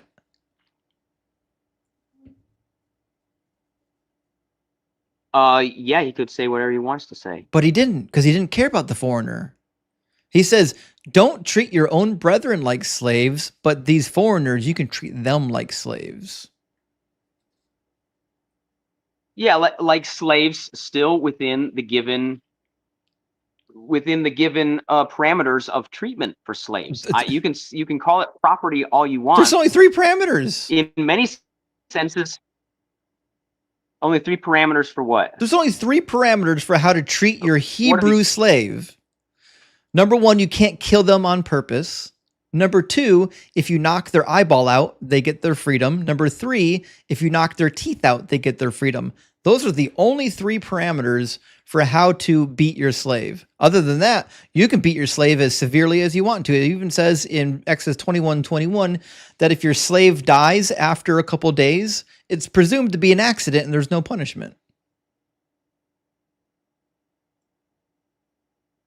Okay, but there's also a verse in Leviticus that says, you shall be careful that no one who has a slave deals ruthlessly with them. That's not there. Yes, it is. Nope. Show it to What? me. Yeah, look up. You're I lying. don't, again, I can't. Lying Let through me your see if my tooth. internet on my computer's back on. Look up the word ruthless in It's- Leviticus. It's in and see what you find. It's in Leviticus 25, and it's referring to your own Hebrew brethren. Want me to read it for you? I still don't have internet, so I can't find it. Leviticus, you said 25. 25, starting in 39.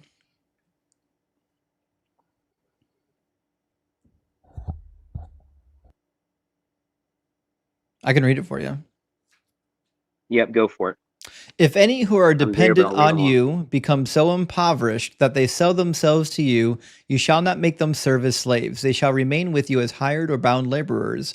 They shall serve you until the year of Jubilee. Then they and their children with them shall go out from your authority, and they shall go back to their own family and return to their ancestral property. For they are my servants who I brought out of the land of Egypt. They shall not be sold as slaves are sold. You shall not rule over them with harshness, but fear your God. And these are the Israelites, because the very next verse says, as for the male and female slaves who you are allowed to have, it is from the nations around you. And he ends that passage by saying, you may keep them as a possession for your children after you, for them to inherit as property. These you may treat as slaves. But as for your fellow Israelites, no one shall rule over the other with harshness. So you can't treat your fellow Israelites harshly. You could treat the foreign slaves harshly. It does not say that you can treat the foreigners harshly. Yeah, it does. We're told no, it doesn't. It Yes, just it does. says you shall treat. Where does it say you can be harsh to foreign laborers? 46. Did I miss it? Yeah, you missed it. 46. You may bequeath them to your sons after you to inherit as a possession forever. That doesn't say you Keep can be harsh to reading. them.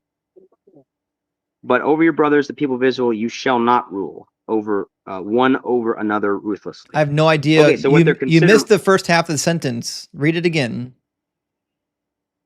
You may bequeath them to your sons after you to inherit as a possession forever. And then the You very may make next, slaves of them. there you go. You may make slaves of them, but over your brothers, the people of Israel, you shall not rule, one over another ruthlessly. Right. Now, who did it say that you can't treat ruthlessly? So I think it's talking about, I would be interested in knowing what the word ruthless means, but I think it's talking about just the idea of being slaves forever. No. That's what's considered ruthless, because it talks about you may make them slaves forever, but of the people of Israel, you shall not rule one over another ruthlessly. Yeah. So it's contrasting ownership forever.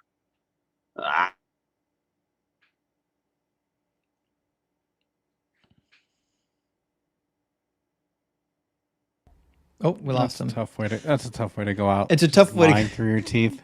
Not only that, he just invalidated his entire argument because he was saying that ruthless is a parameter that of how you can and cannot treat your slave. You can't treat your slave ruthlessly. So if ruthless is just another way of saying a slave forever, then he just nullified his own argument. But listen, it's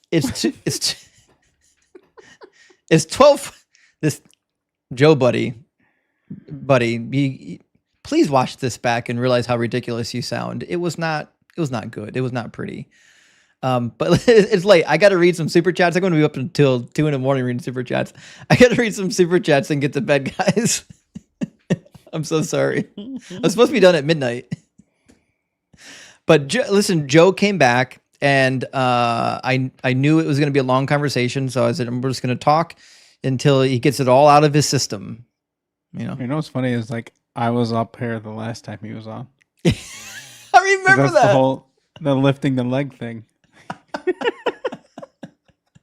I literally just clipped that video earlier today. I was making clips of the old that's stream. funny. I was like, "Oh, Joe."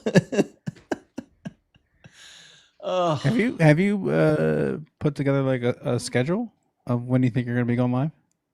Well, I have one for the fall. The summer is still kind of. I actually do have a schedule for the summer. It's just that it doesn't make sense when I tell it to you because you need to see it on a calendar because it's a lot of moving dates. But just know for most of the summer, I'll be going live during the daytime, not during the nighttime. It's just this week and next week. My son is with mom for the 2 weeks.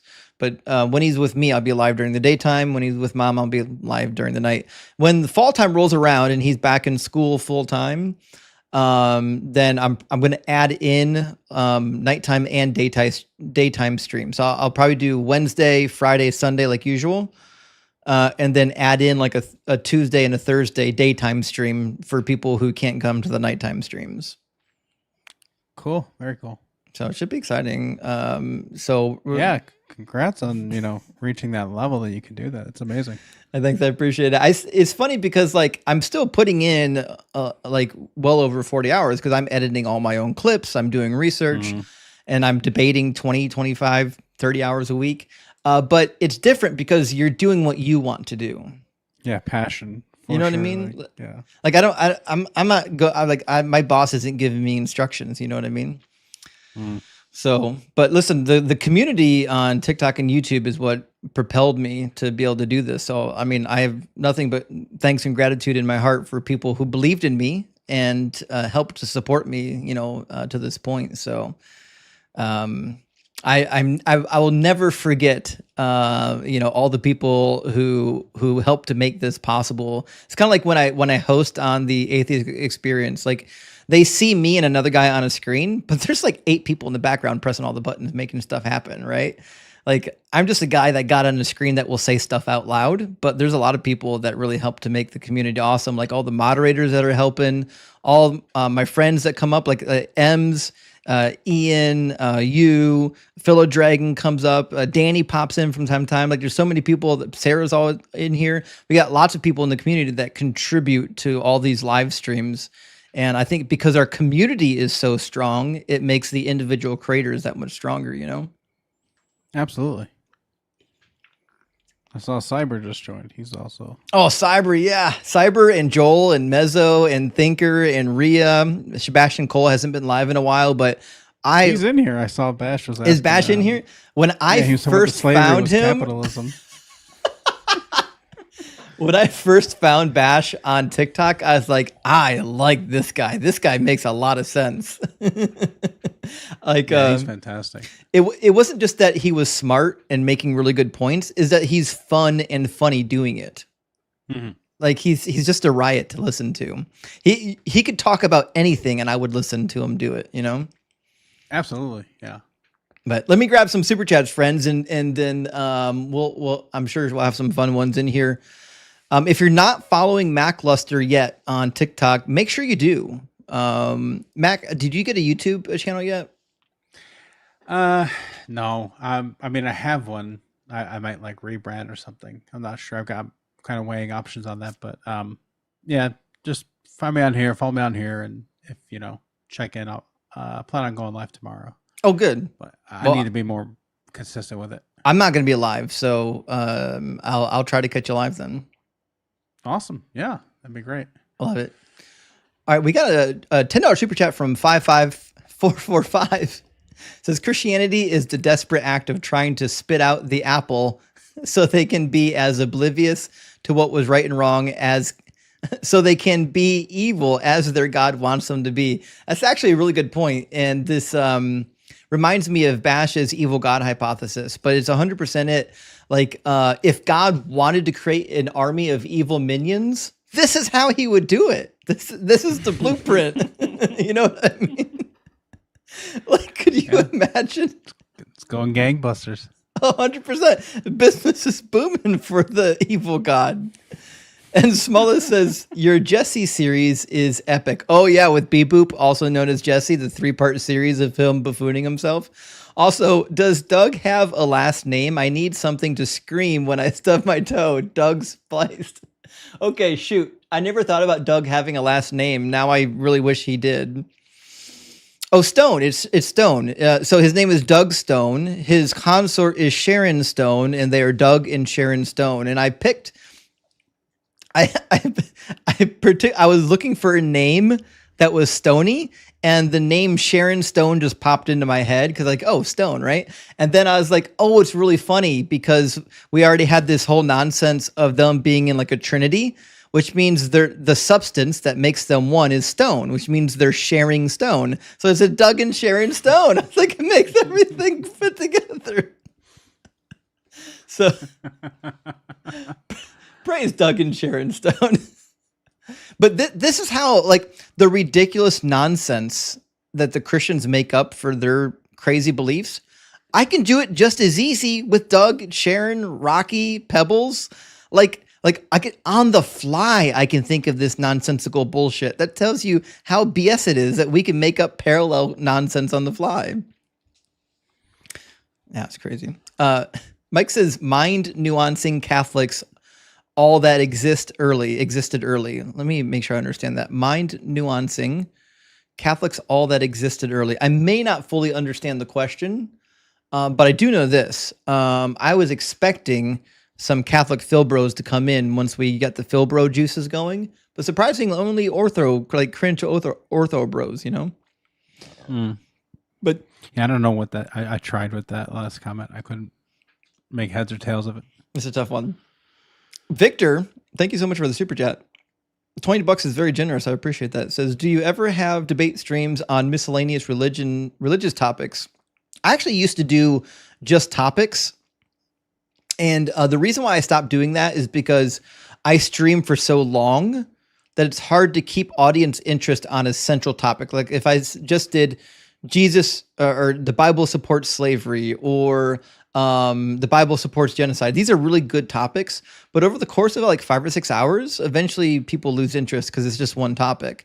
Doing an open topic like God is imaginary or God is not good or different things like that, it allows me to argue it from many different perspectives, and it helps to keep the argument from being repetitive, which we already know is going to happen because Christians already have so few talking points. You know what I mean?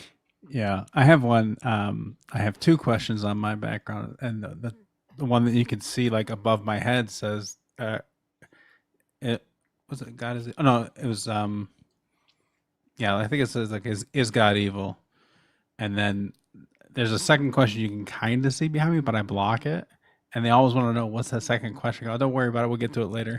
And then once they prove that they don't actually care if God is good or bad, I lean over and I point to the question that says, "Do Christians care?" That's amazing. It was an accident, but it worked out so perfectly that my head covered it, and then I can reveal it because they always want to know what it is. Right? Yeah, yeah. We'll get there. We'll get there. I'll show you why it's there. People love a good mystery. Mm. The rest of the super chat says, "I have one. Oh, I'm all ears." It says, "But it's unusual topic and doesn't fit the theme of your God is imaginary nor your God's evil." Okay, so you already know my two main topics. So it doesn't have to do with deities at all. Okay, well, Victor, I'm all ears. Even if we don't run a singular topic on it, I can mix it into my repertoire and make it part of my argumentation package. So like anyone who's been around for a while knows that for certain arguments, like I have different places that I like to go. I'm working on mixing that up a little bit more. The problem is like when I first started streaming, I found a handful that are my favorites because they're the most effective. So I kept reusing the most effective ones. But now because I was talking to Ian about this like 2 months ago, and he was experimenting with a new talking point live. He didn't even know if it was going to work. He was just letting us know ahead of time. Hey, I got a new argument. I'm going to experiment with it and see what happens. I think I kind of like that. Maybe we should I've got all these arguments on my cheat sheet. Maybe I should just experiment with some of the little known ones that I don't use too often just to play them out, see what happens, Yeah. I mean, seems like a good use of the format. Exactly, right? But anyways, Victor, let me know what the argument is, and if it's good, we'll put it on the cheat sheet and we'll put it into play. And Smallest says, Isaiah 49, it says Israel. So I could see how you would read it as Israel, but it's not. Come on, Justin, figure it out. I'm sorry, Smallest. I don't know what I was thinking, believing that Israel meant Israel. And St. Brush says, I tragically died spiritually 2 weeks ago. Oh, that's interesting. I'm glad you're with us, though. And being that it was a spiritual death, I assume you're never close to your actual death. Josh says, Isaiah 53 is embarrassing, cooked to perfection. I appreciate that, Josh. Here's the funny thing is, no matter how many times I talk to Christians about Isaiah 53, they believe so deep in their heart. Like they just know beyond a shadow of a doubt that Isaiah 53 has to be about Jesus. They can't see any other way, and they think that I'm not going to have a response for them. It's crazy that they think that. It's crazy. I had a guy today talking about this thing, and he said that at the time before Jesus, it was understood that that was a messianic prophecy, but then after Jesus came around, the rabbis they got together and said, no, it's not. Yeah, that's crazy. I've heard that argument too. That's a crazy argument. Because yeah, absolutely. Yeah. Oh, it was Russell, and he was talking with Crystal, and she mopped him. Crystal's awesome. Yeah, she's sharp. I love Crystal, man. Yeah. Mr. Morpheus says he's the God of Israel. What that got to do with me? Yeah, I mean, I don't know. I'm sorry, I apologize. I didn't see when this came in, so I don't know exactly what you're referring to, Mr. Morpheus. But Morpheus, my good friend, it's great to see you.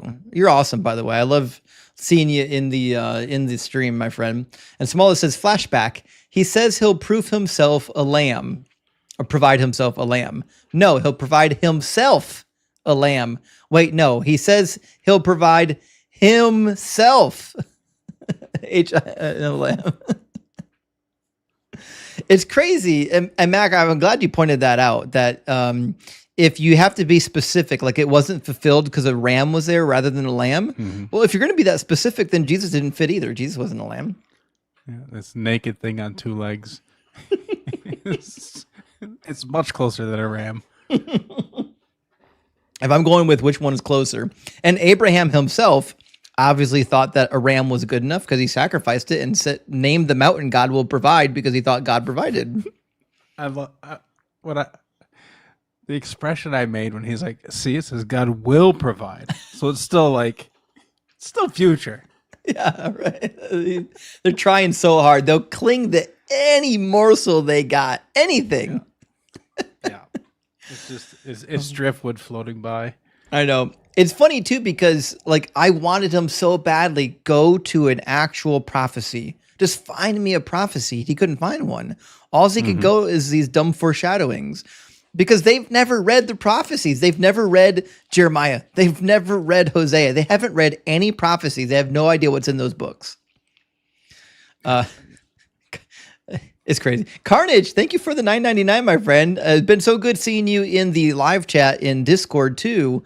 Jumping in on the conversation. Says seeing Americans using the internet to discuss the intricacies of blood magic with a straight face in the year 2025 is absolutely buck fucking wild. I'll never get used to it. I know.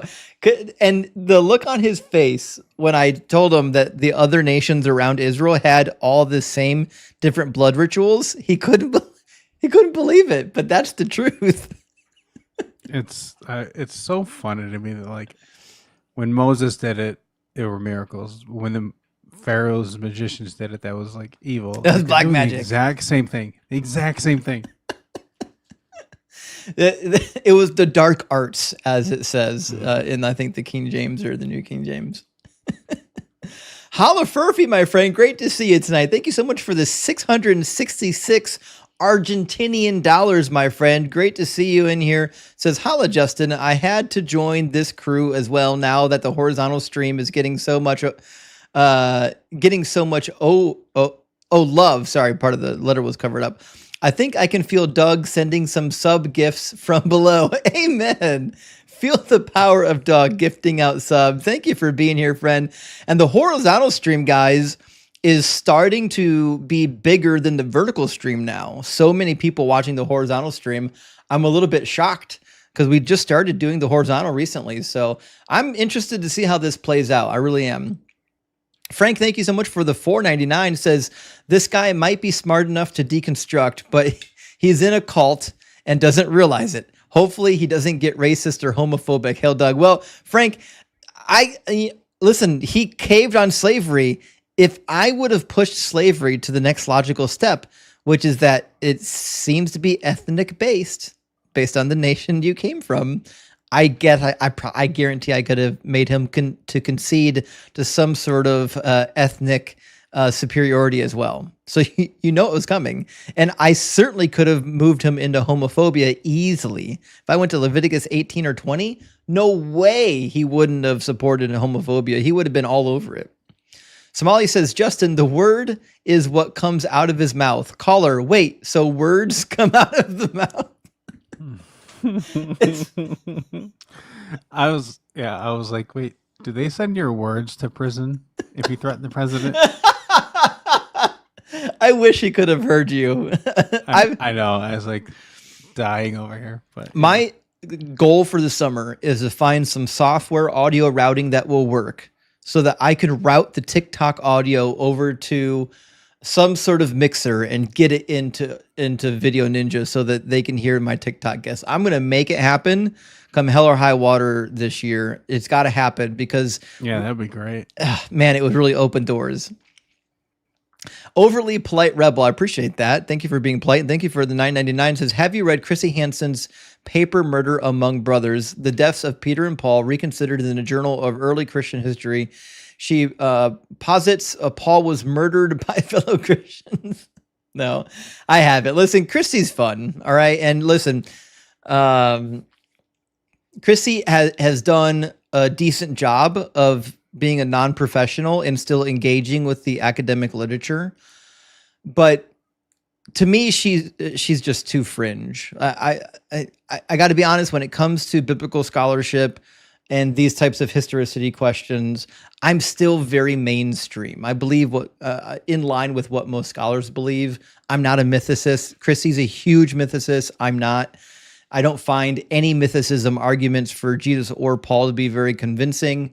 But listen, as far as non-professional, non-academically trained researchers go, she's among the best of them. She does a great job with her research. I just happen to disagree with where she's at with the conclusions. And Midlife says, Bride Sloppy Joe, yum, congrats on your new role. Well, thank you, Midlife Crisis, man. Good to hear from you. And I think I pronounced it correctly again. I think I got the hang of pronouncing this word. Thank you for stopping by. Great to hear from you. And Whipalicious, thank you for the super chat, says, thank you, Justin, for all you do. Forgive my ignorance, but have you covered the lost gospels, and are they even real? Gospel of Judas sounds fun. Praise Doug.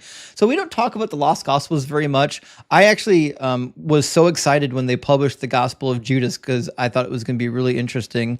I don't think it is. It sounds like a lot of the other, apocryphal gospels, like the infancy gospels or the apocryphal Acts of Peter, the Acts of Paul and Thecla.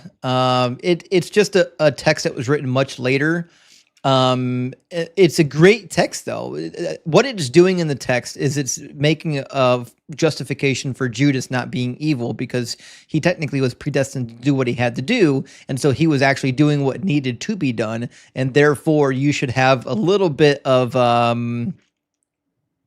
mercy in your judgment on Judas. And that whole idea is laid out very well in the Gospel of Judas. Is it authentic? No, obviously it wasn't written by Judas. Is it old? No, really not as old as what people want it to be.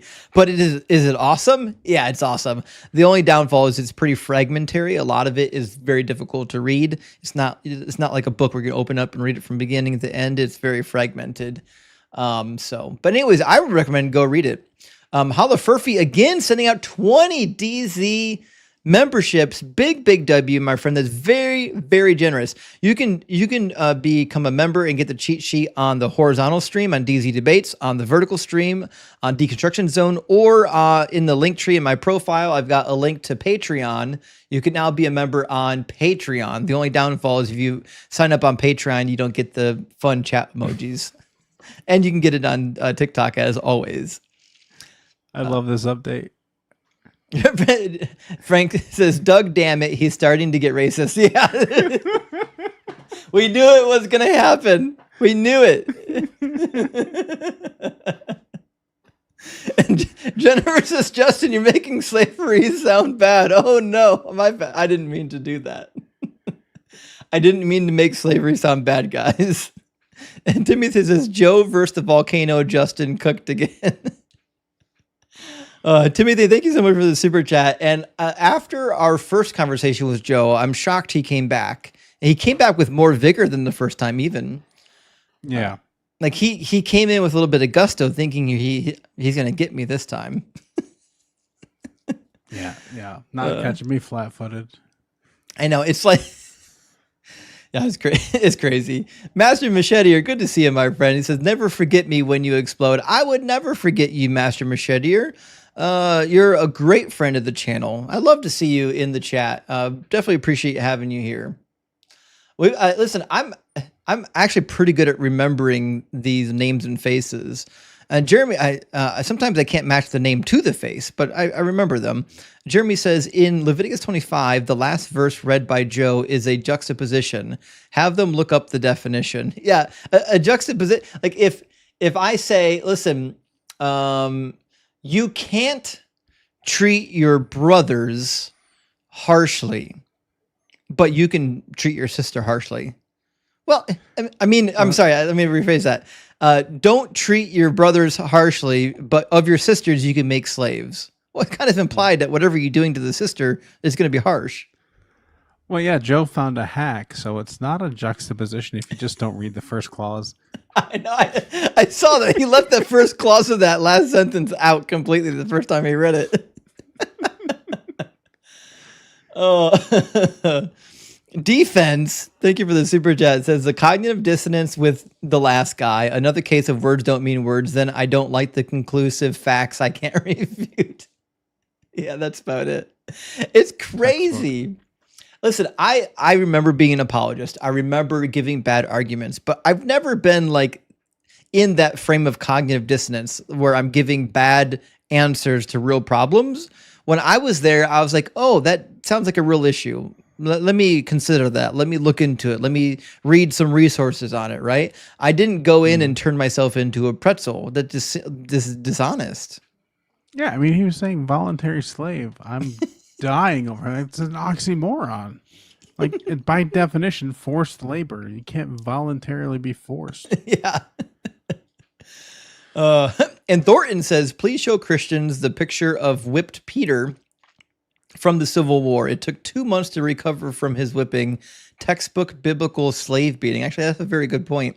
So whipped Peter, I know the image you're talking about. I'll put it on the screen, and hopefully it doesn't like take my thing down. But this idea that you can beat your slaves and you can do them pretty harshly is why they treated the slaves in the antebellum South the way that they did. And look at this. Did he lose an eye or a tooth? No. Is he dead? No. Therefore, according to the Bible, this is perfectly legal. You can do this. You're allowed to do it. Yeah, and if he died from like infections, that's going to take more than 2 days. Definitely going to take a couple days. Must have been an accident. It's crazy. But, I mean, that guy's got it all figured out. Us atheists with no morals. We just can't understand it. Our brains are too small. Acme says, I think Satan is the hero. See Genesis and Job. Actually, I agree. If you look at all the shit Yahweh does and look what Satan does, Satan's the one in here, like, just when he does anything negative, he's doing God's bidding, theoretically, like what he did with Job. I mean, Counterpoint, Satan wasn't in Genesis. Oh yeah, that's actually a very point. Satan had nothing to do with Genesis, by the way. If the snake was Satan, then it's crazy that snakes were cursed to live in the dirt of the earth and to crawl on their bellies. If snakes didn't do anything, why are snakes being punished? Satan doesn't crawl on his belly and eat dirt. Well, Justin says, bring back Gerald Margarita. Whatever happened with that conversation? I don't remember that one going very far. What? I already forgot. Shit. That's not ringing a bell. Yeah. We've been live too long, actually. I forget some of the earlier guests. Asian says, Joe argued about him being a slave to Jesus, so his free will is garbage. Actually, that's such a good point. If you're a slave to Jesus, you got no free will. This makes me conclude that Christians always detach from reality. Listen, 1,000,000% right. Christians, what they do is they hear an argument and they slap a Band-Aid on it without thinking for 1 second what other problem is created by that Band-Aid. Then when you point it out to them, they got to put another Band-Aid on it. So Christianity is a hopeless series of just putting one cover on top of another cover. It's like whack-a-mole. They're just playing whack-a-mole. Yeah. Yeah. It's like the old like Looney Tunes and stuff where it's like you fill a leak and then it pops up somewhere else and you got to go do that one. You know, it's crazy. Like robbing Peter to pay Paul, all that stuff. Yeah. Yeah, 1,000,000%. Yeah. Joanne says, Bry the Crazies, much love from South Africa. Well, Joanne, thank you so much for the love from South Africa. And I think I'm pronouncing that correctly now. So I appreciate the chat. Let me know if I screw up, though. And Midlife comes in again, says your pronunciation is on point. Fly Bry guy. Thank you so much. I'm glad I'm starting to learn the lingo. Now I can put on my resume that I speak South African. I think, isn't that how Christians do it? If you know one word in the language, you know the language. Yeah, I'm fluent. Yeah. Yeah, I'm fluent in South African. I know Bry. I don't know if you see me do this thing that I've gotten into recently where people who like speak Hebrew or say they do, I put up Hebrew on the screen and you know, like Google Translate, you could do like a side by side or whatever. So I put it shows the characters like, wait, what does this say? And then they never know. So then I just pan over and it says, I don't know how to read Hebrew. Was the translated phrase. I love it. I try to start small. Fun. Like, for example, you can learn various words in any language, but it's almost meaningless because, like, for example, when I went to Mexico, I was in Mexico for like 3 or 4 months back when I was like 22. I was stuck on a job site down there for a long time. And I was like, I'm going to learn some Spanish. I learned some Spanish. I learned a lot of words, but like I realized very early on, if I want to communicate effectively, I have to be able to appropriately conjugate verbs. I have to be able to use past tense, future tense, present tense. Like I got to do all this grammar. I can't just learn a word and think I know the language, right? And so I went through the painful steps of like trying to talk to people to teach me how the grammar works. So when people come in and tell me they know Greek or Hebrew, I can tell right off the bat that typically they learned a couple words. Now they think they know the language. No, you don't. You have to know how to conjugate verbs, decline nouns, parse words. If you can't do any of that, you don't know how the language works. Yeah, I mean, you kind of have to know what that stuff even means. Right. Like it's so like as an English speaker, that's how you do it. You're taught those things, but not what they mean, not the terms behind them. Like conjugating verb, you know what it is to conjugate a verb, but you can't really define how that's done. Or at Yeah, least you don't know why. You don't as you're learning it, right? Yeah. Yeah. But in when you're learning a foreign language, you have to learn all the rules. Like Yep. you need to know how you get from past tense to future tense, or especially in Hebrew, how do you take the same word and make it passive versus active, or how do you intensify it, or how do you turn it into a participle or an infinitive? So like we've got all these conjugation methods, and they're super important because the word can mean something completely different if you just conjugate it improperly. Yeah. Master Machete, mess. it's a hot mess. When it comes to conjugation, Hebrew is a highly conjugated language. It's a little bit different than English, but Master Machete says, punishing the snake for Satan set up the typology for God to punish someone else as another person's sin. You're not wrong. That's the real foreshadowing. Like that's the real prophecy is like having a scapegoat. Scape snake. I will never forget Escape Snake now. That is forever part of the argument bag, which will be coming out. Mr. McDizzle says, getting to watch Master Chef Justin live is such a treat. Congrats, Justin, on making the move to full-time. Keep up the good work. Well, thank you, Mr. McDizzle. I appreciate the kind words and appreciate the support. I can't say that I know exactly what my new schedule is going to be, but I know that as soon as fall rolls around, we're going to be really cranking up the heat on the grill. And Auntie says, embarrassed to ask, but what is the origin of Big W? Don't worry. Listen, there are no stupid questions here unless you're a theist. And then there are some stupid questions, but a Big W just means big win. So in sports, we refer to like L's and W's as wins and losses. And because the debate scene is very like watching a sporting event, we use some of the same terminology. It just kind of comes over. Alfred says, Doug is the grounding for me to film my bro. Doug is the grounding. And what's the ground made of? Have you looked around? It's made of Doug. So if Doug's not the grounding of all things, what are we talking about here anymore? Yeah, there are 3 modes of Doug. Yeah. Think about that. Precisely. And Anthony's got a miracle. It says, Doug fixed my erectile dysfunction. Thank you, Doug, in your all-knowing good hardness. Guys, if you want to be rock hard, you got to get rock hard for Doug first. That's how you do it. And Solar coming in again. Solar, thank you so much for the 999 super chat. It says X of God being localized. What's X? Example. Sorry. Example of God being localized. Last plague of Egypt, he flew through the city, killing the firstborn of people who didn't paint the door. If he was omnipresent, what was the point of painting the doors? So this is actually a really good point. The painting of the doors in Exodus presents so many problems. Number one, God can't be all-knowing if he needs you to paint the doors of the houses. That's all there is to it. So now you've got a problem. Number two is if all the Israelites have separate houses from their slave owners, they're not really slaves. It sounds much more like corvée labor to me.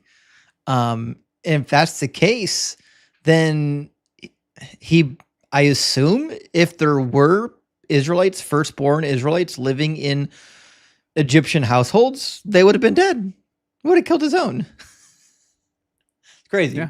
Yeah, absolutely. And Noah's Lions with us again. Thank you so much. Says we need Doug theme Rook cards Decon tournament. I knew you would play Rook. As the words were leaving my mouth, I was like, I bet Noah's Lions plays Rook. I can guarantee it. She's ex-Mennonite. She's got to play Rook. The Amish and the Mennonite know how to play Rook. So anyways, yes, we can find a way. There's a website where I can make custom card games. We should do a Doug and Sharon Rook card game. Let's make that a reality. But Rook is such a fun game. If you like euchre, Rook is like euchre on steroids. It's amazing. You get 10 cards instead of a lousy 5. Ridiculous. Hannah, my friend, thank you for the super chat, says LOF. I know. It means life of fear, I think. Hail Doug. So yes, if you're a Christian, that's exactly what LOF is. You live a life of fear that God is going to throw you into hell for committing a minor infraction and not repenting, but you can own slaves. Remember, you can own slaves. Bruce, thank you for the $9.99. Says, joke about God being everywhere. A Holocaust survivor dies and goes to heaven. He tells God a Holocaust joke. God, Holocaust jokes aren't funny, survivor. I guess you just had to be there. That's rough. That hits on so many levels. That's like a 3-layer burrito of a joke. I really appreciate that one. And Mike says, love orthodork. Need an emoji for that too. Actually, you're right. I do love a good ortho pun. I don't have a great emoji for the Orthodox. We need to work on that. If you have a good idea for that, send me one in my inbox. Noah's Lions actually she does a great job with her emojis. She sent me the baby paste emoji. So if you're on one of the memberships, you got access to the emojis and you've seen the new baby paste emoji. She made that. That was hers. So if you guys send me a really good emoji, I'll add it up. I'd love to. It'd be great. And from Mike Thorne, we got a $13.99 super thanks. Big W, Mike. I appreciate that. And ZM says to Joe, sorry, he's gone. He can't answer. As Christians could say, and I mean it, if Christianity is true, I hope you will find that out. If it's not true, I hope you will find that out. That's humility, actually. See, that's a fair point. If Joe was being humble and not being passive aggressive, he would say, I hope you find the truth, even if I'm wrong. That's what he should have said. I mean, that's the goal. It should be the goal. Yeah, I'm not here just to cook Christians. Like, I want to know what's true like anybody else. If I got online and it turns out all my arguments were dog shit and it turned out Christianity was true, I'd be hosting a live stream right now telling you that Christianity was true. Mm-hmm. It's not. I'm here saying things that I believe are true. It just happens that you don't think they're true. I mean, obviously, Mac, you and I agree, but, Christians don't think that. And Johanna says, why didn't Jesus write his own book? It sure would have clarified so many things. Johanna, this is such a good point because, listen, God theoretically wrote with his finger on the tablets that he gave to Moses. What would stop him from making his own book that was miraculous in nature, that made all kinds of predictions that only God could have known, was written in a material no one's ever seen, that's completely indestructible and has all these properties that nothing on earth ever had? He could have done that. He's God. He didn't do it because he doesn't exist. And Spencer says, thanks for cooking me on my birthday. Well, Spencer, I don't know which guest you were. I don't know if cooking for me. Sorry, I didn't read very well. Thanks for cooking for me on my birthday. Well, listen, I hope you had a good birthday dinner of fried apologists. Or perhaps grilled apologists. I'm not sure which way you take it. Certainly well done, not medium rare. But Spence, thank you so much for being here and for supporting the stream. Appreciate that. And Carlos is with us, my friend. Carlos, thank you so much for 20 Deconstruction Zone memberships. That's super generous, my friend. Thank you so much, Carlos. Carlos, I see you in every live stream. You're such a great supporter. I really appreciate you always being with us. This is what makes our community so strong. And Mason, thank you so much for the $10 praise Doug. Hail the Rock of Ages. Don't take Doug for granted. He will rock your world. And Johanna says, Jesus was a woman, so not a king, a queen. Johanna, he wasn't given any male chromosomes from his father Joseph. He only had Mary's chromosome structure. He had to be trans at best. That's all there is to it, Johanna. You're 100% right. And AX says, why is slow mode on sub only mode? I feel like Justin said, don't do that, mods. Anywho's, I'm rock hard for Doug. Much love to you all. Stay hard. Well, AX, I did try to keep the slow mode down, to only like a couple seconds, like 5 seconds, only because when you get trolls that spam the comments, if you set it to like a 5-second delay, it prevents them from spamming. That's about it. Yeah, it's not great that you have to do it, but you have to understand the reason. Like, they're absolutely brutal when they get their teeth into one. It's just like, yeah, it makes it unreadable and it's brutal for everybody. I wish I didn't have to. When I first started, Eve L, one of my mods, turned it on, and I asked to turn it back off. And then we had a long conversation offline, and I did some thinking about it, and she was right. She was 100% right. So I turned it back on.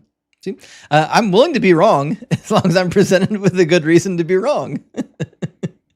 Johanna with another super chat, thank you so much, says Jesus was a woman, fed many with little. Oh, this is good. Tried to get a message across to closed-minded men, got up from the dead because she's had so many chores to do. Actually, that does check out. Jesus' behavior does seem quite motherly in some occasions. And Johanna coming in again, thank you, friend, says Jesus was illiterate because they didn't allow girls to be educated. She's still going because they didn't allow girls to be educated. He showed up on the scene around age 30, passed herself off as a man so she could get a little respect and recognition. Listen, I'll buy it. She's a real daddy's girl. That's much, much better fan fiction than what we get in the Bible. I would read that all day.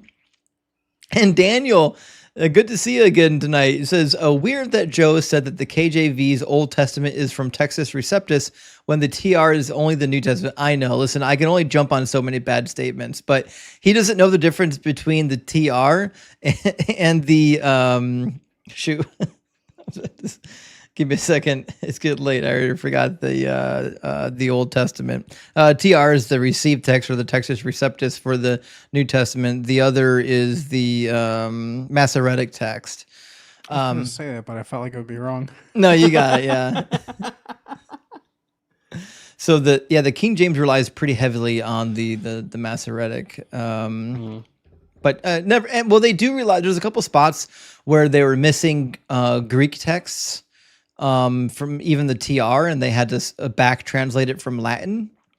And so that's a fun situation. Yeah, the 1611 has a number of passages that were backwards translated from Latin back into Greek to complete their Greek manuscripts. Parts of John and Revelation, to be precise, if I remember correctly. You can fact check me on it, but I'm pretty sure it's John and Revelation. Let's see. Rodent, thank you for the super chat, says you're cooking him so hard you should have a Food Network show. Listen, I do have a chef hat around here somewhere, but it's a little warm in this room. I need air conditioning, but the air conditioning is too loud, so I can't really turn it on. Mindforge, thank you for the super chat, says the two powers in heaven thing is confined almost exclusively to Enoch. I agree. Yes. The second power is Metatron, which is Enoch. It was likely never a pervasive belief and implies Enoch is the son of man. Mindforge, you're 100% right. This nonsense about two powers in heaven and the second power being Jesus is just like the horrible reading of the Talmud in Sukkah 54 or 52. I think it's Sukkah 52, where they get this crazy idea of two messiahs, the Messiah ben Joseph and Messiah ben David.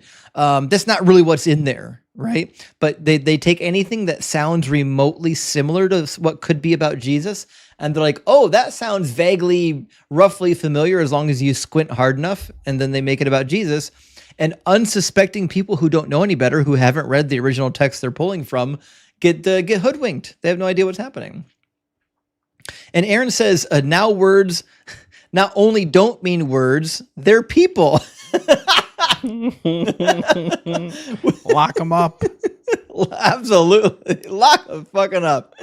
There's no end to the unjust justifications people make to support their presupposed beliefs.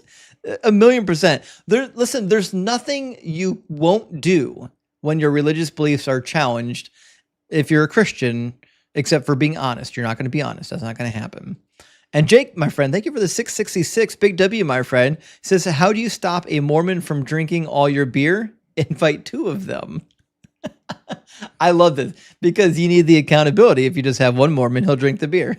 But the other Mormon will hold him accountable and rat him out.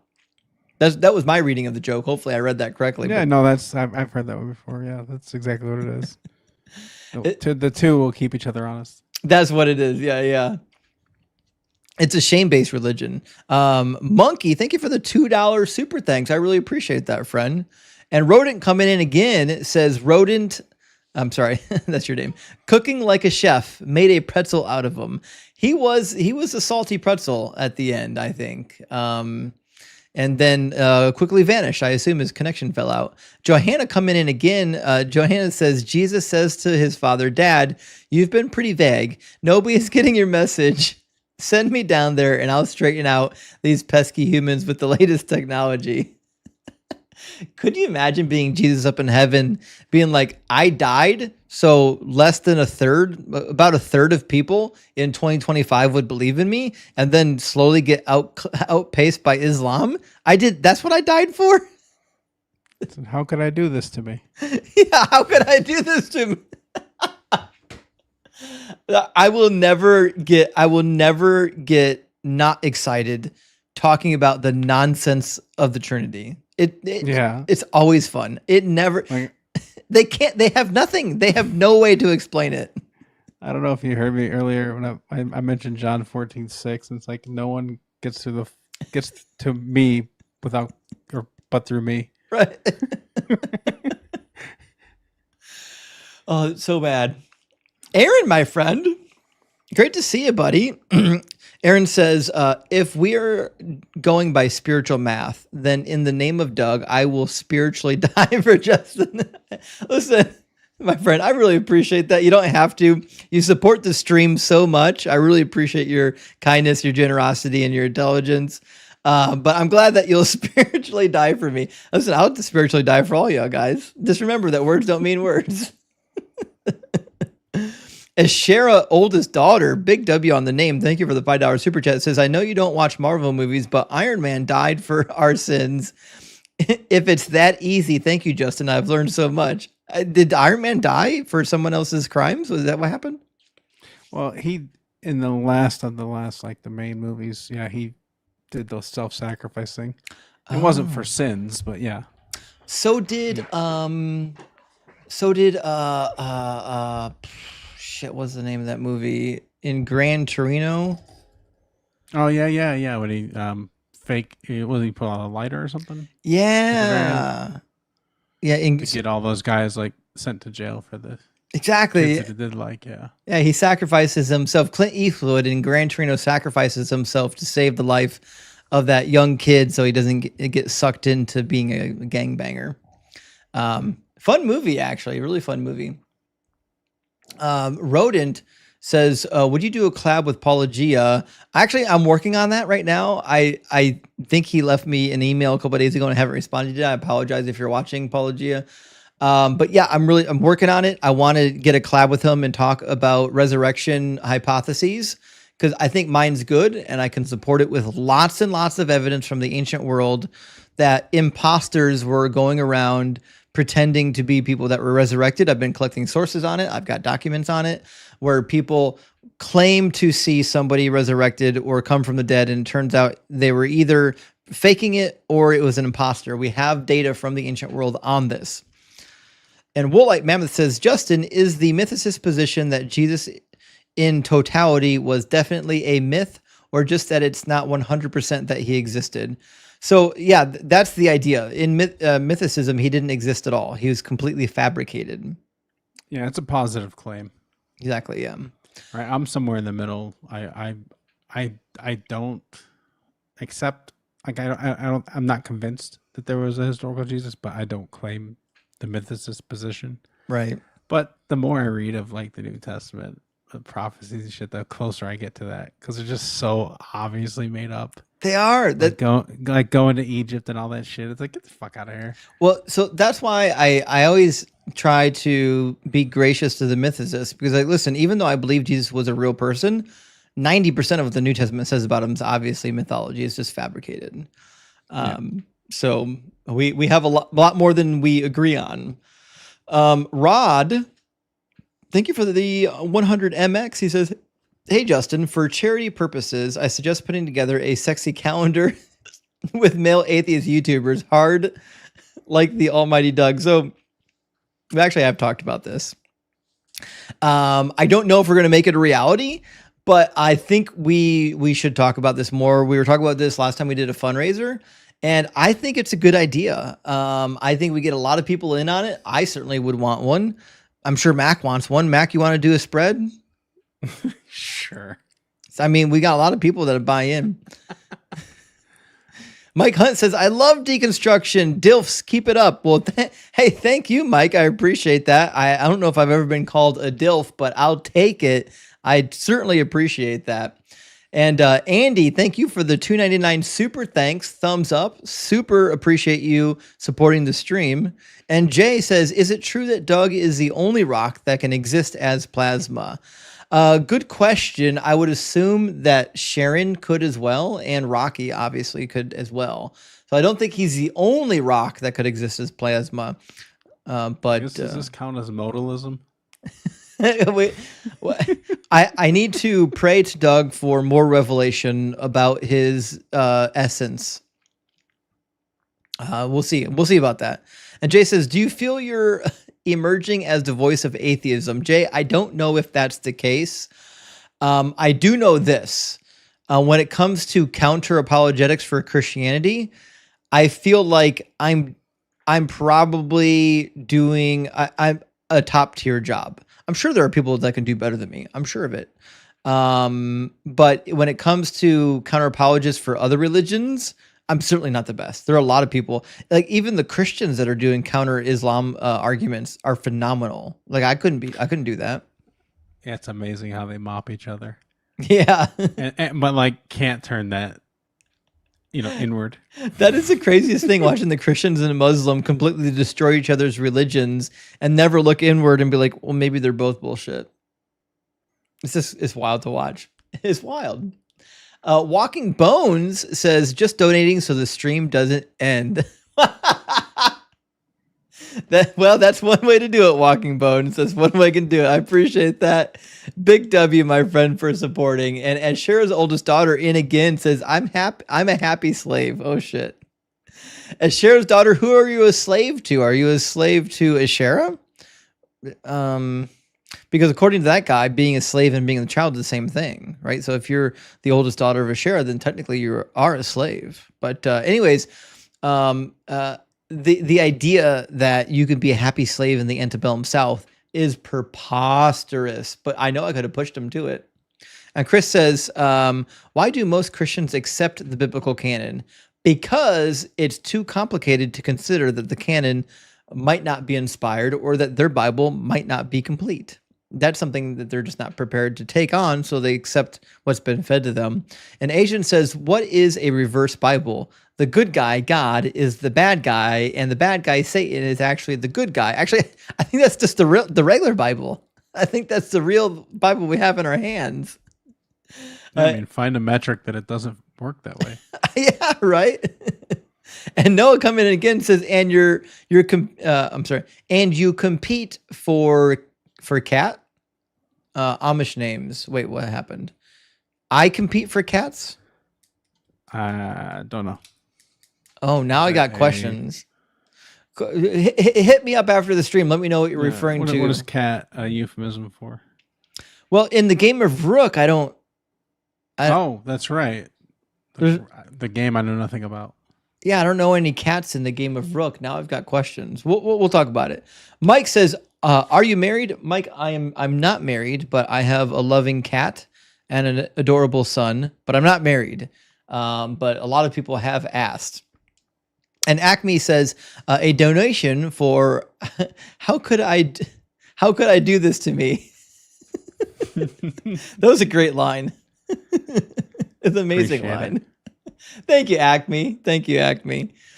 Thank you, Macluster, actually, for that one. And Mr. Briefs says, "What does it take to satisfy an Amish woman? At least 2 men a night." Oh, shit. That is a play on words. 2 men per night. What do you say? For those who missed it, 2 men a night. I love it. I love that one, and I'm shocked. I am shocked I've never actually heard that one before.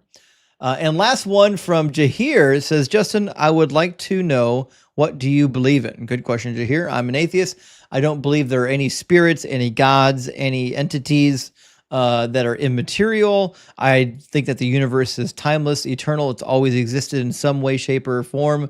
I don't believe there's any afterlife. I think this life is all that we have, and we owe it to ourselves and others to make the most out of this life, to make my life the best life I can, to make Mac's life the best life that Mac is going to have, and to make your all's life the best life that you guys are able to have. And that is my Humanist Manifesto, because this is all that we have. We're not going to get a second time around. We got to make the first time the best time. So, and with Mac, Mac, is anyone live right now that we can go raid at 1:30 in the morning? There's probably a couple candidates. Let me see. Gotta be. Let me see. Yeah. Couple. I don't know what they're. Let me vamp for a little bit. I'm gonna see what they're doing. I got a couple candidates because I got a couple people I really enjoy. So I gotta see if like they're ramping up or ramping down. Well, I know at this time typically Thinker's live. Yeah, she's not live now though. Yeah, that's odd. I didn't see her live either. Well, Wednesday night's usually off. Fair enough. All right, I'm looking at the live screen right now, and let's see. Actually, not a ton, but you know who is live? And I don't think we've ever sent anybody over here just yet. But we can go to Born Again Atheists. Oh, have you seen Born Again? I have seen. I don't see her. Yeah. Oh, she's got a great page. So this is a friend of her channel, Born Again Atheist. Here's what the profile looks like on TikTok. As far as I know, she's not on YouTube yet. But Born Again Atheist is Born Again Atheist __ to find the page. She's live right now. Got a couple hundred people watching, it looks like. Let's see how many people are watching. My screen doesn't tell me how many people are watching, but she got a bunch of people watching. So let's go. 180. 180? Listen, guys, we need to bump this thing well over 250.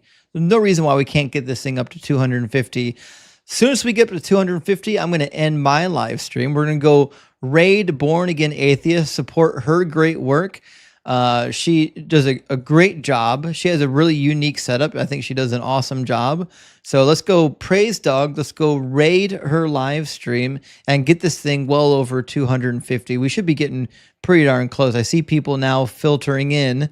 Oh, she's talking about God's wrath from a poll box. Oh my gosh, I'm going to love this. I'm going to love it. 205 people. We got 205 people in the stream now. 207. Let's crank this thing. 212. Let's get this thing going. Let's all drop into Born Again Atheist 215. And then here in just a minute, as soon as we get this thing racked up to 250, I'm going to pop in over and I'll join you guys over in Born Again Atheist live stream. And we could go and chirp in the comments and insult people and say fun stuff. And have all of our shenanigans over there going on. We're at 224. Can we pop 230? Can we get past 230? I see 226, 228. We're getting close, guys. We're 22 away. 232. We're almost there. We're 18 more, 19 more. Let's move it up. Let's get everybody up and over on TikTok over to the Born Again Atheist channel. And then I'll see you guys in just a minute. I think we're moving. We're at 235. By the time 239, we only need 11 more, friends. We just need 11 more. Let's pop in over there. Let's get 11 more. 241, 9 more. 246. We need just a couple more, friends. A couple more. 248. There it is. One more. One more. Don't leave us hanging. 251. Bada bing, bada boom. Mac, thanks so much for coming to join me, friend. I really appreciate you.